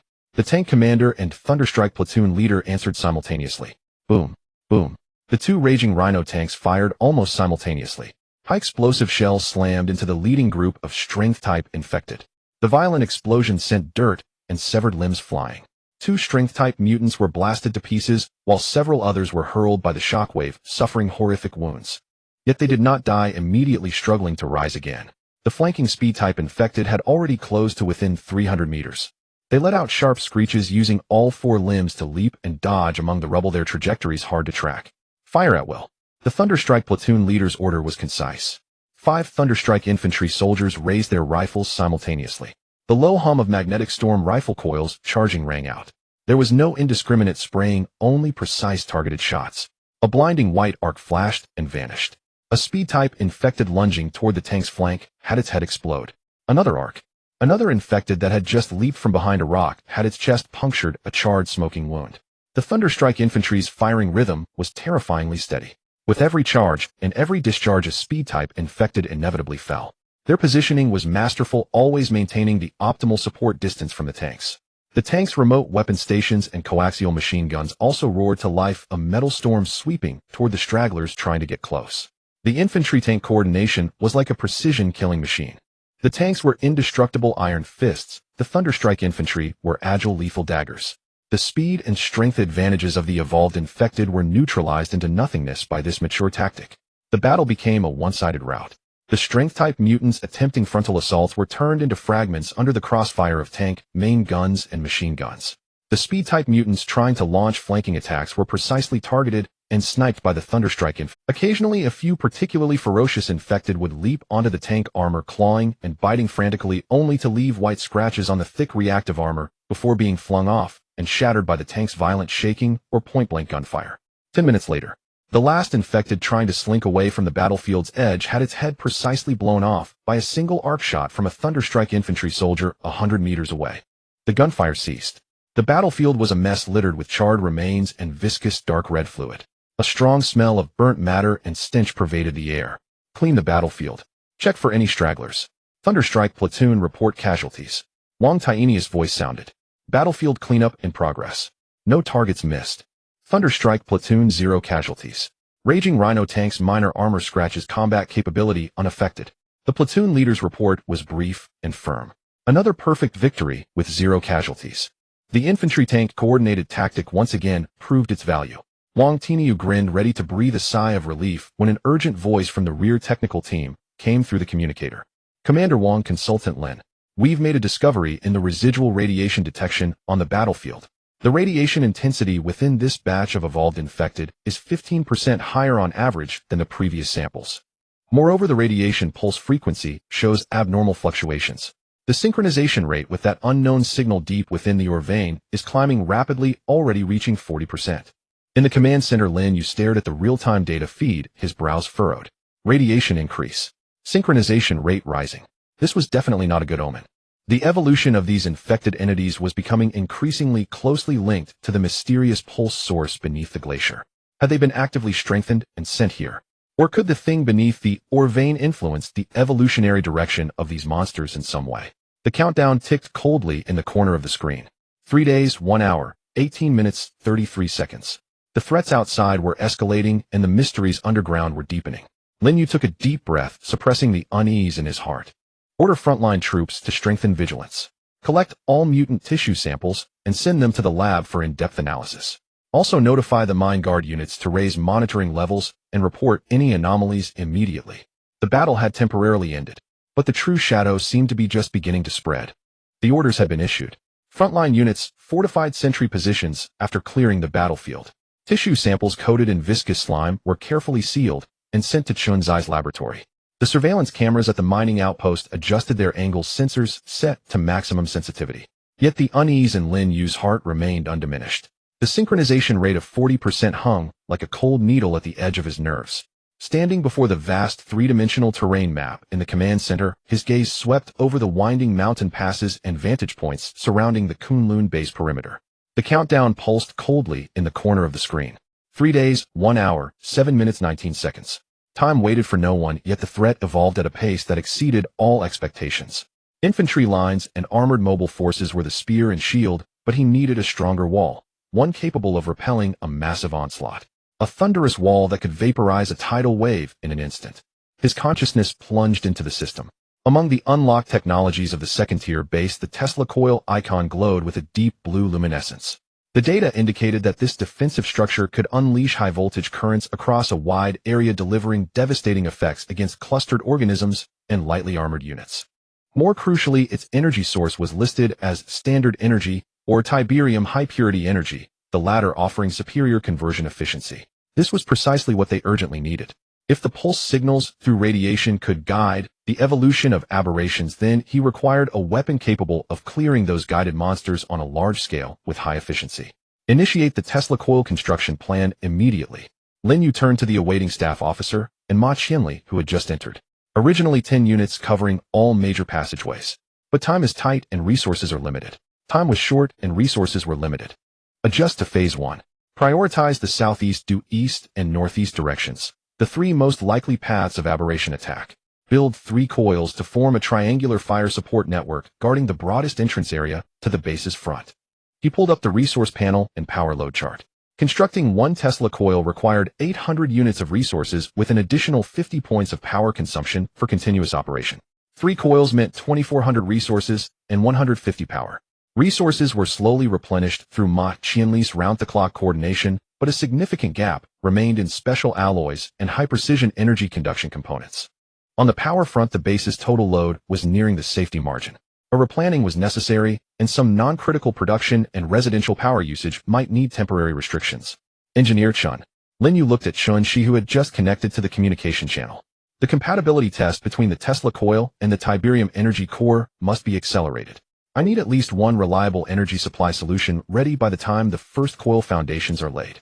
In the comms feed, Chun-Zai's eyes were bloodshot, but her gaze remained sharp. Understood. The fundamental theoretical verification is complete. We are building the physical test model now. I can provide a preliminary plan within 72 hours. Not fast enough. 48 hours.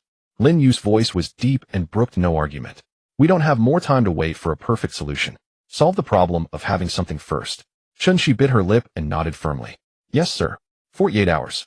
Commander Ma. Lin Yue turned to the weary logistics chief. Advisor Lin, go ahead. Ma Qianli grabbed a glass of water from the table, took a big gulp, his voice hoarse. For the 3 Tesla coils, I'll send you the list and specifications for all special materials right away, especially hypermeability magnetic alloys, superconducting coils, and high-voltage resistant insulation materials. At the same time, I need at least one reinforced engineering company equipped with plateau mountain terrain machinery to proceed to the designated points for foundation work immediately. There are no roads there. The terrain is complex. Ma Qianli quickly took notes in his book without looking up. He'll find the materials. He'll strip them from other projects if I have to. He'll coordinate the engineers. Use helicopters to airlift heavy equipment. Give me the coordinates. Within 24 hours, personnel and the first batch of materials will be in place. That was Ma Qianli's style, never asking about difficulties, only solving them. Commands turned into radio waves, and the entire base and its support network surged into high gear once again. Over the next tens of hours, the selected hilltops at the southeast, due east, and northeast of the Kunlun base turned into racy against-time construction sites. The roar of heavy transport helicopters filled the air day and night. Amidst the shifting currents of the plateau, they airlifted massive prefabricated alloy components, crates of precision parts, and mixed special concrete to nearly inaccessible summits. The pilots were highly skilled, but every lift and drop kept them on edge. Military engineers braved the plateau's intense daytime sun and bitter night cold, operating small excavators and drills to carve foundation pits into the hard rock. Sweat soaked through their uniforms and formed white frost. Li Jinbiao, in charge of on-site coordination, shuttled between sites in a jeep, shouting orders with a rasping voice, orchestrating the work of red alert engineering robots and human soldiers. Site 1, the base's rebar cage is ready. When is the concrete arriving?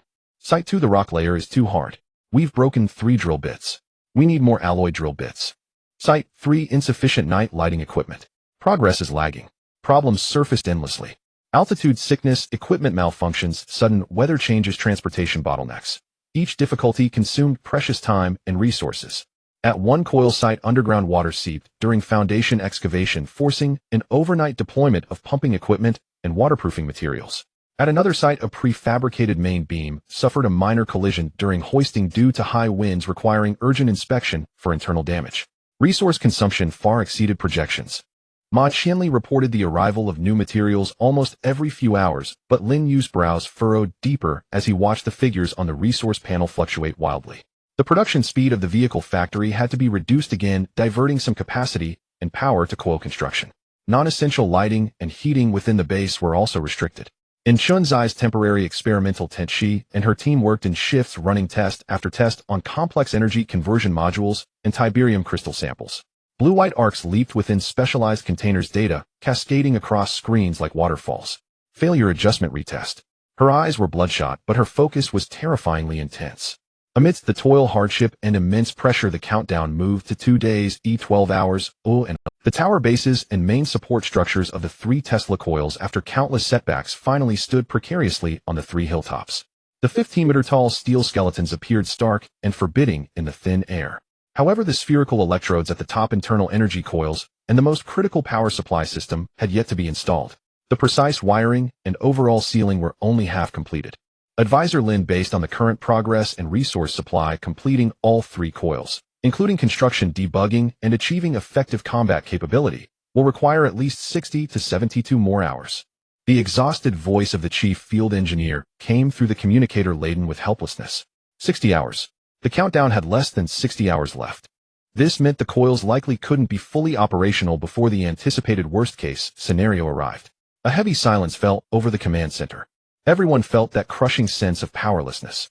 They had given their all, yet time was their cruelest enemy. Complete coil 1 first, the one in the southeast. Lin Yue made the decision, his voice calm. Concentrate all remaining resources and manpower to ensure one becomes operational. For the other two, complete the main structures, postpone internal wiring and power systems. This was the most realistic choice. Having one that worked was better than having none that did. The order was followed. The already strained personnel and materials were prioritized for the Southeast Coil 1 site. Another arduous 18 hours passed. Coil 1 finally completed the installation of all main structures and internal basic wiring. The massive tower stood silver and icy. The spherical electrode at the top and surrounding discharge prongs glinted with metallic coldness in the sunset. Chunzai's team had rushed the first Tiberium energy supply module into production, which was carefully installed into the coil base's energy compartment and connected to the base's main power grid via temporarily laid heavy cables. Coil 1 construction complete.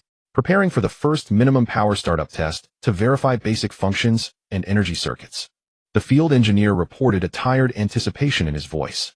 Everyone in the command center held their breath again, their eyes fixed on the main screen showing Coil 1. Begin the test, Lin Yue ordered. A low hum emanated from Coil 1. Energy began to flow within the tower. The Tiberium crystal was excited within the power module, releasing a steady, deep blue light. On the surface of the spherical electrode at the coil's top, fine blue arcs began to appear, spreading like a spiderweb and issuing a faint crackling sound. It was a success. At least the basic functions were normal. Yet less than 3 seconds after the faint arcs lit up, a low familiar hum from deep within the earth erupted again without warning. This time it was crystal clear, as if right in their ears. Almost simultaneously, the curve representing the mind pulse signal intensity on the monitoring instruments shot upward, the peak instantly shattering the previous record. On the screen, the originally faint blue arcs atop Coil 1's tower abruptly became dazzling and thick, as if injected with violent energy. The blue-white electric light twisted and erupted fiercely, emitting a sharp hiss, its brightness momentarily surpassing the evening glow. Energy readings are surging abnormally. The coil's output power is autonomously increasing without command, the engineer exclaimed. Increased by 15%. 20. Stabilizing at a 20% increase. Chun-Shi stared at the wildly fluctuating data before her voice filled with shock. It's the pulse signal. Its frequency has caused a forced resonance with the coil's current energy field. It's injecting extra energy into the coil. Not interference, not destruction. It was enhancement. The pulse signal had crossed space, achieving a bizarre unilateral energy connection and gift with this newly born Tesla coil. Lin Yue stared at the Tesla coil on the screen, its radiance blazing intensely, as if dancing with something deep within the abyss. He slowly clenched his fists. Energy was interconnected as he had suspected. But this method, this uninvited gift, brought not reassurance, but a deeper, bone-chilling cold. The being beneath the glacier not only knew what they were building, but could also in this way declare its existence, and this was by no means a signal of cooperation. It was more like a condescending display. Number 1 magnetic coil finally stabilized. The state of forcibly injected energy by the pulse signal, causing an abnormal output increase of 20%, persisted for about 3 minutes before subsiding synchronously as the underground pulse signal actively weakened. The coil resumed its normal operation with azure arcs flowing steadily, as if the terrifying resonance had never occurred. Yet the heavy atmosphere in the command center did not dissipate. Lin Yue ordered an isolation inspection of Coil 1. It would not be deployed for combat until fully verified as controllable and free of hidden backdoors or anomalous data. Simultaneously, the internal energy circuit designs of the 2 unfinished coils were required to incorporate a filtering and shielding module based on inert spiritual dust, urgently designed by Chun-Shi's team. Despite a slight reduction in efficiency, it ensured safety. Resources, time, and the increasingly undeniable gaze from beneath the earth. These 3 mountains pressed upon Lin Yue's mind. The coil construction was thwarted, and both troop production and subsequent technological research stumbled due to resource shortages. An income of 120 units per minute was a drop in the bucket against the vast demand. Just then, Chun-Shi, accompanied by her team and thick documentation, sought Lin Yue once more. Her face remained weary, but her eyes gleamed with the sharp light of having overcome a formidable challenge. Advisor Lin, the low-radiation safe mining plan has passed theoretical verification and preliminary simulation tests. She placed a report on the console. We analyzed the radiation overflow pattern of the ore vein during pulse signal enhancement and discovered an extremely short inertia window. By adjusting the crystal fragmentation frequency and energy extraction rhythm of the refinery, we can compress primary mining activities into this window, reducing radiation leakage by over 70% and minimizing disturbance to underground signals. She called up complex waveform diagrams for explanation. Moreover, we improved the ore's initial screening and pretreatment process. Using multistage centrifugation and magnetic separation, we strip most of the unstable radioactive isotopes before the ore enters the main smelting furnace. These stripped materials can be converted into inert spiritual dust for storage. This plan can reduce the overall radiation exposure risk of vein mining to approximately 15% of the original, theoretically meeting the safety threshold for large-scale, mechanized open-pit mining. Lin Yue quickly browsed the key data and conclusions in the report. Reducing disturbance meant they could to some extent deceive the underground perception and plunder resources more swiftly. And reaching the safety threshold cleared the obstacle to unlocking another key unit in the system blueprint, the ore collector. The ore collector, an efficient automated resource gathering unit in the red alert system. It could autonomously locate mineral deposits, perform excavation, crude refining, and transportation, greatly relieving manpower and boosting collection efficiency. Immediately apply this plan to the existing refinery 1 and 2 and set it as the standard configuration for new refineries. Lin Yue made the decisive call. At the same time, initiate mass production of ore collectors. Initial target 10 units. Understood. The implementation team is already in place. Chen Shi nodded and immediately turned to deploy. The order reached the logistics command. Ma Qianli's response was concise and forceful. The special composite armor, heavy suspension, and automatic control core required for the collectors are available in stock. Give me 6 hours to assemble the first prototype. Subsequent production can keep up. 6 hours later, the first prototype of the ore collector rolled off the assembly line at the War Factory's auxiliary workshop.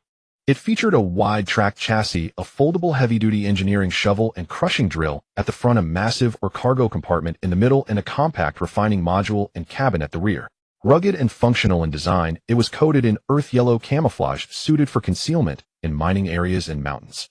It was remotely guided to the edge of Vein 1, where the new mining plan had already been applied.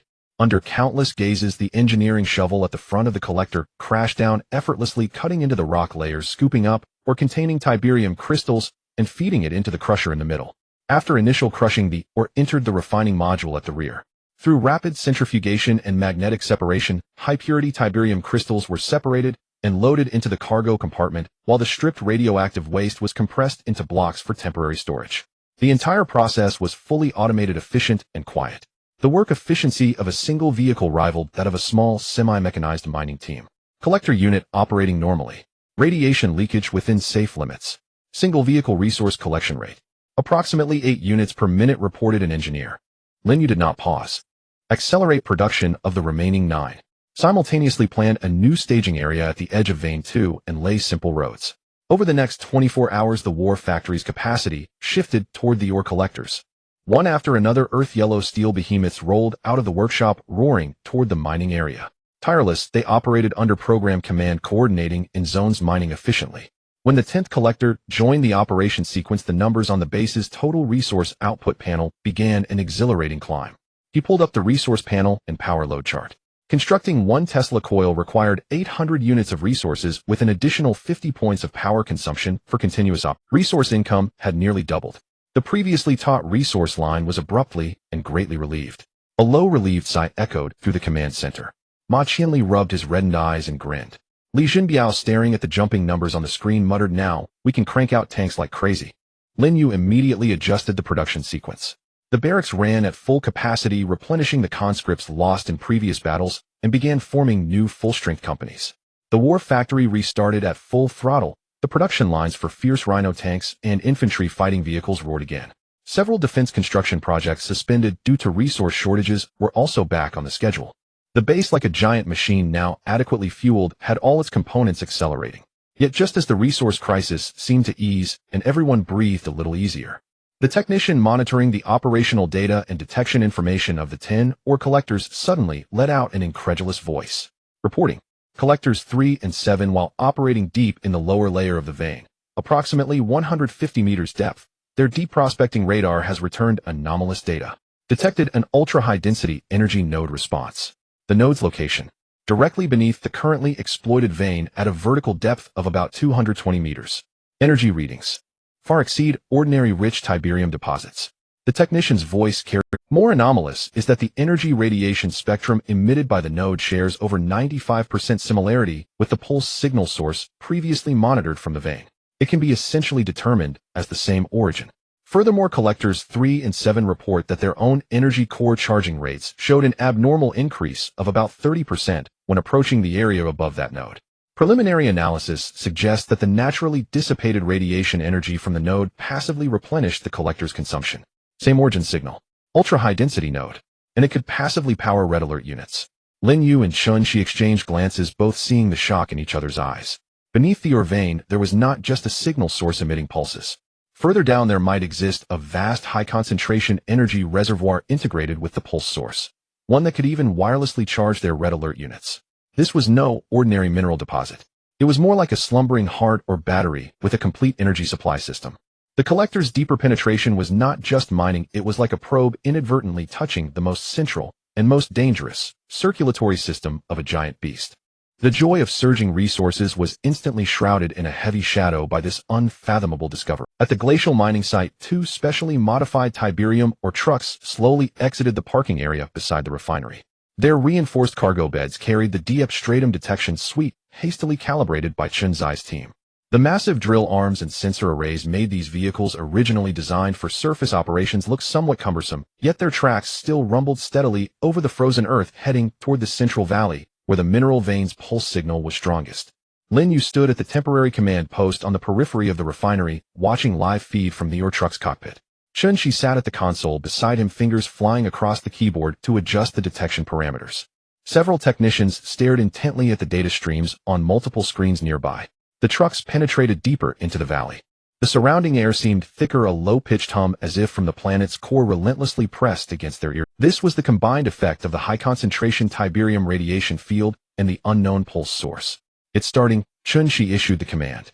The heavy drill arm on Truck 1 slowly lowered. The sharp alloy bit began to spin, emitting a piercing screech as it tore through frozen soil and rock layers, driving deep underground. The onboard deep-scanning radar ran at full power. The geological profile on the screen refreshed rapidly. The deeper it went, the denser and brighter the green zones representing Tiberium veins became. Drilling depth exceeded 80 meters. A rock sample was gripped by the robotic arm and fed into the onboard analyzer. The result made Chun-Shi gasp. The Tiberium crystal purity in the ore reached an astonishing 95% or more, with energy readings off the charts, nearly 3 times that of surface samples. This was no ordinary deposit, it resembled an ultra-refined crystalline energy aggregate. At the same time, the instrument monitoring the pulse signal emitted a sharp alarm. The curve representing signal intensity suddenly climbed to an unprecedented peak, stabilizing at 3 times the surface monitoring value. The pulse rhythm also grew more regular, like the steady, powerful heartbeat of a slumbering behemoth. The signal source could be located more precisely. Chun-Shi quickly performed an overlay analysis of radar data and pulse signals, gradually revealing a clear energy flow map. It was not merely a brighter pulse core situated about 100 meters underground. Several faint energy pathways, like blood vessels or neural networks, extended from the core, winding upward and ultimately connecting tightly with this ultra-pure Tiberium vein region. Energy exchange existed between them. The pulse source was influencing the vein, or perhaps drawing. Chun Zai's voice trembled with suppressed shock. This node is not independent. It is the energy heart of the entire vein, and through these pathways it connects with the deeper signal source. The discovery silenced the command post. The vein was not a naturally formed enrichment zone. It might be part of a larger system, an energy source that had been artificially modified or harnessed. Attempt to analyze the nature of the energy pathways, Lin Yue ordered. Deep in his consciousness, the system interface also locked onto the pulse core, trying to perform a deeper scan, but a formidable interference still blocked it. Understood. Chun-Shi adjusted the instruments and activated a high-sensitivity harmonic analysis mode for the energy field, trying to resolve whether the energy flowing through the pathways carried any additional information beyond pure power. The instruments emitted a higher frequency hum. The data streams on the screens became extremely complex. Suddenly, the signal receiving unit burst with a series of overloaded pops. The main screen's waveform instantly distorted and stretched into a chaotic mess of static snow. Out of control. Severe interference, a technician exclaimed. Chun-Shi hammered the keyboard in a desperate attempt to stabilize the signal. After a few seconds, the static calmed slightly, but the waveform remained chaotic. Yet at the very bottom of the noisy signal, an extremely faint, but highly regular secondary signal was captured and automatically extracted by the instrument's underlying cache.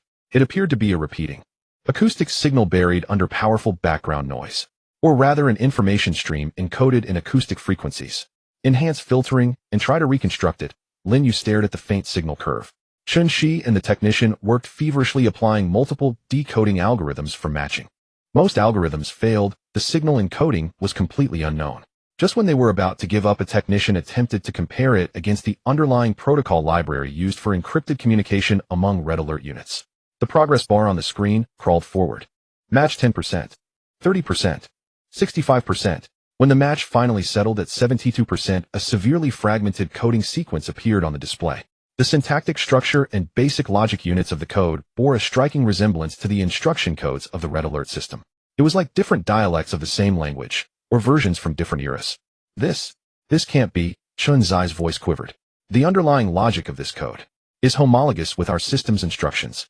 It looks like a more ancient, more primitive instruction fragment. The content can't be fully decoded, but the repeated fields contain basic command keywords like maintain, hibernate, and monitor.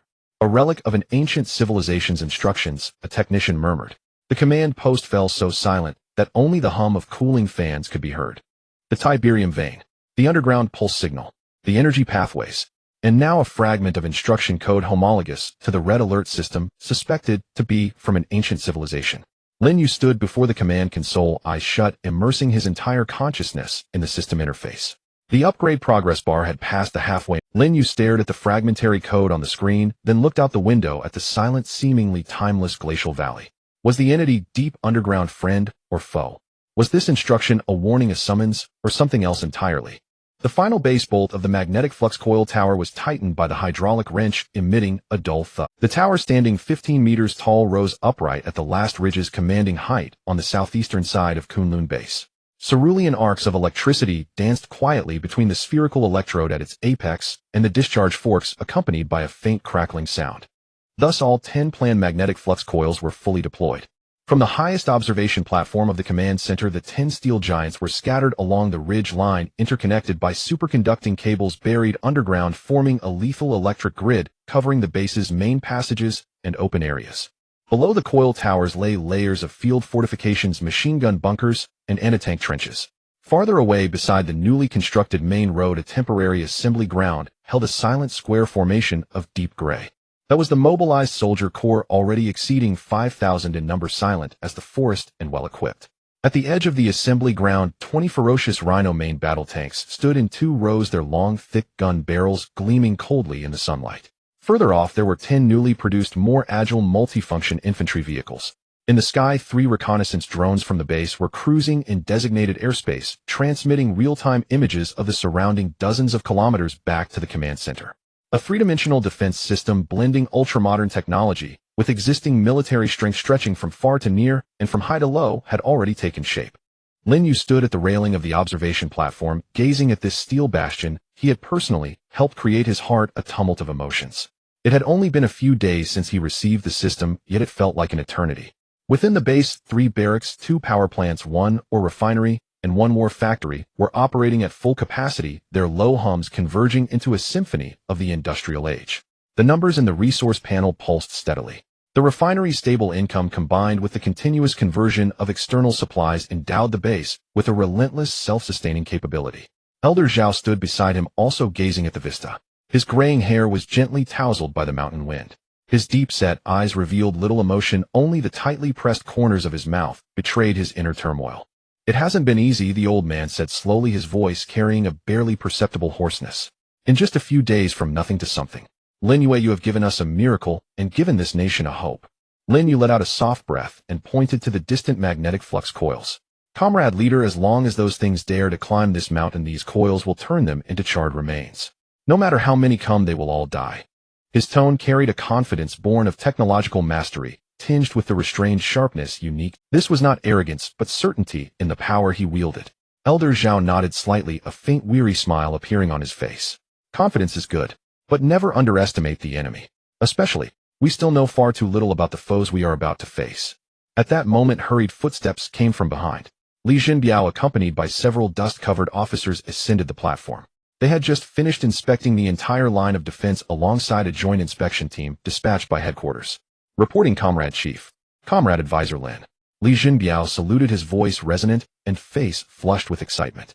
The inspection team highly commends the defensive strength. In particular, the simulated combat data of the magnetic flux coils astonished the experts at headquarters. They have preliminarily approved the designation of Kunlun Base as the nation's general command center and core defensive stronghold for crisis response. This meant the highest echelons had placed their greatest bet on Kunlun on the red alert system brought by Lin. More resources, higher authority, and greater support would follow. With them came multiplied pressure. Order. Elder Zhao turned, his expression reverting to its usual calm sternness. Effective immediately, the Kunlun base is codenamed Longqing, and its authority is elevated to the highest level. All resources, personnel, and information required nationwide shall be prioritized for Longqing. Yes. Li Zhenbiao and the other officers answered in unison, their eyes burning with fervor. Just as the brief elation of this stage victory permeated the air, a communication staff officer rushed onto the observation platform, clutching a freshly decrypted message. His face was grim and alarming. Comrade Chief. Comrade Advisor. Urgent military intelligence. The officer's voice carried a faint tremor. The global monitoring network has just intercepted and confirmed multiple reports. The Erfa nation on the Bami continent, its major eastern coastal city Nyuk City, has completely lost contact 3 hours ago. The atmosphere on the platform froze instantly. The final transmitted images and communication fragments show large-scale, organized violent conflicts in the city. The infected. The morphology of the infected. The officer paused as if confirming his wording. Bears over 90% similarity to the evolved infected we eradicated in the Kunlun Mountains. Speed, strength, and resistance to light firearms all far exceed those of ordinary infected. The message was handed to Elder Zhao. The images on it were blurry but shocking, dark shadows rolling through the streets, moving so fast they left afterimages. Bullets seemed ineffective against them. Lin Yue's heart sank. Evolved infected with over 90% similarity. Appearing across this was no mere coincidence of viral mutation. It could only mean one thing: the pulse source hidden beneath the glacier, or the mechanism it represented, had a global range of influence. It seemed to be following a unified blueprint, simultaneously catalyzing monsters of similar strength in different locations. The virus spread was not random. There was an invisible hand orchestrating it. And whatever lay beneath Kunlun Mountain was likely one of those hands, perhaps even the most crucial origin. The countdown blinked coldly at the corner of Lin Yue's vision. 2 days, 5 hours, 48 minutes, 33 seconds. Time was running out, and the enemy had already bared its sharp fangs across the globe. Elder Zhao put down the message, his gaze sweeping over everyone on the platform before finally settling on the distant, endless steel line of defense. His eyes were sharp as blades. It seems the time left for us is even more pressing than anticipated. Issue the order. Launching base is to enter the highest state of combat readiness. What we are about to face may not just be a horde of mindless monsters. His voice was not loud, but carried clearly across the platform, heavy with the foreboding of an impending storm. But a war with a commander.